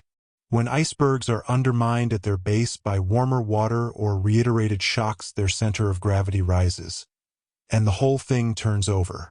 This is what has happened. One of these blocks, as it fell, struck the Nautilus, then, gliding under its hull, raised it with irresistible force, bringing it into beds which are not so thick, where it is lying on its side. But can we not get the Nautilus off by emptying its reservoirs, that it might regain its equilibrium? That, sir, is being done at this moment. You can hear the pump working. Look at the needle of the manometer. It shows that the Nautilus is rising, but the block of ice is floating with it, and, until some obstacle stops its ascending motion, our position cannot be altered." Indeed, the Nautilus still held the same position to starboard. Doubtless it would right itself when the block stopped. But at this moment, who knows if we may not be frightfully crushed between the two glassy surfaces? I reflected on all the consequences of our position. Captain Nemo never took his eyes off the manometer. Since the fall of the iceberg, the Nautilus had risen about 150 feet, but it still made the same angle with the perpendicular. Suddenly a slight movement was felt in the hold. Evidently it was righting a little. Things hanging in the saloon were sensibly returning to their normal position. The partitions were nearing the upright. No one spoke. With beating hearts we watched and felt the straightening. The boards became horizontal under our feet. 10 minutes passed. "At last we have righted," I exclaimed. "Yes," said Captain Nemo, going to the door of the saloon. "But are we floating?" I asked. "Certainly," he replied, "since the reservoirs are not empty. And, when empty, the Nautilus must rise to the surface of the sea. We were in open sea. But at a distance of about 10 yards, on either side of the Nautilus, rose a dazzling wall of ice. Above and beneath the same wall. Above, because the lower surface of the iceberg stretched over us like an immense ceiling. Beneath, because the overturned block, having slid by degrees, had found a resting place on the lateral walls, which kept it in that position. The Nautilus was really imprisoned in a perfect tunnel of ice more than 20 yards in breadth, filled with quiet water. It was easy to get out of it by going either forward or backward, and then make a free passage under the iceberg some hundreds of yards deeper. The luminous ceiling had been extinguished, but the saloon was still resplendent with intense light. It was the powerful reflection from the glass partition sent violently back to the sheets of the lantern. I cannot describe the effect of the voltaic rays upon the great blocks so capriciously cut. Upon every angle, every ridge, every facet was thrown a different light, according to the nature of the veins running through the ice. A dazzling mine of gems, particularly of sapphires, their blue rays crossing with the green of the emerald. Here and there were opal shades of wonderful softness, running through bright spots like diamonds of fire, the brilliancy of which the eye could not bear. The power of the lantern seemed increased 100-fold, like a lamp through the lenticular plates of a first-class lighthouse. "How beautiful! How beautiful!" cried Conseil. "Yes," I said, "it is a wonderful sight. Is it not, Ned? Yes, confound it. Yes, answered Ned Land, it is superb. I am mad at being obliged to admit it. No one has ever seen anything like it. But the sight may cost us dear. And, if I must say all, I think we are seeing here things which God never intended man to see. Ned was right, it was too beautiful. Suddenly a cry from Conseil made me turn. What is it? I asked. Shut your eyes, sir. Do not look, sir. Saying which, Conseil clapped his hands over his eyes. But what is the matter, my boy? I am dazzled, blinded. My eyes turned involuntarily towards the glass, but I could not stand the fire which seemed to devour them. I understood what had happened. The Nautilus had put on full speed. All the quiet luster of the ice walls was at once changed into flashes of lightning. The fire from these myriads of diamonds was blinding. It required some time to calm our troubled looks. At last the hands were taken down. Faith, I should never have believed it, said Conseil. It was then 5 in the morning, and at that moment a shock was felt at the bows of the Nautilus. I knew that its spur had struck a block of ice. It must have been a false maneuver, for this submarine tunnel, obstructed by blocks, was not very easy navigation. I thought that Captain Nemo, by changing his course, would either turn these obstacles or else follow the windings of the tunnel. In any case, the road before us could not be entirely blocked. But, contrary to my expectations, the Nautilus took a decided retrograde motion. We are going backwards, said Conseil. Yes, I replied. This end of the tunnel can have no egress. And then, said I, the working is easy. We must go back again, and go out at the southern opening. That is all. In speaking thus, I wished to appear more confident than I really was. But the retrograde motion of the Nautilus was increasing, and, reversing the screw, it carried us at great speed. It will be a hindrance, said Ned. What does it matter?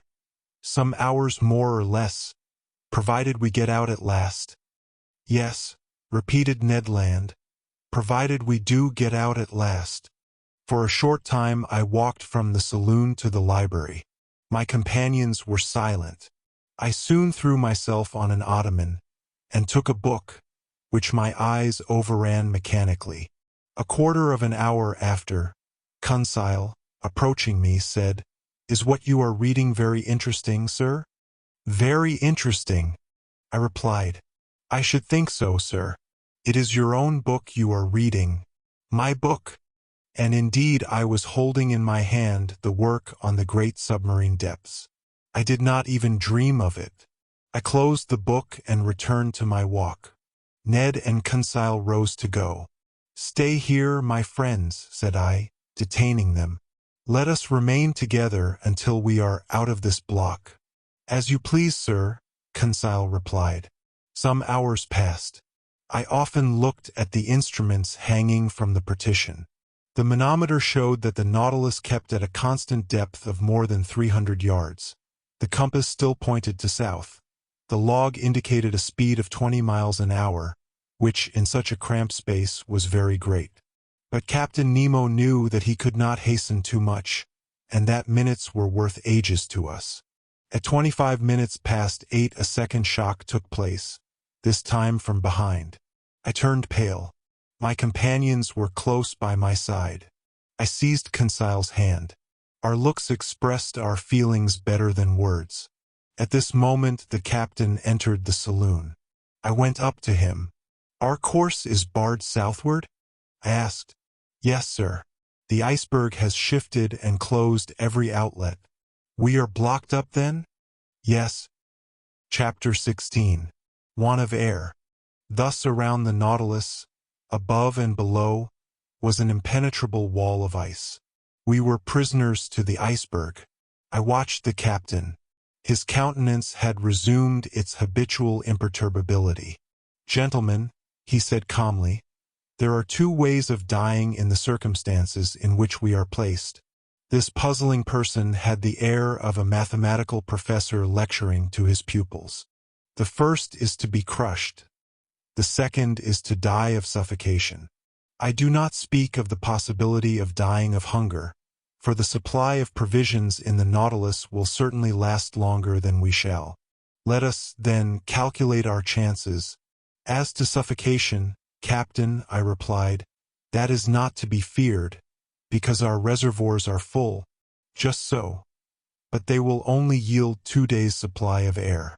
Now, for 36 hours we have been hidden under the water, and already the heavy atmosphere of the Nautilus requires renewal. In 48 hours our reserve will be exhausted. Well, Captain, can we be delivered before 48 hours? We will attempt it, at least, by piercing the wall that surrounds us. On which side? Sound will tell us. I am going to run the Nautilus aground on the lower bank, and my men will attack the iceberg on the side that is least thick. Captain Nemo went out. Soon I discovered by a hissing noise that the water was entering the reservoirs. The Nautilus sank slowly and rested on the ice at a depth of 350 yards, the depth at which the lower bank was immersed. My friends, I said, our situation is serious, but I rely on your courage and energy. Sir, replied the Canadian, I am ready to do anything for the general safety. Good, Ned, and I held out my hand to the Canadian. I will add, he continued, that, being as handy with the pickaxe as with the harpoon, if I can be useful to the captain, he can command my services. He will not refuse your help. Come, Ned. I led him to the room where the crew of the Nautilus were putting on their cork jackets. I told the captain of Ned's proposal, which he accepted. The Canadian put on his sea costume, and was ready as soon as his companions. When Ned was dressed, I re-entered the drawing room, where the panes of glass were open, and, posted near Conseil, I examined the ambient beds that supported the Nautilus. Some instants after, we saw a dozen of the crew set foot on the bank of ice, and among them Ned Land, easily known by his stature. Captain Nemo was with them. Before proceeding to dig the walls, he took the soundings, to be sure of working in the right direction. Long sounding lines were sunk in the side walls, but after 15 yards they were again stopped by the thick wall. It was useless to attack it on the ceiling-like surface, since the iceberg itself measured more than 400 yards in height. Captain Nemo then sounded the lower surface. Their 10 yards of wall separated us from the water, so great was the thickness of the ice field. It was necessary, therefore, to cut from it a piece equal in extent to the waterline of the Nautilus. There were about 6,000 cubic yards to detach, so as to dig a hole by which we could descend to the ice field. The work had begun immediately and carried on with indefatigable energy. Instead of digging round the Nautilus, which would have involved greater difficulty, Captain Nemo had an immense trench made at 8 yards from the port quarter. Then the men set to work simultaneously with their screws on several points of its circumference. Presently the pickaxe attacked this compact matter vigorously, and large blocks were detached from the mass. By a curious effect of specific gravity, these blocks, lighter than water, fled, so to speak, to the vault of the tunnel, that increased in thickness at the top in proportion as it diminished at the base. But that mattered little so long as the lower part grew thinner. After 2 hours' hard work, Ned Land came in exhausted. He and his comrades were replaced by new workers, whom Conseil and I joined. The second lieutenant of the Nautilus superintended us. The water seemed singularly cold, but I soon got warm handling the pickaxe. My movements were free enough, although they were made under a pressure of 30 atmospheres. When I re-entered after working 2 hours to take some food and rest, I found a perceptible difference between the pure fluid with which the Rouquayrol engine supplied me and the atmosphere of the Nautilus, already charged with carbonic acid. The air had not been renewed for 48 hours, and its vivifying qualities were considerably enfeebled. However, after a lapse of 12 hours, we had only raised a block of ice 1 yard thick, on the marked surface, which was about 600 cubic yards. Reckoning that it took 12 hours to accomplish this much, it would take 5 nights and 4 days to bring this enterprise to a satisfactory conclusion. 5 nights and 4 days, and we have only air enough for 2 days in the reservoirs. Without taking into account, said Ned, that, even if we get out of this infernal prison, we shall also be imprisoned under the iceberg, shut out from all possible communication with the atmosphere. True enough. Who could then foresee the minimum of time necessary for our deliverance? We might be suffocated before the Nautilus could regain the surface of the waves? Was it destined to perish in this ice tomb, with all those it enclosed? The situation was terrible, but everyone had looked the danger in the face, and each was determined to do his duty to the last. As I expected, during the night a new block a yard square was carried away, and still further sank the immense hollow. But in the morning when, dressed in my cork jacket, I traversed the slushy mass at a temperature of 6 or 7 degrees below zero, I remarked that the side walls were gradually closing in. The beds of water farthest from the trench, that were not warmed by the men's work, showed a tendency to solidification. In presence of this new and imminent danger, what would become of our chances of safety, and how hinder the solidification of this liquid medium that would burst the partitions of the Nautilus like glass? I did not tell my companions of this new danger.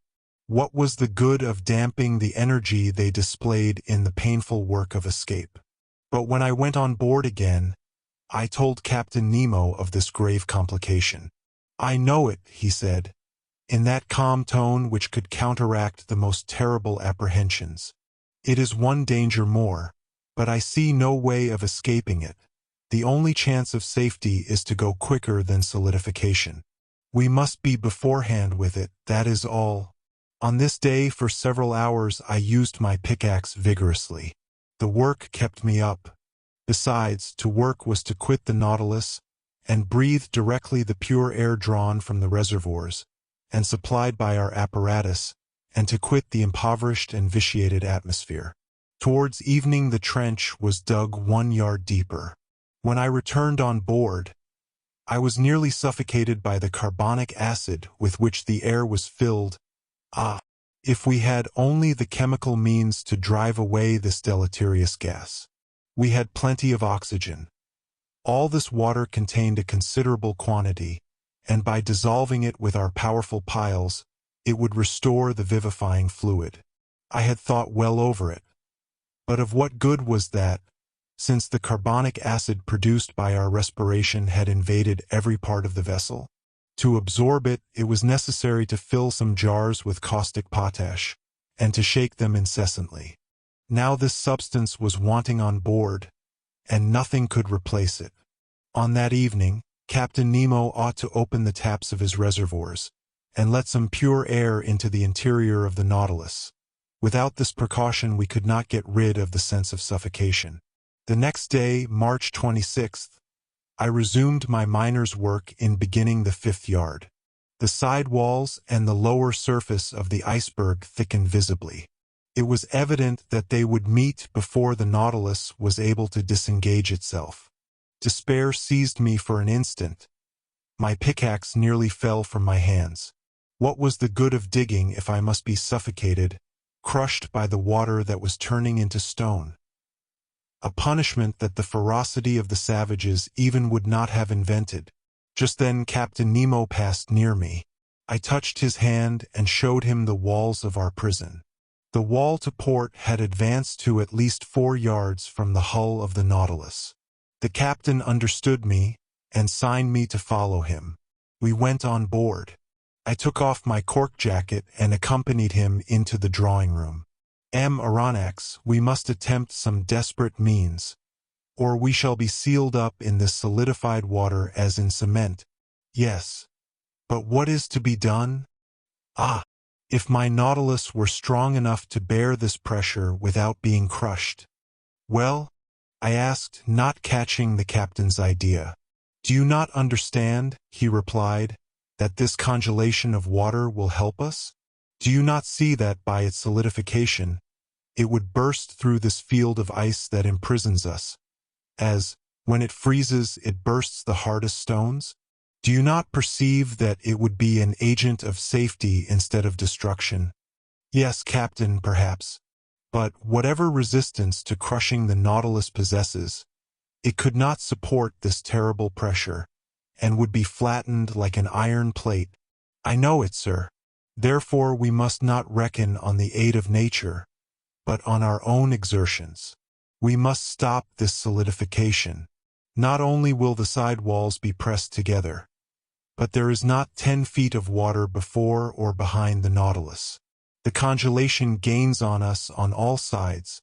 How long will the air in the reservoirs last for us to breathe on board? The captain looked in my face. After tomorrow they will be empty. A cold sweat came over me. However, ought I to have been astonished at the answer? On March 22nd, the Nautilus was in the open polar seas. We were at 26 degrees. For 5 days we had lived on the reserve on board, and what was left of the respirable air must be kept for the workers. Even now, as I write, my recollection is still so vivid that an involuntary terror seizes me and my lungs seem to be without air. Meanwhile, Captain Nemo reflected silently, and evidently an idea had struck him, but he seemed to reject it. At last, these words escaped his lips. "Boiling water," he muttered. "Boiling water?" I cried. "Yes, sir. We are enclosed in a space that is relatively confined. Would not jets of boiling water, constantly injected by the pumps, raise the temperature in this part and stay the congelation?" "Let us try it," I said resolutely. "Let us try it, Professor." The thermometer then stood at 7 degrees outside. Captain Nemo took me to the galleys, where the vast distillatory machines stood that furnished the drinkable water by evaporation. They filled these with water, and all the electric heat from the piles was thrown through the worms bathed in the liquid. In a few minutes this water reached 100 degrees. It was directed towards the pumps, while fresh water replaced it in proportion. The heat developed by the troughs was such that cold water, drawn up from the sea after only having gone through the machines, came boiling into the body of the pump. The injection was begun, and 3 hours after the thermometer marked 6 degrees below zero outside. 1 degree was gained. 2 hours later the thermometer only marked 4 degrees. "We shall succeed," I said to the captain, after having anxiously watched the result of the operation. "I think," he answered, "that we shall not be crushed. We have no more suffocation to fear." During the night the temperature of the water rose to 1 degree below zero. The injections could not carry it to a higher point. But, as the congelation of the seawater produces at least 2 degrees, I was at least reassured against the dangers of solidification. The next day, March 27th, 6 yards of ice had been cleared, 12 feet only remaining to be cleared away. There was yet 48 hours' work. The air could not be renewed in the interior of the Nautilus, and this day would make it worse. An intolerable weight oppressed me. Towards 3 o'clock in the evening this feeling rose to a violent degree. Yawns dislocated my jaws. My lungs panted as they inhaled this burning fluid, which became rarefied more and more. A moral torpor took hold of me. I was powerless, almost unconscious. My brave Conseil, though exhibiting the same symptoms and suffering in the same manner, never left me. He took my hand and encouraged me, and I heard him murmur, "Oh, if I could only not breathe, so as to leave more air for my master." Tears came into my eyes on hearing him speak thus. If our situation to all was intolerable in the interior, with what haste and gladness would we put on our cork jackets to work in our turn. Pickaxes sounded on the frozen ice beds. Our arms ached, the skin was torn off our hands. But what were these fatigues? What did the wounds matter? Vital air came to the lungs. We breathed. We breathed. All this time no one prolonged his voluntary task beyond the prescribed time. His task accomplished, each one handed in turn to his panting companions the apparatus that supplied him with life. Captain Nemo set the example and submitted first to this severe discipline. When the time came, he gave up his apparatus to another and returned to the vitiated air on board, calm, unflinching, unmurmuring. On that day, the ordinary work was accomplished with unusual vigor. Only 2 yards remained to be raised from the surface. 2 yards only separated us from the open sea. But the reservoirs were nearly emptied of air. The little that remained ought to be kept for the workers, not a particle for the Nautilus. When I went back on board, I was half suffocated. What a night! I know not how to describe it. The next day my breathing was oppressed. Dizziness accompanied the pain in my head and made me like a drunken man. My companions showed the same symptoms. Some of the crew had rattling in the throat. On that day, the 6th of our imprisonment, Captain Nemo, finding the pickaxes work too slowly, resolved to crush the ice bed that still separated us from the liquid sheet. This man's coolness and energy never forsook him. He subdued his physical pains by moral force. By his orders the vessel was lightened, that is to say, raised from the ice bed by a change of specific gravity. When it floated they towed it so as to bring it above the immense trench made on the level of the waterline. Then, filling his reservoirs of water, he descended and shut himself up in the hole. Just then all the crew came on board, and the double door of communication was shut. The Nautilus then rested on the bed of ice, which was not 1 yard thick, and which the sounding leads had perforated in 1,000 places.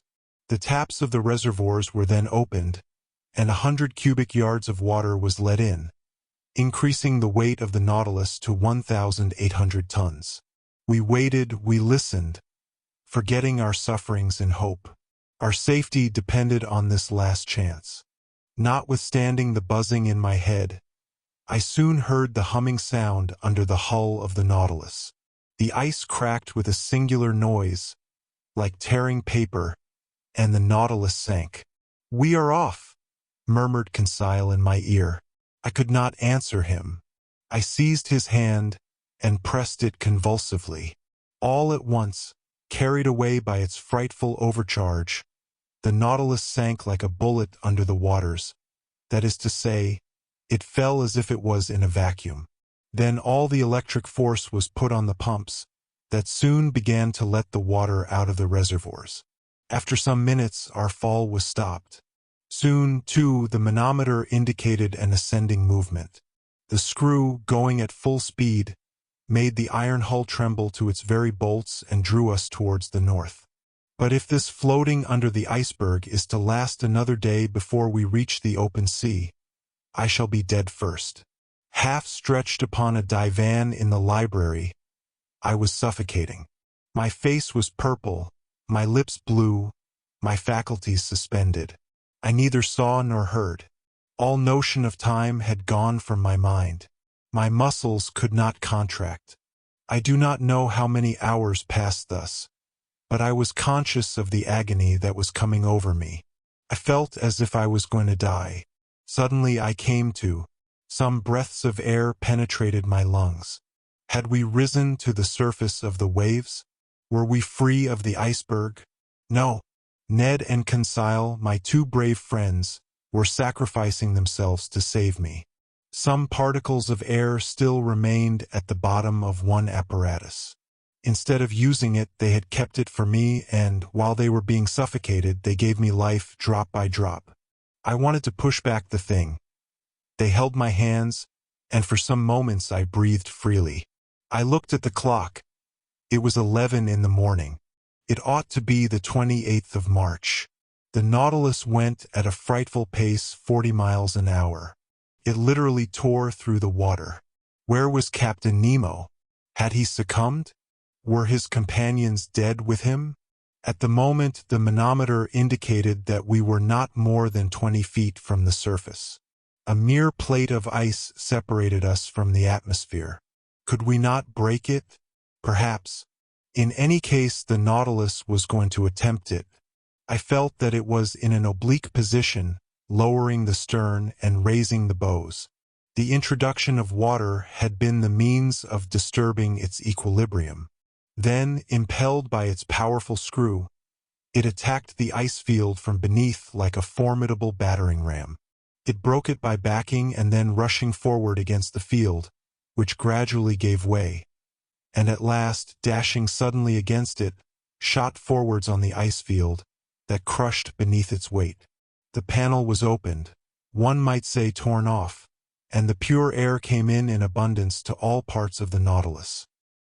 Chapter 17. From Cape Horn to the Amazon. How I got on to the platform, I have no idea. Perhaps the Canadian had carried me there. But I breathed. I inhaled the vivifying sea air. My two companions were getting drunk with the fresh particles. The other unhappy men had been so long without food that they could not with impunity indulge in the simplest aliments that were given them. We, on the contrary, had no end to restrain ourselves. We could draw this air freely into our lungs, and it was the breeze alone, that filled us with this keen enjoyment. "Ah," said Conseil, "how delightful this oxygen is!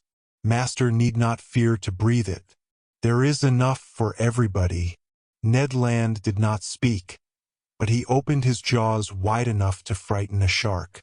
Our strength soon returned, and when I looked round me, I saw we were alone on the platform. The foreign seamen in the Nautilus were contented with the air that circulated in the interior. None of them had come to drink in the open air. The first words I spoke were words of gratitude and thankfulness to my two companions. Ned and Conseil had prolonged my life during the last hours of this long agony. All my gratitude could not repay such devotion. "My friends," said I, "we are bound one to the other forever, and I am under infinite obligations to you, which I shall take advantage of," exclaimed the Canadian. "What do you mean?" said Conseil. "I mean that I shall take you with me when I leave this infernal Nautilus." "Well," said Conseil, "after all this, are we going right?" "Yes," I replied, "for we are going the way of the sun, and here the sun is in the north." "No doubt," said Ned Land, "but it remains to be seen whether he will bring the ship into the Pacific or the Atlantic Ocean, that is, into frequented or deserted seas." I could not answer that question, and I feared that Captain Nemo would rather take us to the vast ocean that touches the coasts of Asia and America at the same time. He would thus complete the tour round the submarine world, and return to those waters in which the Nautilus could sail freely. We ought, before long, to settle this important point. The Nautilus went at a rapid pace. The polar circle was soon passed, and the course shaped for Cape Horn. We were off the American point, March 31st, at 7 o'clock in the evening. Then all our past sufferings were forgotten. The remembrance of that imprisonment in the ice was effaced from our minds. We only thought of the future. Captain Nemo did not appear again either in the drawing room or on the platform. The point shown each day on the planisphere and, marked by the lieutenant, showed me the exact direction of the Nautilus. Now, on that evening, it was evident to my great satisfaction that we were going back to the north by the Atlantic. The next day, April 1st, when the Nautilus ascended to the surface some minutes before noon, we sighted land to the west. It was Terra del Fuego, which the first navigators named thus from seeing the quantity of smoke that rose from the natives' huts. The coast seemed low to me, but in the distance rose high mountains. I even thought I had a glimpse of Mount Sarmiento, that rises 2,070 yards above the level of the sea, with a very pointed summit, which, according as it is misty or clear, is a sign of fine or of wet weather. At this moment the peak was clearly defined against the sky. The Nautilus, diving again under the water, approached the coast, which was only some few miles off. From the glass windows in the drawing room, I saw long seaweeds and gigantic fuci and varech, of which the open polar sea contains so many specimens, with their sharp polished filaments. They measured about 300 yards in length.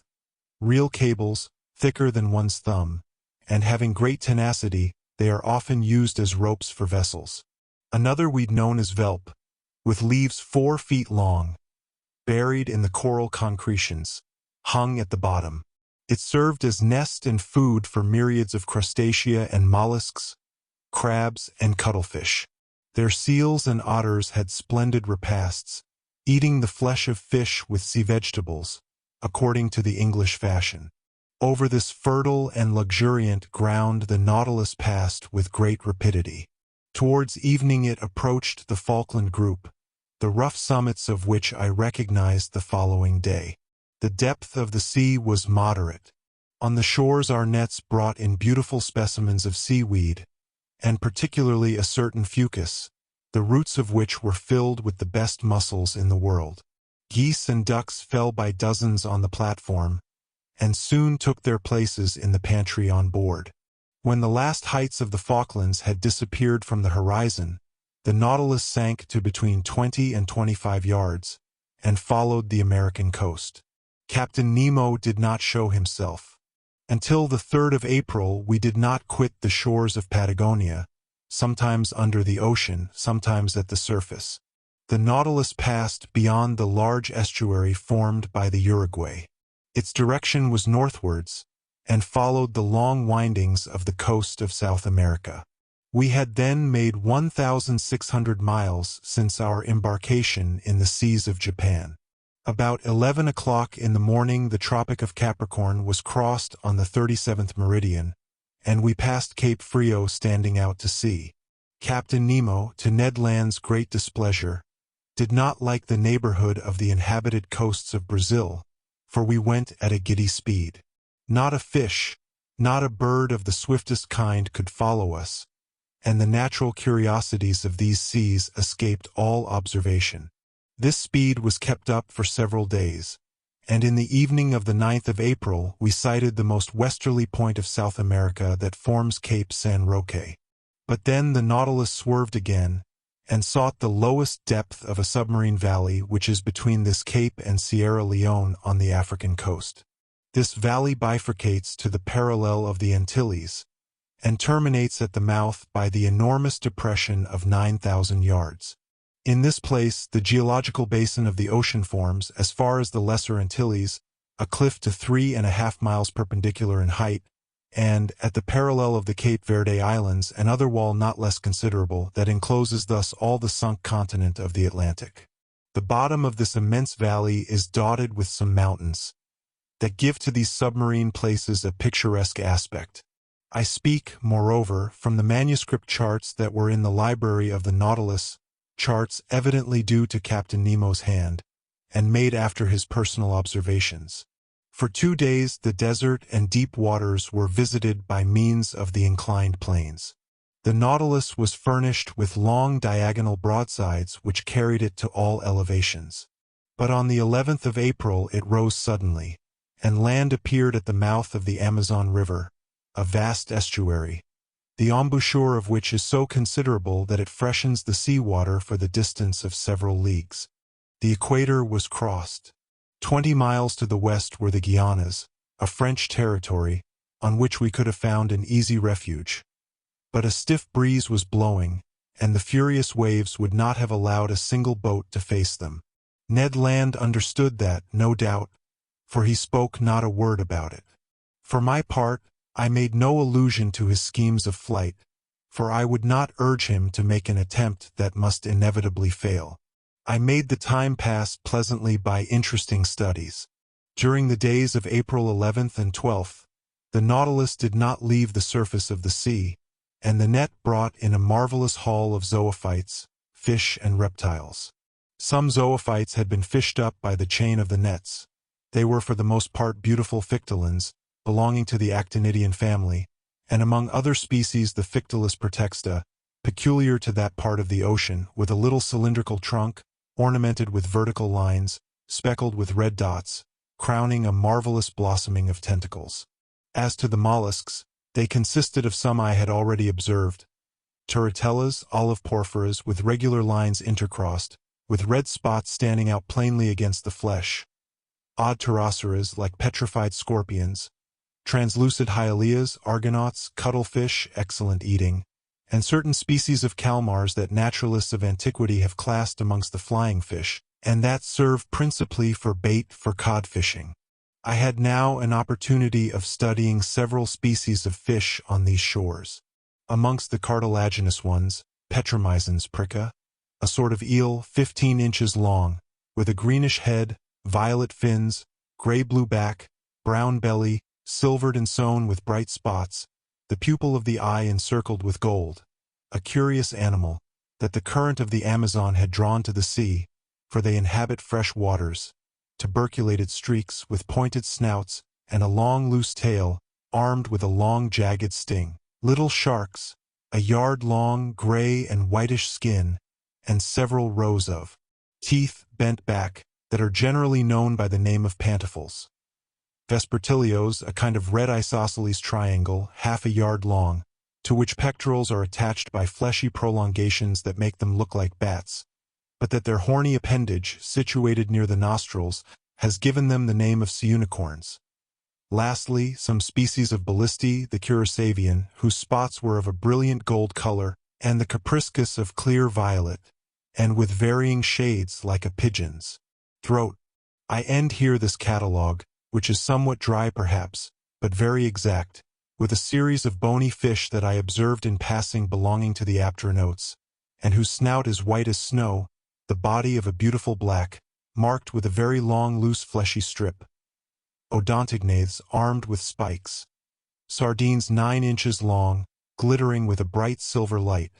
A species of mackerel provided with 2 anal fins, centronotes of a blackish tint, that are fished for with torches, long fish 2 yards in length with fat flesh white and firm, which, when they arc fresh, taste like eel and when dry like smoked salmon. Labrees half red, covered with scales only at the bottom of the dorsal and anal fins. Chrysoptera, on which gold and silver blend their brightness with that of the ruby and topaz. Golden-tailed spares, the flesh of which is extremely delicate, and whose phosphorescent properties betray them in the midst of the waters. Orange-colored spares with long tongues. Magres, with gold caudal fins, dark thorntails, anableps of Suriname, etc. Notwithstanding this, etc., I must not omit to mention fish that Conseil will long remember, and with good reason. One of our nets had hauled up a sort of very flat ray fish, which, with the tail cut off, formed a perfect disc and weighed 20 ounces. It was white underneath, red above, with large round spots of dark blue encircled with black, very glossy skin, terminating in a bi-lobed fin. Laid out on the platform, it struggled, tried to turn itself by convulsive movements, and made so many efforts that one last turn had nearly sent it into the sea. But Conseil, not wishing to let the fish go, rushed to it, and, before I could prevent him, had seized it with both hands. In a moment he was overthrown, his legs in the air, and half his body paralyzed, crying, "Oh, master, master, help me!" It was the first time the poor boy had spoken to me so familiarly. The Canadian and I took him up and rubbed his contracted arms till he became sensible. The unfortunate Conseil had attacked a crampfish of the most dangerous kind, the cumana. This odd animal, in a medium conductor like water, strikes fish at several yards' distance. So great is the power of its electric organ, the 2 principal surfaces of which do not measure less than 27 square feet. The next day, April 12th, the Nautilus approached the Dutch coast, near the mouth of the Maroni. There are several groups of sea cows herded together. They were manatees that, like the dugong and the stellara, belong to the Scienian order. These beautiful animals, peaceable and inoffensive, from 18 to 21 feet in length, weigh at least 1,600 weight. I told Ned Land and Conseil that provident nature had assigned an important role to these mammalia. Indeed, they, like the seals, are designed to graze on the submarine prairies, and thus destroy the accumulation of weed that obstructs the tropical rivers. And do you know, I added, what has been the result since men have almost entirely annihilated this useful race? That the putrefied weeds have poisoned the air, and the poisoned air causes the yellow fever that desolates these beautiful countries. Enormous vegetations are multiplied under the torrid seas, and the evil is irresistibly developed from the mouth of the Rio de la Plata to Florida. If we are to believe Tausenal, this plague is nothing to what it would be if the seas were cleaned of whales and seals. Then, infested with pulps, medusae, and cuttlefish, they would become immense centers of infection, since their waves would not possess these vast stomachs that God had charged to infest the surface of the seas. Chapter 18. The Pulps. For several days the Nautilus kept off from the American coast. Evidently it did not wish to risk the tides of the Gulf of Mexico or of the Sea of the Antilles. April 16th, we sighted Martinique and Guadeloupe from a distance of about 30 miles. I saw their tall peaks for an instant. The Canadian, who counted on carrying out his projects in the Gulf, by either landing or hailing one of the numerous boats that coast from one island to another, was quite disheartened. Flight would have been quite practicable if Ned Land had been able to take possession of the boat without the captain's knowledge. But in the open sea it could not be thought of. The Canadian, Conseil, and I had a long conversation on this subject. For 6 months we had been prisoners on board the Nautilus. We had traveled 17,000 leagues, and, as Ned Land said, there was no reason why it should come to an end. We could hope nothing from the captain of the Nautilus, but only from ourselves. Besides, for some time past he had become graver, more retired, less sociable. He seemed to shun me. I met him rarely. Formerly he was pleased to explain the submarine marvels to me. Now he left me to my studies and came no more to the saloon. What change had come over him? For what cause? For my part, I did not wish to bury with me my curious and novel studies. I had now the power to write the true book of the sea. And this book, sooner or later, I wished to see daylight. The land nearest us was the archipelago of the Bahamas. There rose high submarine cliffs covered with large weeds. It was about 11 o'clock when Ned Land drew my attention to a formidable pricking, like the sting of an ant, which was produced by means of large seaweeds. Well, I said, these are proper caverns for pulps, and I should not be astonished to see some of these monsters. What? Said Conseil. Cuttlefish? Real cuttlefish of the cephalopod class? No, I said. Pulps of huge dimensions. I will never believe that such animals exist, said Ned. Well, said Conseil, with the most serious air in the world, I remember perfectly to have seen a large vessel drawn under the waves by an octopus's arm. You saw that? Said the Canadian. Yes, Ned. With your own eyes? With my own eyes. Where, pray, might that be? At St. Malo, answered Conseil. In the port, said Ned, ironically. No, in a church, replied Conseil. In a church, cried the Canadian. Yes, friend Ned. In a picture representing the pulp in question. Good, said Ned Land, bursting out laughing. He is quite right, I said. I have heard of this picture. But the subject represented is taken from a legend, and you know what to think of legends in the matter of natural history. Besides, when it is a question of monsters, the imagination is apt to run wild. Not only is it supposed that these pulps can draw down vessels, but a certain Olus Magnus speaks of an octopus a mile long that is more like an island than an animal. It is also said that the Bishop of Nidros was building an altar on an immense rock. Mass finished, the rock began to walk and returned to the sea. The rock was a pulp. Another bishop, Pontoppidan, speaks also of a pulp on which a regiment of cavalry could maneuver. Lastly, the ancient naturalists speak of monsters whose mouths were like gulfs, and which were too large to pass through the Straits of Gibraltar.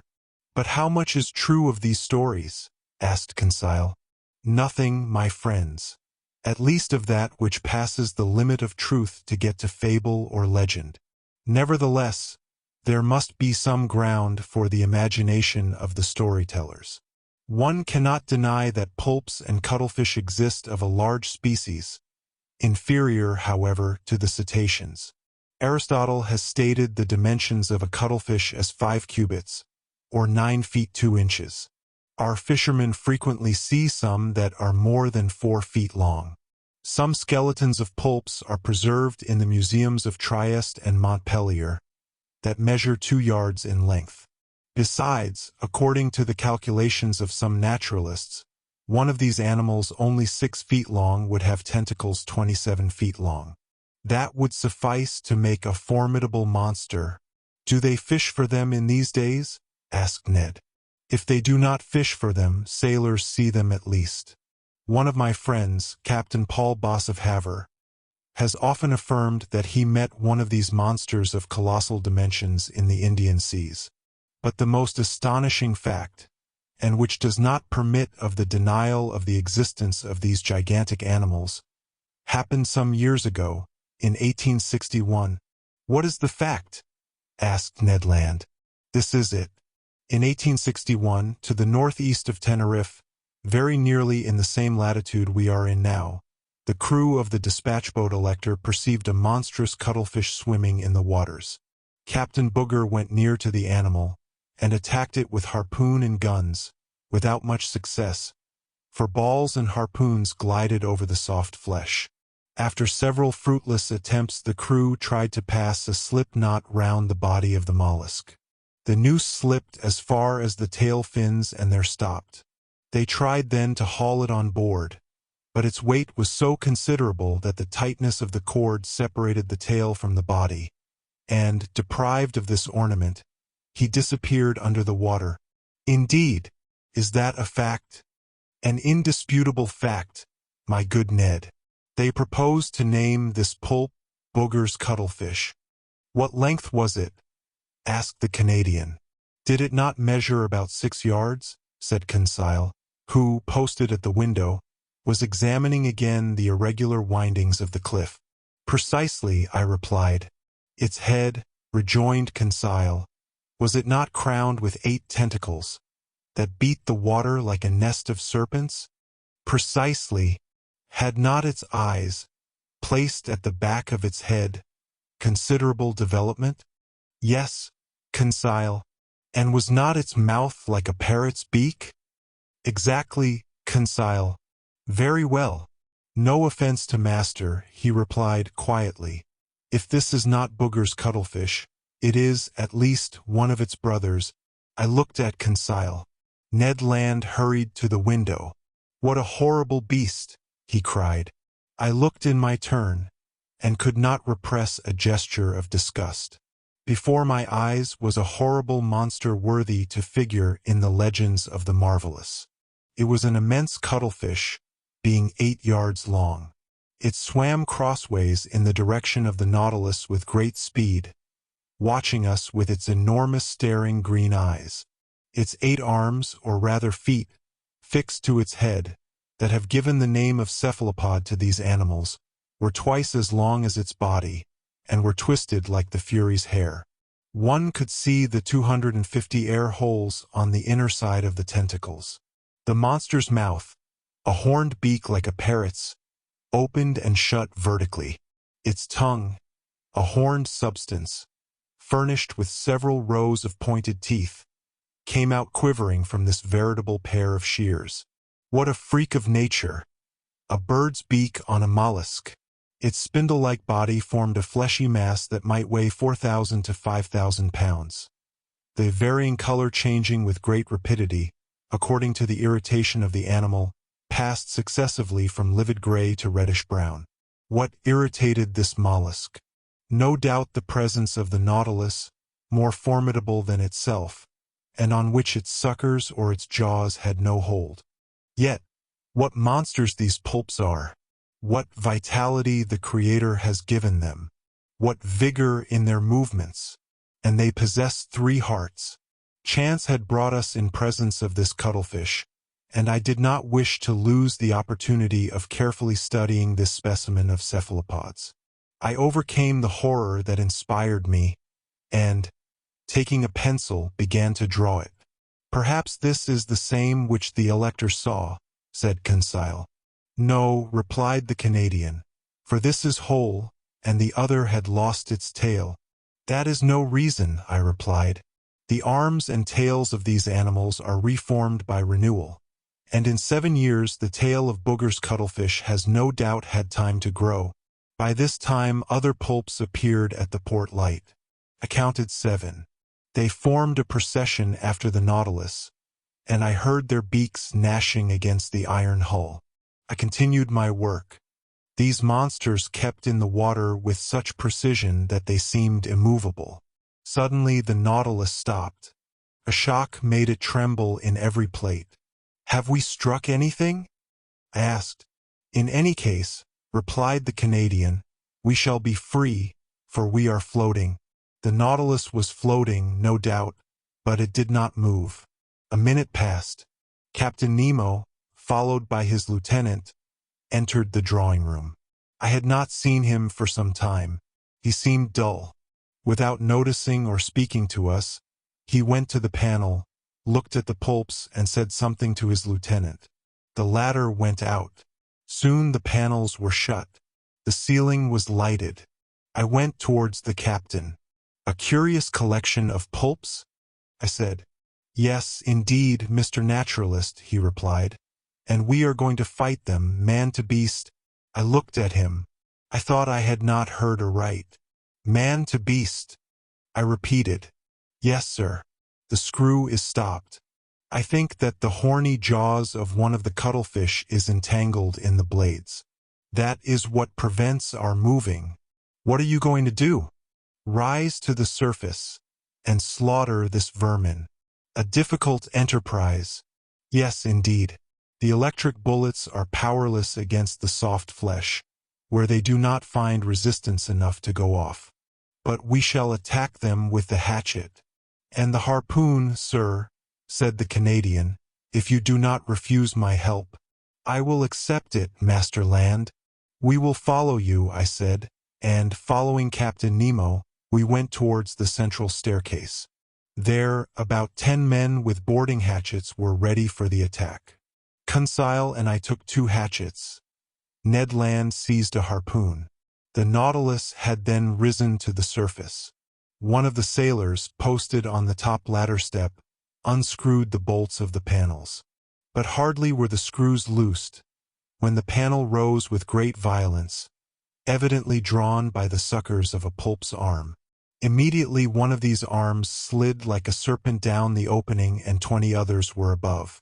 With one blow of the axe, Captain Nemo cut this formidable tentacle that slid wriggling down the ladder. Just as we were pressing one on the other to reach the platform, 2 other arms, lashing the air, came down on the seaman placed before Captain Nemo, and lifted him up with irresistible power. Captain Nemo uttered a cry and rushed out. We hurried after him. What a scene! The unhappy man, seized by the tentacle and fixed to the suckers, was balanced in the air at the caprice of this enormous trunk. He rattled in his throat. He was stifled. He cried, "Help! Help!" These words, spoken in French, startled me. I had a fellow countryman on board, perhaps several. That heart-rending cry, I shall hear it all my life. The unfortunate man was lost. Who could rescue him from that powerful pressure? However, Captain Nemo had rushed to the pulp, and with one blow of the axe had cut through one arm. His lieutenant struggled furiously against other monsters that crept on the flanks of the Nautilus. The crew fought with their axes. The Canadian, Conseil, and I buried our weapons in the fleshy masses. A strong smell of musk penetrated the atmosphere. It was horrible. For one instant, I thought the unhappy man, entangled with the pulp, would be torn from its powerful suction. 7 of the 8 arms had been cut off.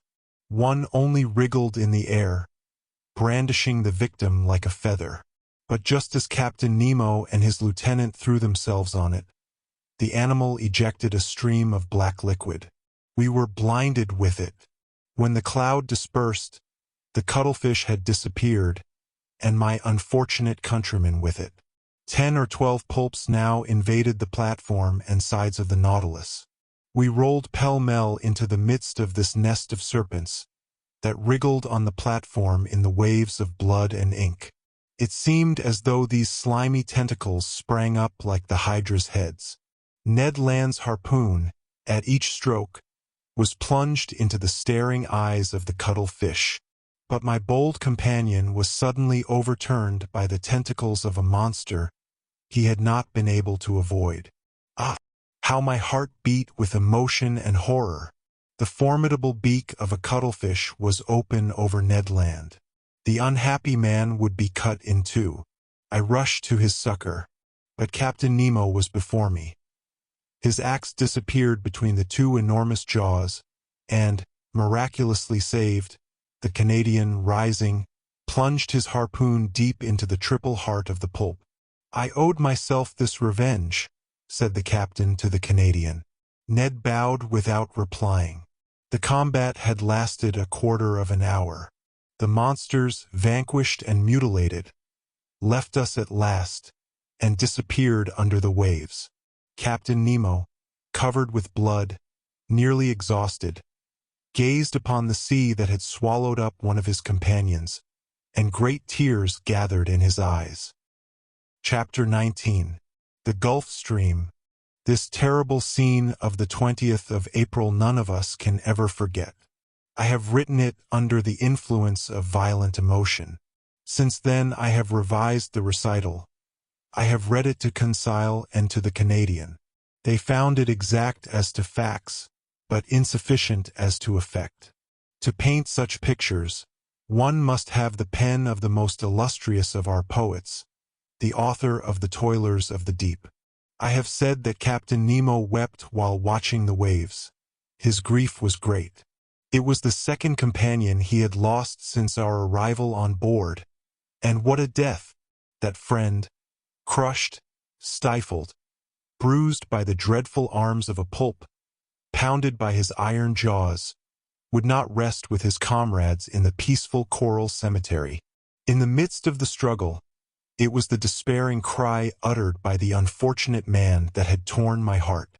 The poor Frenchman, forgetting his conventional language, had taken to his own mother tongue to utter a last appeal. Amongst the crew of the Nautilus, associated with the body and soul of the captain, recoiling like him from all contact with men, I had a fellow countryman. Did he alone represent France in this mysterious association, evidently composed of individuals of divers nationalities? It was one of these insoluble problems that rose up unceasingly before my mind. Captain Nemo entered his room, and I saw him no more for some time. But that he was sad and irresolute I could see by the vessel, of which he was the soul, and which received all his impressions. The Nautilus did not keep on in its settled course. It floated about like a corpse at the will of the waves. It went at random. He could not tear himself away from the scene of the last struggle, from this sea that had devoured one of his men. 10 days passed thus. It was not till the 1st of May that the Nautilus resumed its northerly course, after having sighted the Bahamas at the mouth of the Bahama Canal. We were then following the current from the largest river to the sea that has its banks, its fish, and its proper temperatures. I mean the Gulf Stream. It is really a river that flows freely to the middle of the Atlantic, and whose waters do not mix with the ocean waters. It is a salt river, salter than the surrounding sea. Its mean depth is 1,500 fathoms, its mean breadth 10 miles. In certain places the current flows with the speed of 2 miles and a half an hour. The body of its waters is more considerable than that of all the rivers in the globe. It was on this ocean river that the Nautilus then sailed. I must add that, during the night, the phosphorescent waters of the Gulf Stream rivaled the electric power of our watchlight, especially in the stormy weather that threatened us so frequently. May 8th, we were still crossing Cape Hatteras, at the height of the North Caroline. The width of the Gulf Stream there is 75 miles, and its depth 210 yards. The Nautilus still went at random. All supervision seemed abandoned. I thought that, under these circumstances, escape would be possible. Indeed, the inhabited shores offered anywhere an easy refuge. The sea was incessantly plowed by the steamers that ply between New York or Boston and the Gulf of Mexico, and overrun day and night by the little schooners coasting about the several parts of the American coast. We could hope to be picked up. It was a favorable opportunity, notwithstanding the 30 miles that separated the Nautilus from the coasts of the Union. One unfortunate circumstance thwarted the Canadians' plans. The weather was very bad. We were nearing those shores where tempests are so frequent, that country of waterspouts and cyclones actually engendered by the current of the Gulf Stream. To tempt the sea in a frail boat was certain destruction. Ned Land owned this himself. He fretted, seized with nostalgia that flight only could cure. "Master," he said that day to me, "this must come to an end. I must make a clean breast of it.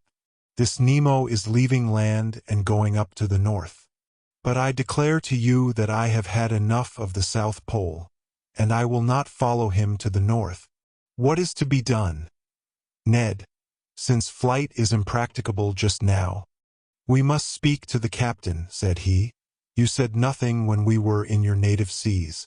I will speak now we are in mine. When I think that before long the Nautilus will be by Nova Scotia, and that there near Newfoundland is a large bay, and into that bay the St. Lawrence empties itself, and that the St. Lawrence is my river, the river by Quebec, my native town, when I think of this I feel furious, it makes my hair stand on end. Sir, I would rather throw myself into the sea. I will not stay here. I am stifled." The Canadian was evidently losing all patience. His vigorous nature could not stand this prolonged imprisonment. His face altered daily. His temper became more surly. I knew what he must suffer, for I was seized with homesickness myself. Nearly 7 months had passed without our having had any news from land. Captain Nemo's isolation, his altered spirits, especially since the fight with the pulps, his taciturnity, all made me view things in a different light. "Well, sir," said Ned, seeing I did not reply. "Well, Ned, do you wish me to ask Captain Nemo his intentions concerning us?" "Yes, sir." "Although he has already made them known?" "Yes. I wish it settled finally. Speak for me, in my name only, if you like.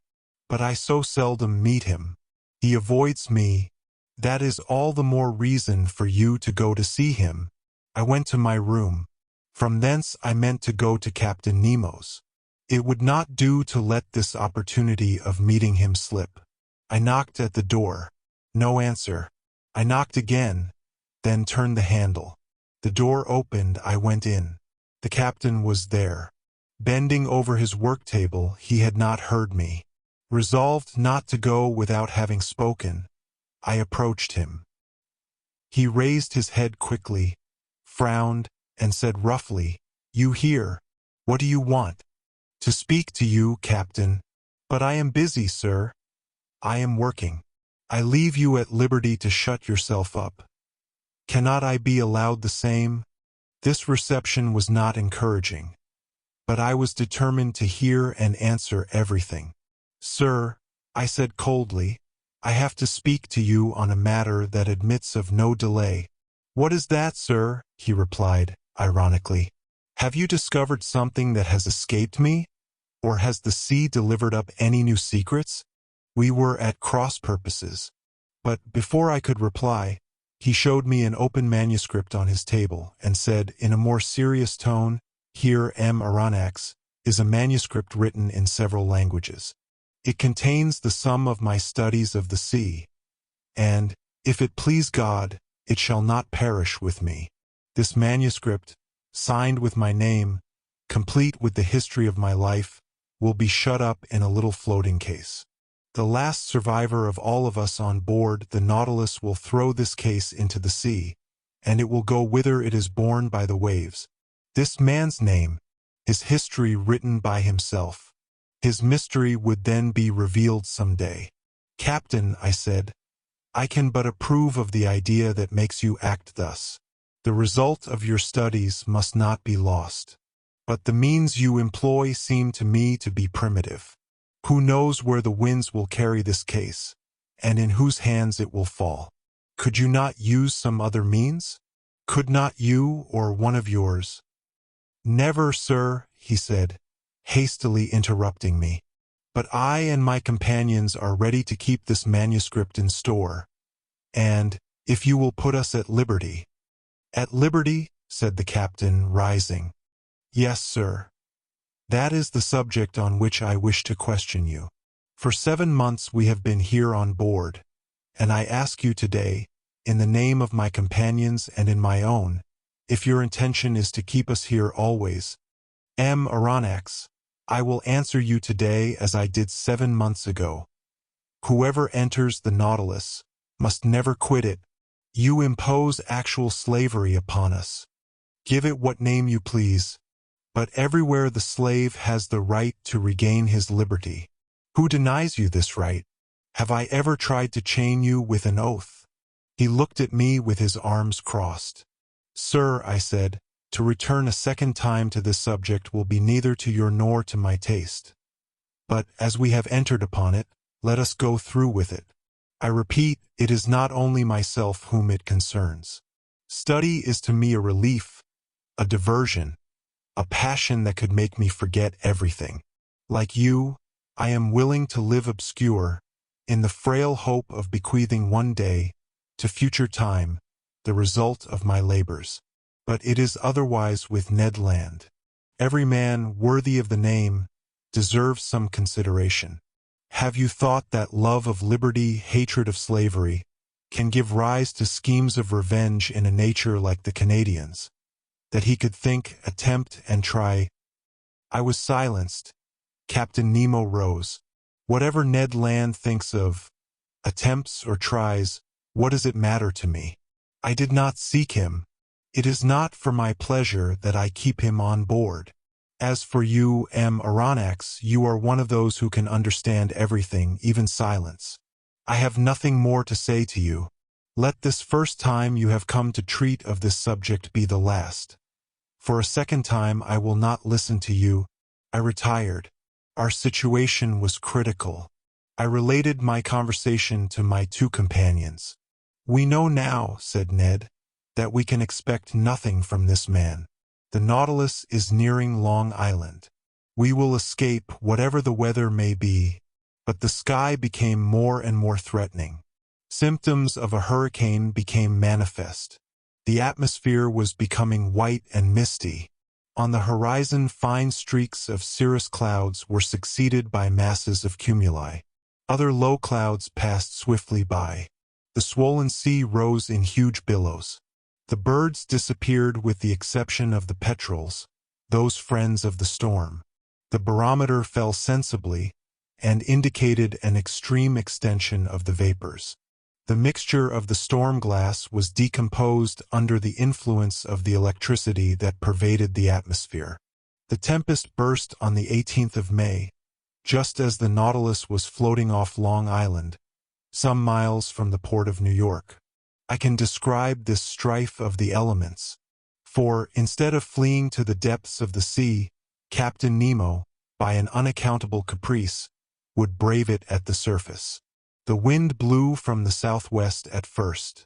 Captain Nemo, during the squalls, had taken his place on the platform. He had made himself fast, to prevent being washed overboard by the monstrous waves. I had hoisted myself up, and made myself fast also, dividing my admiration between the tempest and this extraordinary man who was coping with it. The raging sea was swept by huge cloud drifts, which were actually saturated with the waves. The Nautilus, sometimes lying on its side, sometimes standing up like a mast, rolled and pitched terribly. About 5 o'clock a torrent of rain fell, that lulled neither sea nor wind. The hurricane blew nearly 40 leagues an hour. It is under these conditions that it overturns houses, breaks iron gates, displaces 24-pounders. However, the Nautilus, in the midst of the tempest, confirmed the words of a clever engineer. There is no well-constructed hull that cannot defy the sea. This was not a resisting rock. It was a steel spindle, obedient and movable, without rigging or masts, that braved its fury with impunity. However, I watched these raging waves attentively.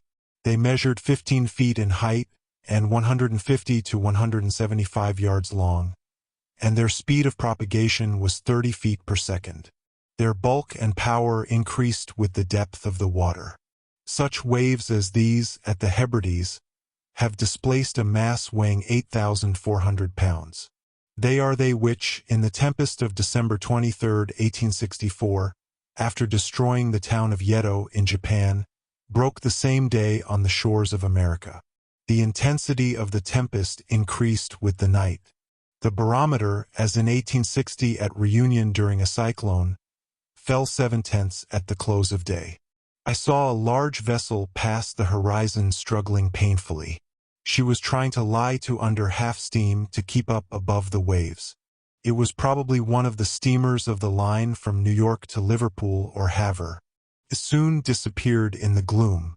At 10 o'clock in the evening the sky was on fire. The atmosphere was streaked with vivid lightning. I could not bear the brightness of it, while the captain, looking at it, seemed to envy the spirit of the tempest. A terrible noise filled the air, a complex noise, made up of the howls of the crushed waves, the roaring of the wind, and the claps of thunder. The wind veered suddenly to all points of the horizon, and the cyclone, rising in the east, returned after passing by the north, west, and south, in the inverse course pursued by the circular storm of the southern hemisphere. Ah, that Gulf Stream! It deserves its name of the king of tempests. It is that which causes those formidable cyclones, by the difference of temperature between its air and its currents. A shower of fire had succeeded the rain. The drops of water were changed to sharp spikes. One would have thought that Captain Nemo was courting a death worthy of himself, a death by lightning. As the Nautilus, pitching dreadfully, raised its steel spur in the air, it seemed to act as a conductor, and I saw long sparks burst from it. Crushed and without strength, I crawled to the panel, opened it, and descended to the saloon. The storm was then at its height. It was impossible to stand upright in the interior of the Nautilus. Captain Nemo came down about 12. I heard the reservoirs filling by degrees, and the Nautilus sank slowly beneath the waves.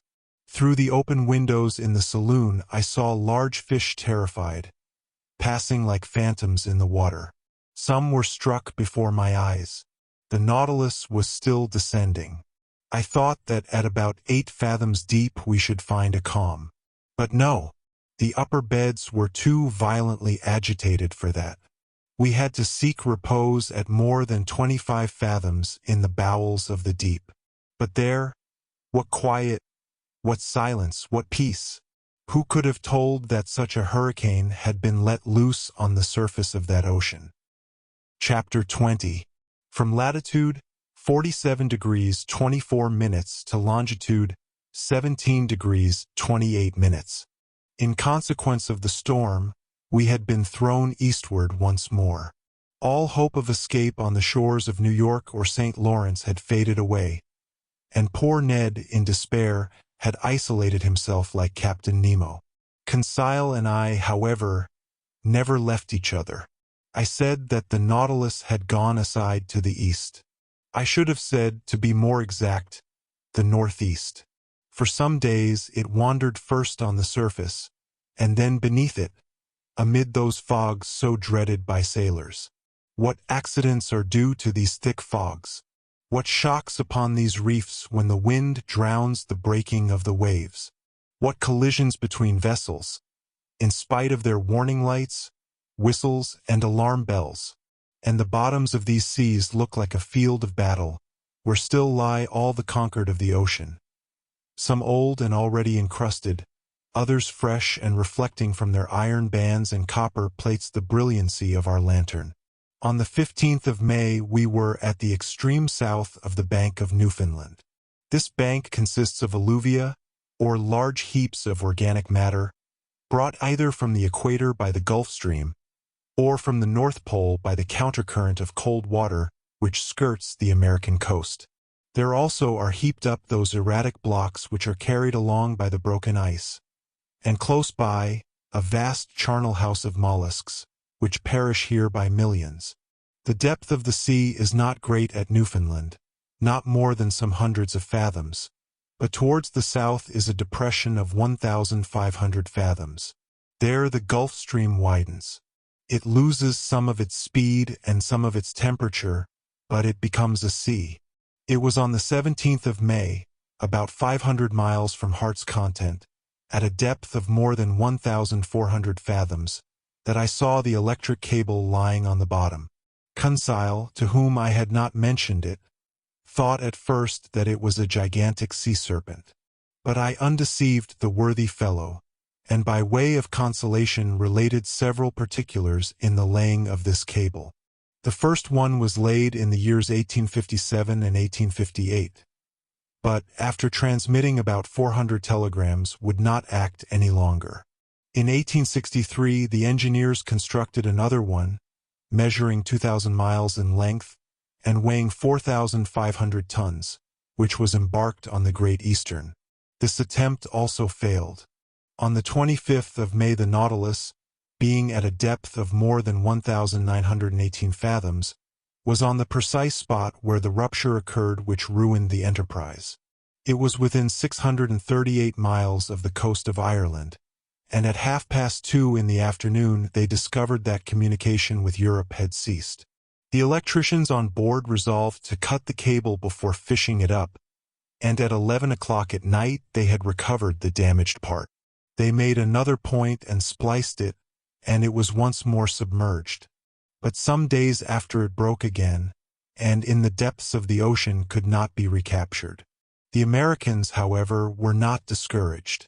Cyrus Field, the bold promoter of the enterprise, as he had sunk all his own fortune, set a new subscription on foot, which was at once answered, and another cable was constructed on better principles. The bundles of conducting wires were each enveloped in gutta percha, and protected by a wadding of hemp, contained in a metallic covering. The Great Eastern sailed on the 13th of July, 1866. The operation worked well, but one incident occurred. Several times in unrolling the cable they observed that nails had recently been forced into it, evidently with the motive of destroying it. Captain Anderson, the officers and engineers consulted together, and had it posted up that, if the offender was surprised on board, he would be thrown without further trial into the sea. From that time the criminal attempt was never repeated. On the 23rd of July the Great Eastern was not more than 500 miles from Newfoundland, when they telegraphed from Ireland the news of the armistice concluded between Prussia and Austria after Zadova. On the 27th, in the midst of heavy fogs, they reached the port of Heart's Content. The enterprise was successfully terminated, and for its first dispatch young America addressed old Europe in these words of wisdom, so rarely understood: "Glory to God in the highest, and on earth peace, goodwill towards men." I did not expect to find the electric cable in its primitive state, such as it was on leaving the manufactory. The long serpent, covered with the remains of shells, bristling with foraminiferæ, was encrusted with a strong coating which served as a protection against all boring mollusks. It lay quietly sheltered from the motions of the sea, and under a favorable pressure for the transmission of the electric spark which passes from Europe to America in 0.32 of a second. Doubtless this cable will last for a great length of time, for they find that the gutta percha covering is improved by the seawater.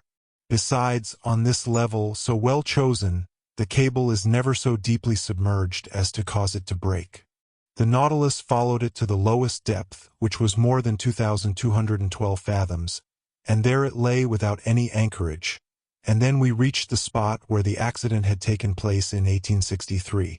The bottom of the ocean then formed a valley about 100 miles broad, in which Mont Blanc might have been placed without its summit appearing above the waves.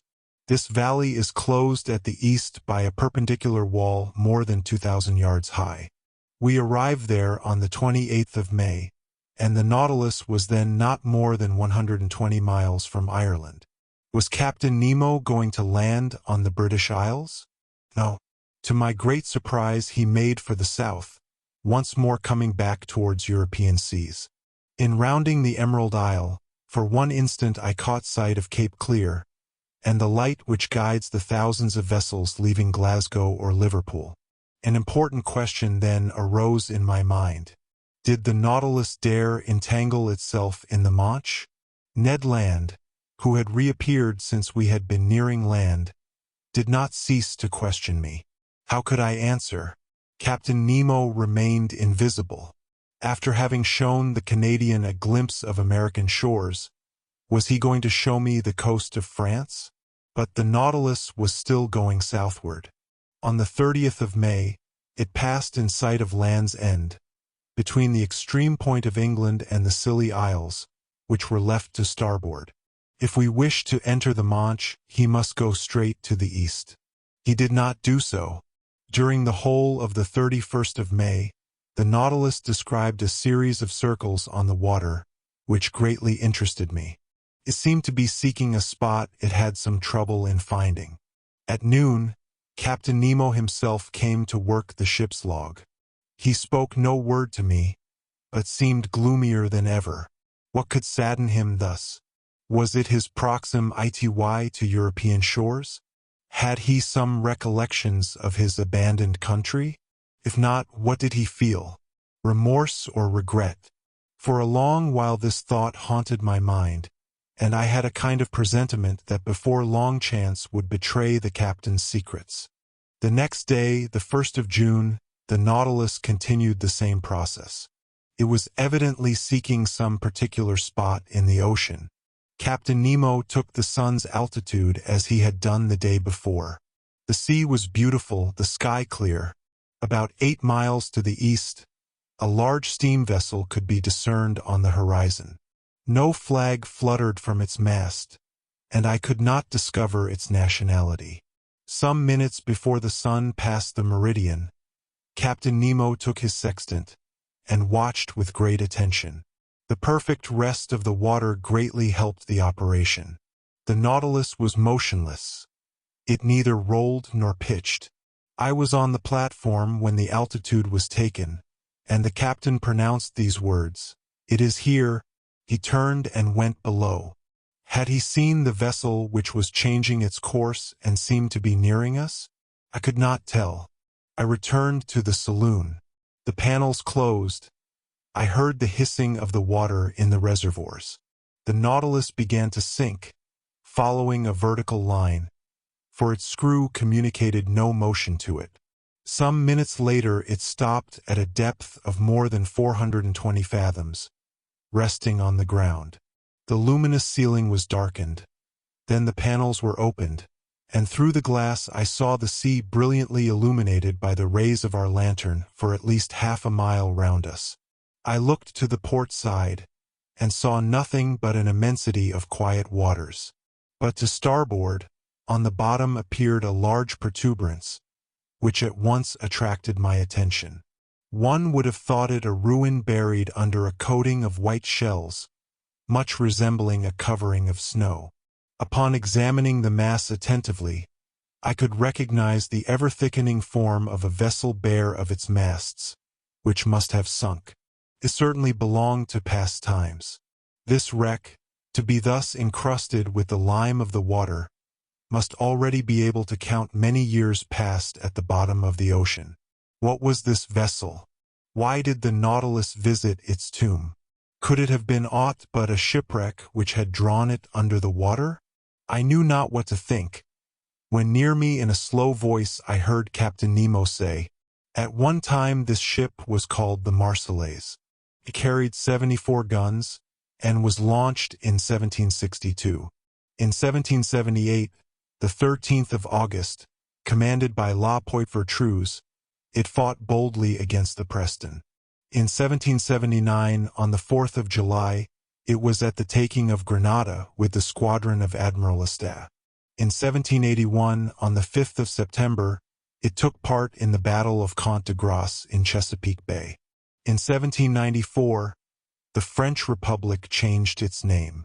On the 16th of April, in the same year, it joined the squadron of Villaret-Joyeuse at Brest, being entrusted with the escort of a cargo of corn coming from America, under the command of Admiral Van Stebel.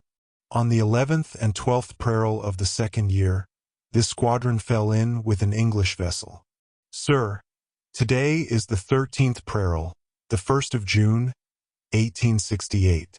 It is now 74 years ago, day for day on this very spot, in latitude 47 degrees 24 minutes, longitude 17 degrees 28 minutes, that this vessel, after fighting heroically, losing its 3 masts with the water in its hold, and the third of its crew disabled, preferred sinking with its 356 sailors to surrendering, and, nailing its colors to the poop, disappeared under the waves to the cry of, "Long live the Republic!" "The Avenger!" I exclaimed. "Yes, sir, the Avenger." "A good name," muttered Captain Nemo, crossing his arms. Chapter 21.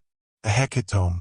The way of describing this unlooked-for scene, the history of the Patriot ship, told at first so coldly, and the emotion with which this strange man pronounced the last words, the name of the Avenger, the significance of which could not escape me, all impressed itself deeply on my mind. My eyes did not leave the captain, who, with his hands stretched out to sea, was watching with a glowing eye the glorious wreck. Perhaps I was never to know who he was, from whence he came or where he was going to, but I saw the man move and apart from the savant. It was no common misanthropy which had shut Captain Nemo and his companions within the Nautilus, but a hatred, either monstrous or sublime, which time could never weaken. Did this hatred still seek for vengeance? The future would soon teach me that. But the Nautilus was rising slowly to the surface of the sea, and the form of the Avenger disappeared by degrees from my sight. Soon a slight rolling told me that we were in the open air. At that moment a dull boom was heard. I looked at the captain. He did not move. "Captain," said I. He did not answer. I left him and mounted the platform. Conseil and the Canadian were already there. "Where did that sound come from?" I asked. "It was a gunshot," replied Ned Land. I looked in the direction of the vessel I had already seen. It was nearing the Nautilus, and we could see that it was putting on steam. It was within 6 miles of us. "What is that ship, Ned?" "By its rigging and the height of its lower masts," said the Canadian, "I bet she is a ship of war. May it reach us, and, if necessary, sink this cursed Nautilus." "Friend Ned," replied Conseil, "what harm can it do to the Nautilus? Can it attack it beneath the waves? Can it cannonade us at the bottom of the sea?" "Tell me, Ned," said I, "can you recognize what country she belongs to?" The Canadian knitted his eyebrows, dropped his eyelids, and screwed up the corners of his eyes, and for a few moments fixed a piercing look upon the vessel. "No, sir," he replied, "I cannot tell what nation she belongs to, for she shows no colors. But I can declare she is a man of war, for a long pennant flutters from her main mast. For a quarter of an hour we watched the ship which was steaming towards us.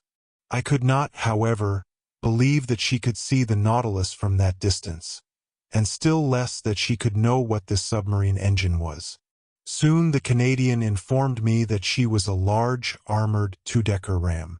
A thick black smoke was pouring from her 2 funnels. Her closely furled sails were stopped to her yards.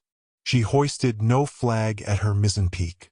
The distance prevented us from distinguishing the colors of her pennant, which floated like a thin ribbon.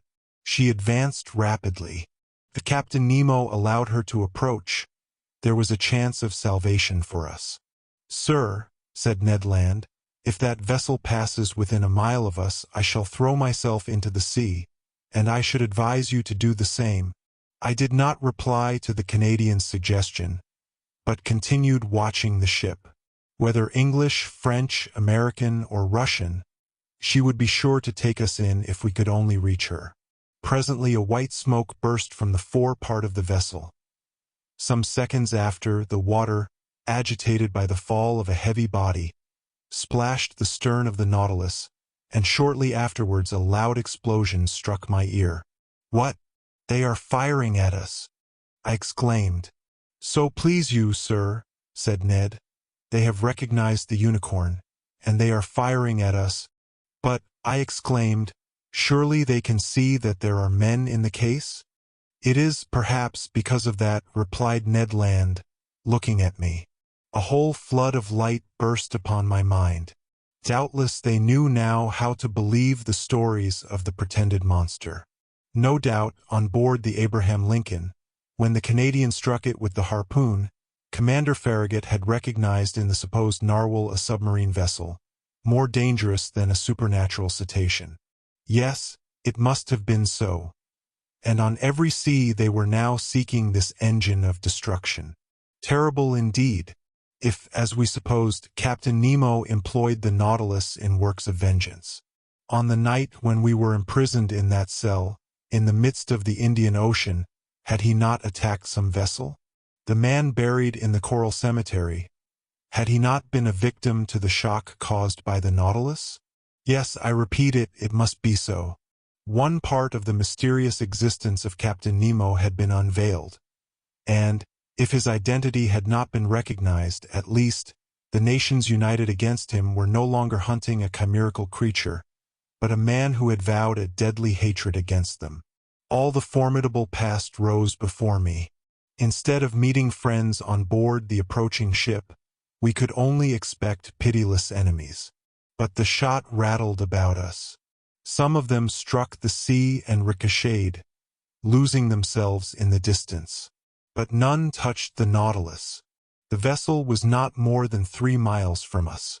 In spite of the serious cannonade, Captain Nemo did not appear on the platform. But if one of the conical projectiles had struck the shell of the Nautilus, it would have been fatal. The Canadian then said, "Sir, we must do all we can to get out of this dilemma. Let us signal them. They will then, perhaps, understand that we are honest folks." Ned Land took his handkerchief to wave in the air, but he had scarcely displayed it when he was struck down by an iron hand and fell, in spite of his great strength, upon the deck. "Fool!" exclaimed the captain. "Do you wish to be pierced by the spur of the Nautilus before it is hurled at this vessel?" Captain Nemo was terrible to hear. He was still more terrible to see.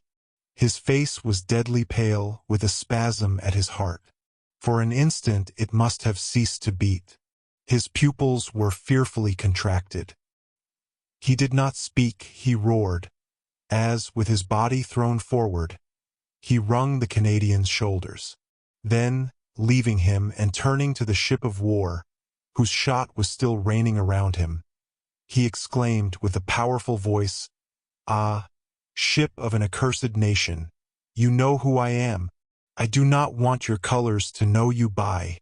Look, and I will show you mine."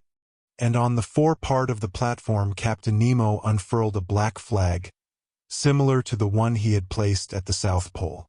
At that moment a shot struck the shell of the Nautilus obliquely, without piercing it, and rebounding near the captain, was lost in the sea.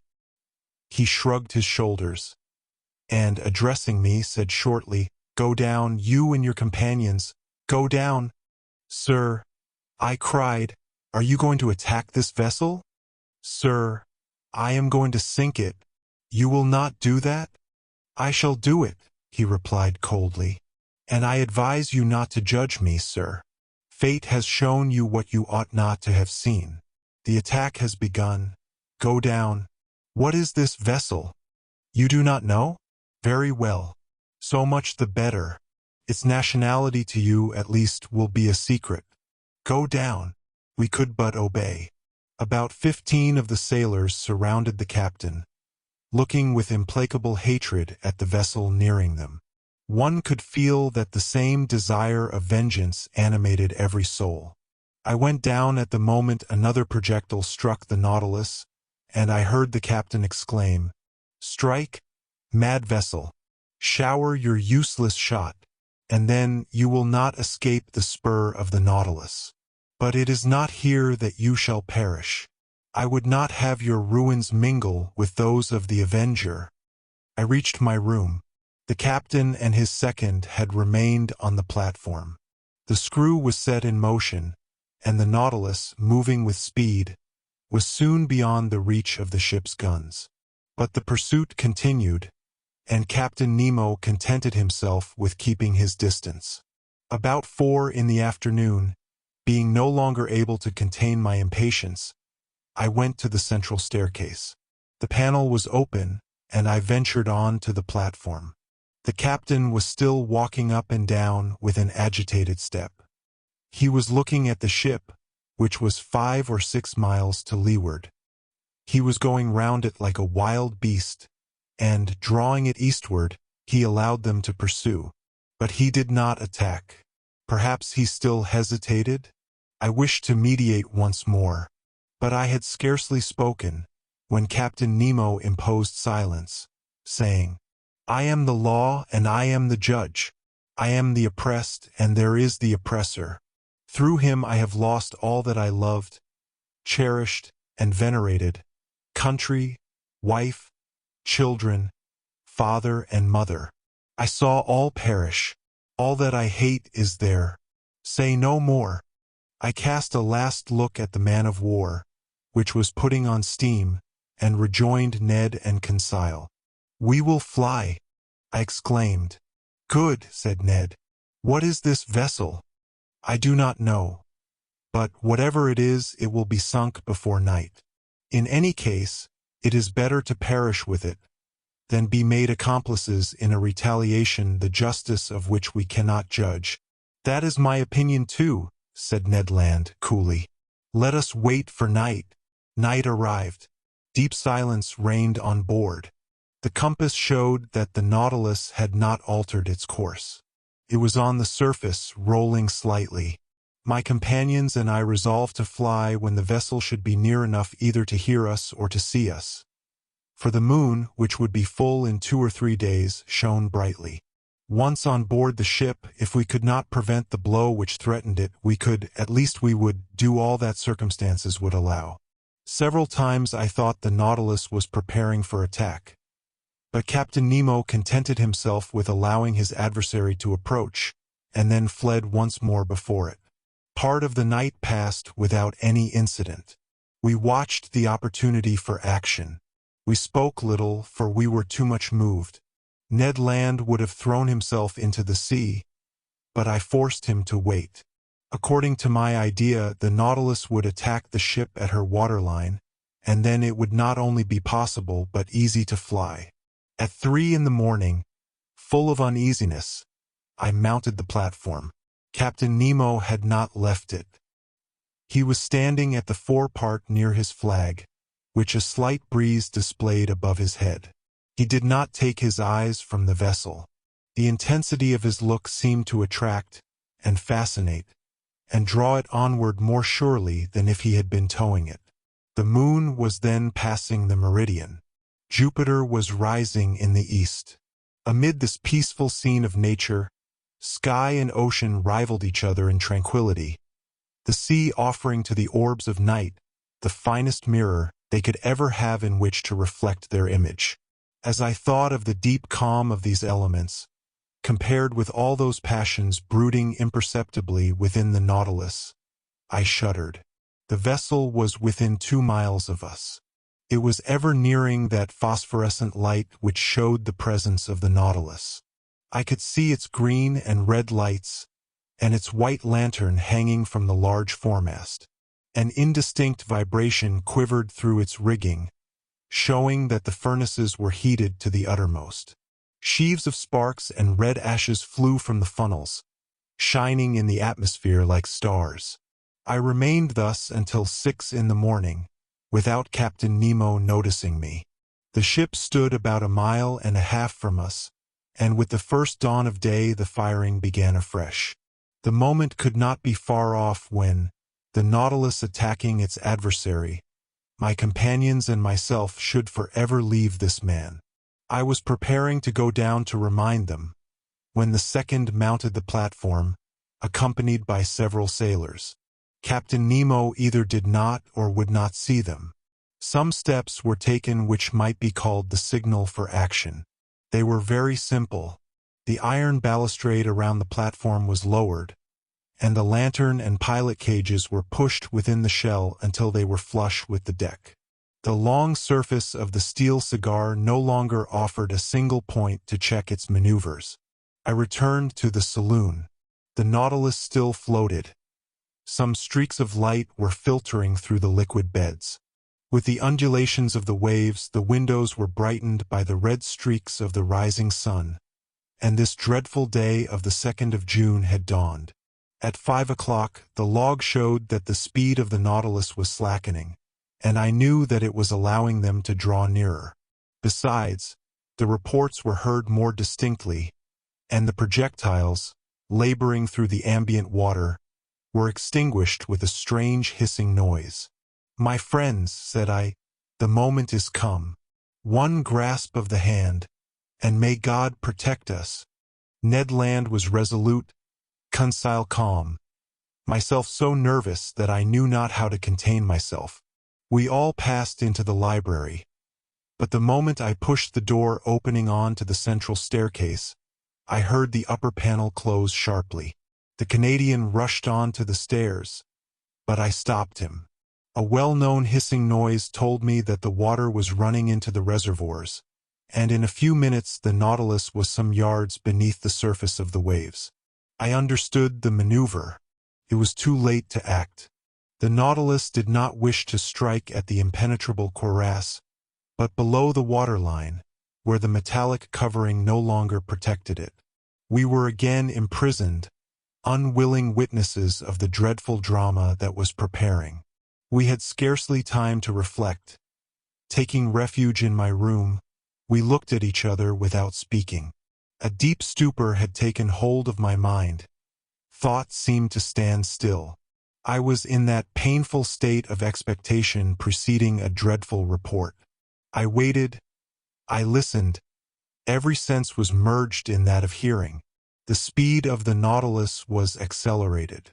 It was preparing to rush. The whole ship trembled. Suddenly I screamed.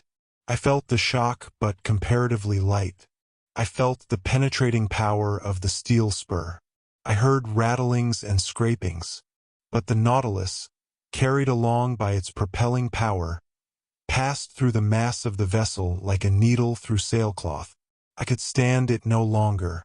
Mad, out of my mind, I rushed from my room into the saloon. Captain Nemo was there, mute, gloomy, implacable. He was looking through the port panel. A large mass cast a shadow on the water, and, that it might lose nothing of her agony, the Nautilus was going down into the abyss with her. 10 yards from me I saw the open shell, through which the water was rushing with the noise of thunder. Then the double line of guns and the netting. The bridge was covered with black, agitated shadows. The water was rising. The poor creatures were crowding the ratlins, clinging to the masts, struggling under the water. It was a human ant-heap overtaken by the sea. Paralyzed, stiffened with anguish, my hair standing on end, with eyes wide open, panting without breath, and without voice, I too was watching. An irresistible attraction glued me to the glass. Suddenly an explosion took place. The compressed air blew up her decks, as if the magazines had caught fire. Then the unfortunate vessel sank more rapidly. I could stand it no longer. Mad, out of my mind, I rushed from my room into the saloon. Captain Nemo was there, mute, gloomy, implacable. He was looking through the port panel. A large mass cast a shadow on the water, and, that it might lose nothing of her agony, The Nautilus was going down into the abyss with her. 10 yards from me I saw the open shell, through which the water was rushing with the noise of thunder. Then the double line of guns and the netting. The bridge was covered with black, agitated shadows. The water was rising. The poor creatures were crowding the ratlins, clinging to the masts, struggling under the water. It was a human ant-heap overtaken by the sea. Paralyzed, stiffened with anguish, my hair standing on end, with eyes wide open, panting without breath, and without voice, I too was watching. An irresistible attraction glued me to the glass. Suddenly an explosion took place. The compressed air blew up her decks, as if the magazines had caught fire. Then the unfortunate vessel sank more rapidly. Her topmast, laden with victims, now appeared. Then her spars, bending under the weight of men, and last of all, the top of her mainmast. Then the dark mast disappeared, and with it the dead crew, drawn down by the strong eddy. I turned to Captain Nemo, that terrible avenger, a perfect archangel of hatred, was still looking. When all was over, he turned to his room, opened the door, and entered. I followed him with my eyes. On the end wall beneath his heroes, I saw the portrait of a woman, still young, and 2 little children. Captain Nemo looked at them for some moments, stretched his arms towards them, and, kneeling down, burst into deep sobs. Chapter 22. The last words of Captain Nemo. The panels had closed on this dreadful vision, but light had not returned to the saloon. All was silence and darkness within the Nautilus. At wonderful speed, 100 feet beneath the water, it was leaving this desolate spot.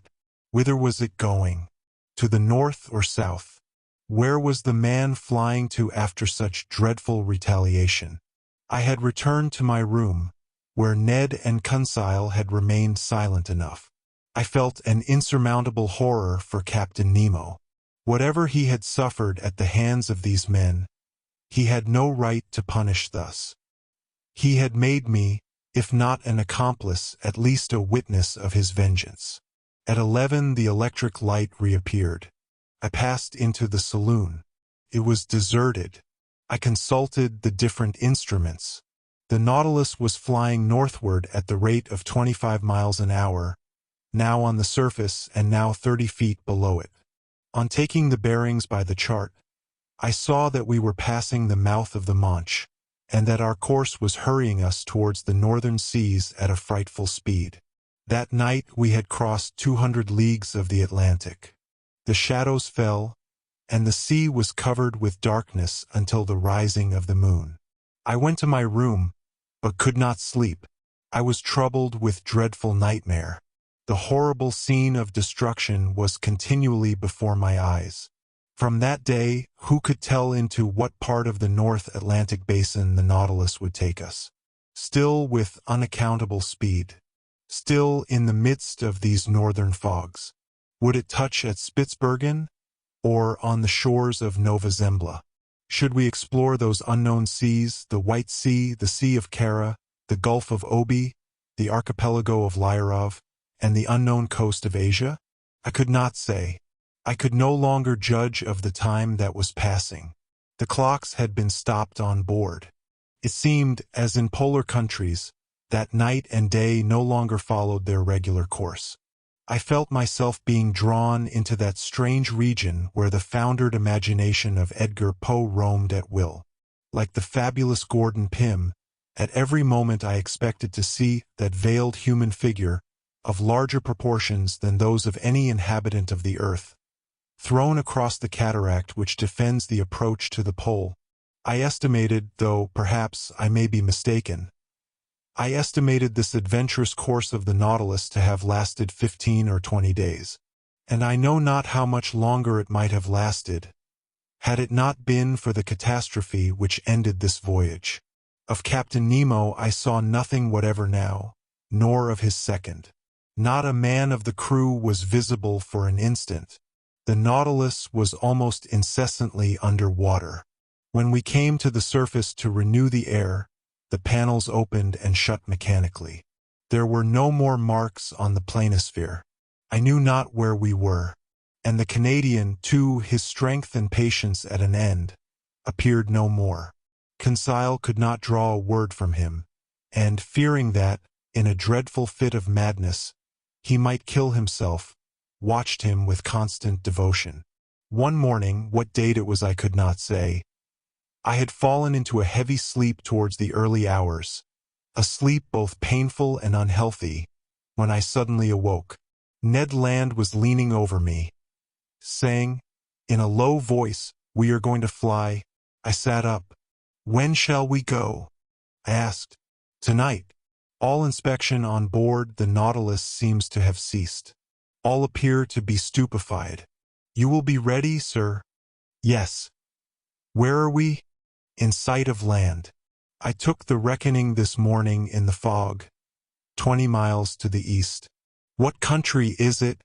"I do not know. But whatever it is, we will take refuge there." "Yes, Ned, yes. We will fly tonight, even if the sea should swallow us up.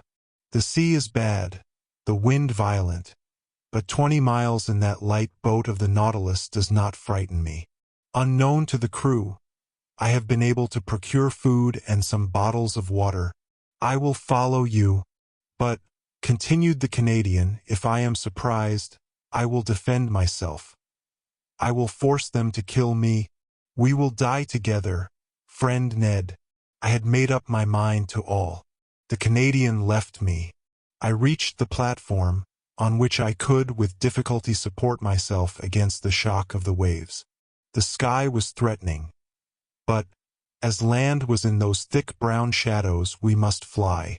I returned to the saloon, fearing and yet hoping to see Captain Nemo, wishing and yet not wishing to see him. What could I have said to him? Could I hide the involuntary horror with which he inspired me? No. It was better that I should not meet him face to face. Better to forget him.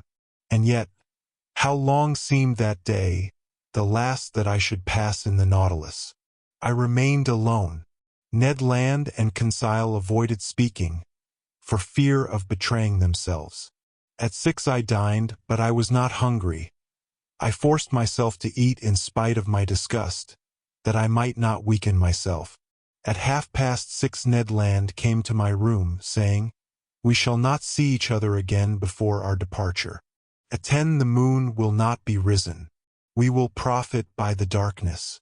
Come to the boat. Conseil and I will wait for you."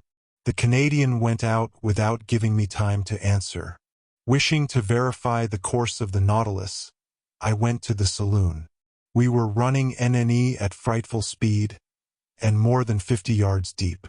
I cast a last look on these wonders of nature, on the riches of art heaped up in this museum, upon the unrivaled collection destined to perish at the bottom of the sea, with him who had formed it. I wished to fix an indelible impression of it in my mind. I remained an hour thus, bathed in the light of that luminous ceiling, and passing in review those treasures shining under their glasses. Then I returned to my room. I dressed myself in strong sea clothing. I collected my notes, placing them carefully about me. My heart beat loudly. I could not check its pulsations. Certainly my trouble and agitation would have betrayed me to Captain Nemo's eyes. What was he doing at this moment? I listened at the door of his room. I heard steps. Captain Nemo was there. He had not gone to rest. At every moment I expected to see him appear and ask me why I wished to fly. I was constantly on the alert. My imagination magnified everything. The impression became at last so poignant that I asked myself if it would not be better to go to the captain's room, see him face to face, and brave him with look and gesture. It was the inspiration of a madman. Fortunately, I resisted the desire, and stretched myself on my bed to quiet my bodily agitation. My nerves were somewhat calmer, but in my excited brain I saw over again all my existence on board the Nautilus. Every incident, either happy or unfortunate, which had happened since my disappearance from the Abraham Lincoln, the submarine hunt, the Torres Straits, the savages of Papua, the running ashore, the coral cemetery, the passage of Suez, the island of Santorini, the Cretan diver, Vigo Bay, Atlantis, the iceberg, the South Pole, the imprisonment in the ice, the fight among the pulps, the storm in the Gulf Stream, the Avenger, and the horrible scene of the vessel sunk with all her crew. All these events passed before my eyes like scenes in a drama. Then Captain Nemo seemed to grow enormously, his features to assume superhuman proportions. He was no longer my equal, but a man of the waters, the genie of the sea. It was then 9:30. I held my head between my hands to keep it from bursting. I closed my eyes. I would not think any longer. There was another half hour to wait. Another half hour of a nightmare, which might drive me mad. At that moment I heard the distant strains of the organ, a sad harmony to an undefinable chant, the wail of a soul longing to break these earthly bonds. I listened with every sense, scarcely breathing, plunged, like Captain Nemo, in that musical ecstasy, which was drawing him in spirit to the end of life. Then a sudden thought terrified me. Captain Nemo had left his room. He was in the saloon which I must cross to fly. There I should meet him for the last time. He would see me, perhaps speak to me. A gesture of his might destroy me. A single word chain me on board. But 10 was about to strike. The moment had come for me to leave my room and join my companions. I must not hesitate, even if Captain Nemo himself should rise before me. I opened my door carefully, and even then, as it turned on its hinges, it seemed to me to make a dreadful noise. Perhaps it only existed in my own imagination. I crept along the dark stairs of the Nautilus, stopping at each step to check the beating of my heart. I reached the door of the saloon and opened it gently. It was plunged in profound darkness. The strains of the organ sounded faintly. Captain Nemo was there. He did not see me. In the full light, I do not think he would have noticed me, so entirely was he absorbed in the ecstasy. I crept along the carpet, avoiding the slightest sound which might betray my presence. I was at least 5 minutes reaching the door, at the opposite side, opening into the library. I was going to open it, when a sigh from Captain Nemo nailed me to the spot. I knew that he was rising. I could even see him, for the light from the library came through to the saloon. He came towards me silently, with his arms crossed, gliding like a specter rather than walking. His breast was swelling with sobs, and I heard him murmur these words, the last which ever struck my ear. Almighty God! Enough! Enough! Was it a confession of remorse which thus escaped from this man's conscience? In desperation, I rushed through the library, mounted the central staircase, and, following the upper flight, reached the boat. I crept through the opening, which had already admitted my 2 companions. "Let us go! Let us go!" I exclaimed. "Directly," replied the Canadian. The orifice in the plates of the Nautilus was first closed, and fastened down by means of a false key, with which Ned Land had provided himself. The opening in the boat was also closed. The Canadian began to loosen the bolts which still held us to the submarine boat. Suddenly a noise was heard. Voices were answering each other loudly. What was the matter? Had they discovered our flight? I felt Ned Land slipping a dagger into my hand. "Yes," I murmured, "we know how to die." The Canadian had stopped in his work. But one word many times repeated, a dreadful word, revealed the cause of the agitation spreading on board the Nautilus. It was not we the crew were looking after. The maelstrom! The maelstrom! Could a more dreadful word in a more dreadful situation have sounded in our ears? We were then upon the dangerous coast of Norway. Was the Nautilus being drawn into this gulf at the moment our boat was going to leave its sides? We knew that at the tide the pent-up waters between the islands of Faroe and Lofoten rush with irresistible violence, forming a whirlpool from which no vessel ever escapes. From every point of the horizon enormous waves were meeting, forming a gulf justly called the navel of the ocean, whose power of attraction extends to a distance of 12 miles. There, not only vessels but whales are sacrificed, as well as white bears from the northern regions. It is thither that the Nautilus, voluntarily or involuntarily, had been run by the captain. It was describing a spiral, the circumference of which was lessening by degrees, and the boat, which was still fastened to its side, was carried along with giddy speed. I felt that sickly giddiness which arises from long-continued whirling round. We were in dread. Our horror was at its height. Circulation had stopped. All nervous influence was annihilated, and we were covered with cold sweat, like a sweat of agony. And what noise around our frail bark! What roarings repeated by the echo miles away! What an uproar was that of the waters broken on the sharp rocks at the bottom, where the hardest bodies are crushed and trees worn away, with all the fur rubbed off, according to the Norwegian phrase. What a situation to be in! We rocked frightfully. The Nautilus defended itself like a human being. The steel muscles cracked. Sometimes it seemed to stand upright, and we with it. "We must hold on," said Ned, "and look after the bolts. We may still be saved if we stick to the Nautilus." He had not finished the words, when we heard a crashing noise, the bolts gave way, and the boat, torn from its groove, was hurled like a stone from a sling into the midst of the whirlpool. My head struck on a piece of iron, and with the violent shock I lost all consciousness. Chapter 23. Conclusion. Thus ends the voyage under the seas.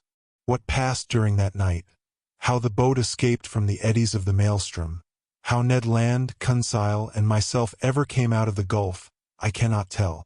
But when I returned to consciousness, I was lying in a fisherman's hut on the Lofoten Isles. My two companions, safe and sound, were near me holding my hands. We embraced each other heartily. At that moment we could not think of returning to France. The means of communication between the north of Norway and the south are rare, and I am therefore obliged to wait for the steamboat running monthly from Cape North. And, among the worthy people who have so kindly received us, I revise my record of these adventures once more. Not a fact has been omitted, not a detail exaggerated. It is a faithful narrative of this incredible expedition in an element inaccessible to man, but to which progress will one day open a road. Shall I be believed? I do not know, and it matters little after all. What I now affirm is, that I have a right to speak of these seas, under which, in less than 10 months, I have crossed 20,000 leagues in that submarine tour of the world, which has revealed so many wonders. But what has become of the Nautilus? Did it resist the pressure of the maelstrom? Does Captain Nemo still live? And does he still follow under the ocean those frightful retaliations? Or did he stop after the last hecatomb? Will the waves one day carry to him this manuscript containing the history of his life? Shall I ever know the name of this man? Will the missing vessel tell us by its nationality that of Captain Nemo? I hope so, and I also hope that his powerful vessel has conquered the sea at its most terrible gulf, and that the Nautilus has survived where so many other vessels have been lost. If it be so, if Captain Nemo still inhabits the ocean, his adopted country, may hatred be appeased in that savage heart. May the contemplation of so many wonders extinguish forever the spirit of vengeance. May the judge disappear, and the philosopher continue the peaceful exploration of the sea. If his destiny be strange, it is also sublime. Have I not understood it myself? Have I not lived 10 months of this unnatural life? And to the question asked by Ecclesiastes 3,000 years ago, that which is far off and exceeding deep, who can find it out? Two men alone of all now living have the right to give an answer. Captain Nemo and myself. Dear listener, we close the pages on another tale, a journey through words, imagination, and emotion. Here at the Falls Audiobook, where stories flow like a river's current, carrying you to distant worlds and uncharted depths. We thank you for joining us. As always, we invite you to linger a little longer. Subscribe to our channel to discover more stories waiting to be heard, each a cascade of voices, ideas, and artistry. And remember, every great story begins with a single word. Perhaps the next one will begin with you. Until our voices meet again, may your days be filled with quiet moments, rich pages, and the soothing sound of a story well told. This is the Falls Audiobook, signing off.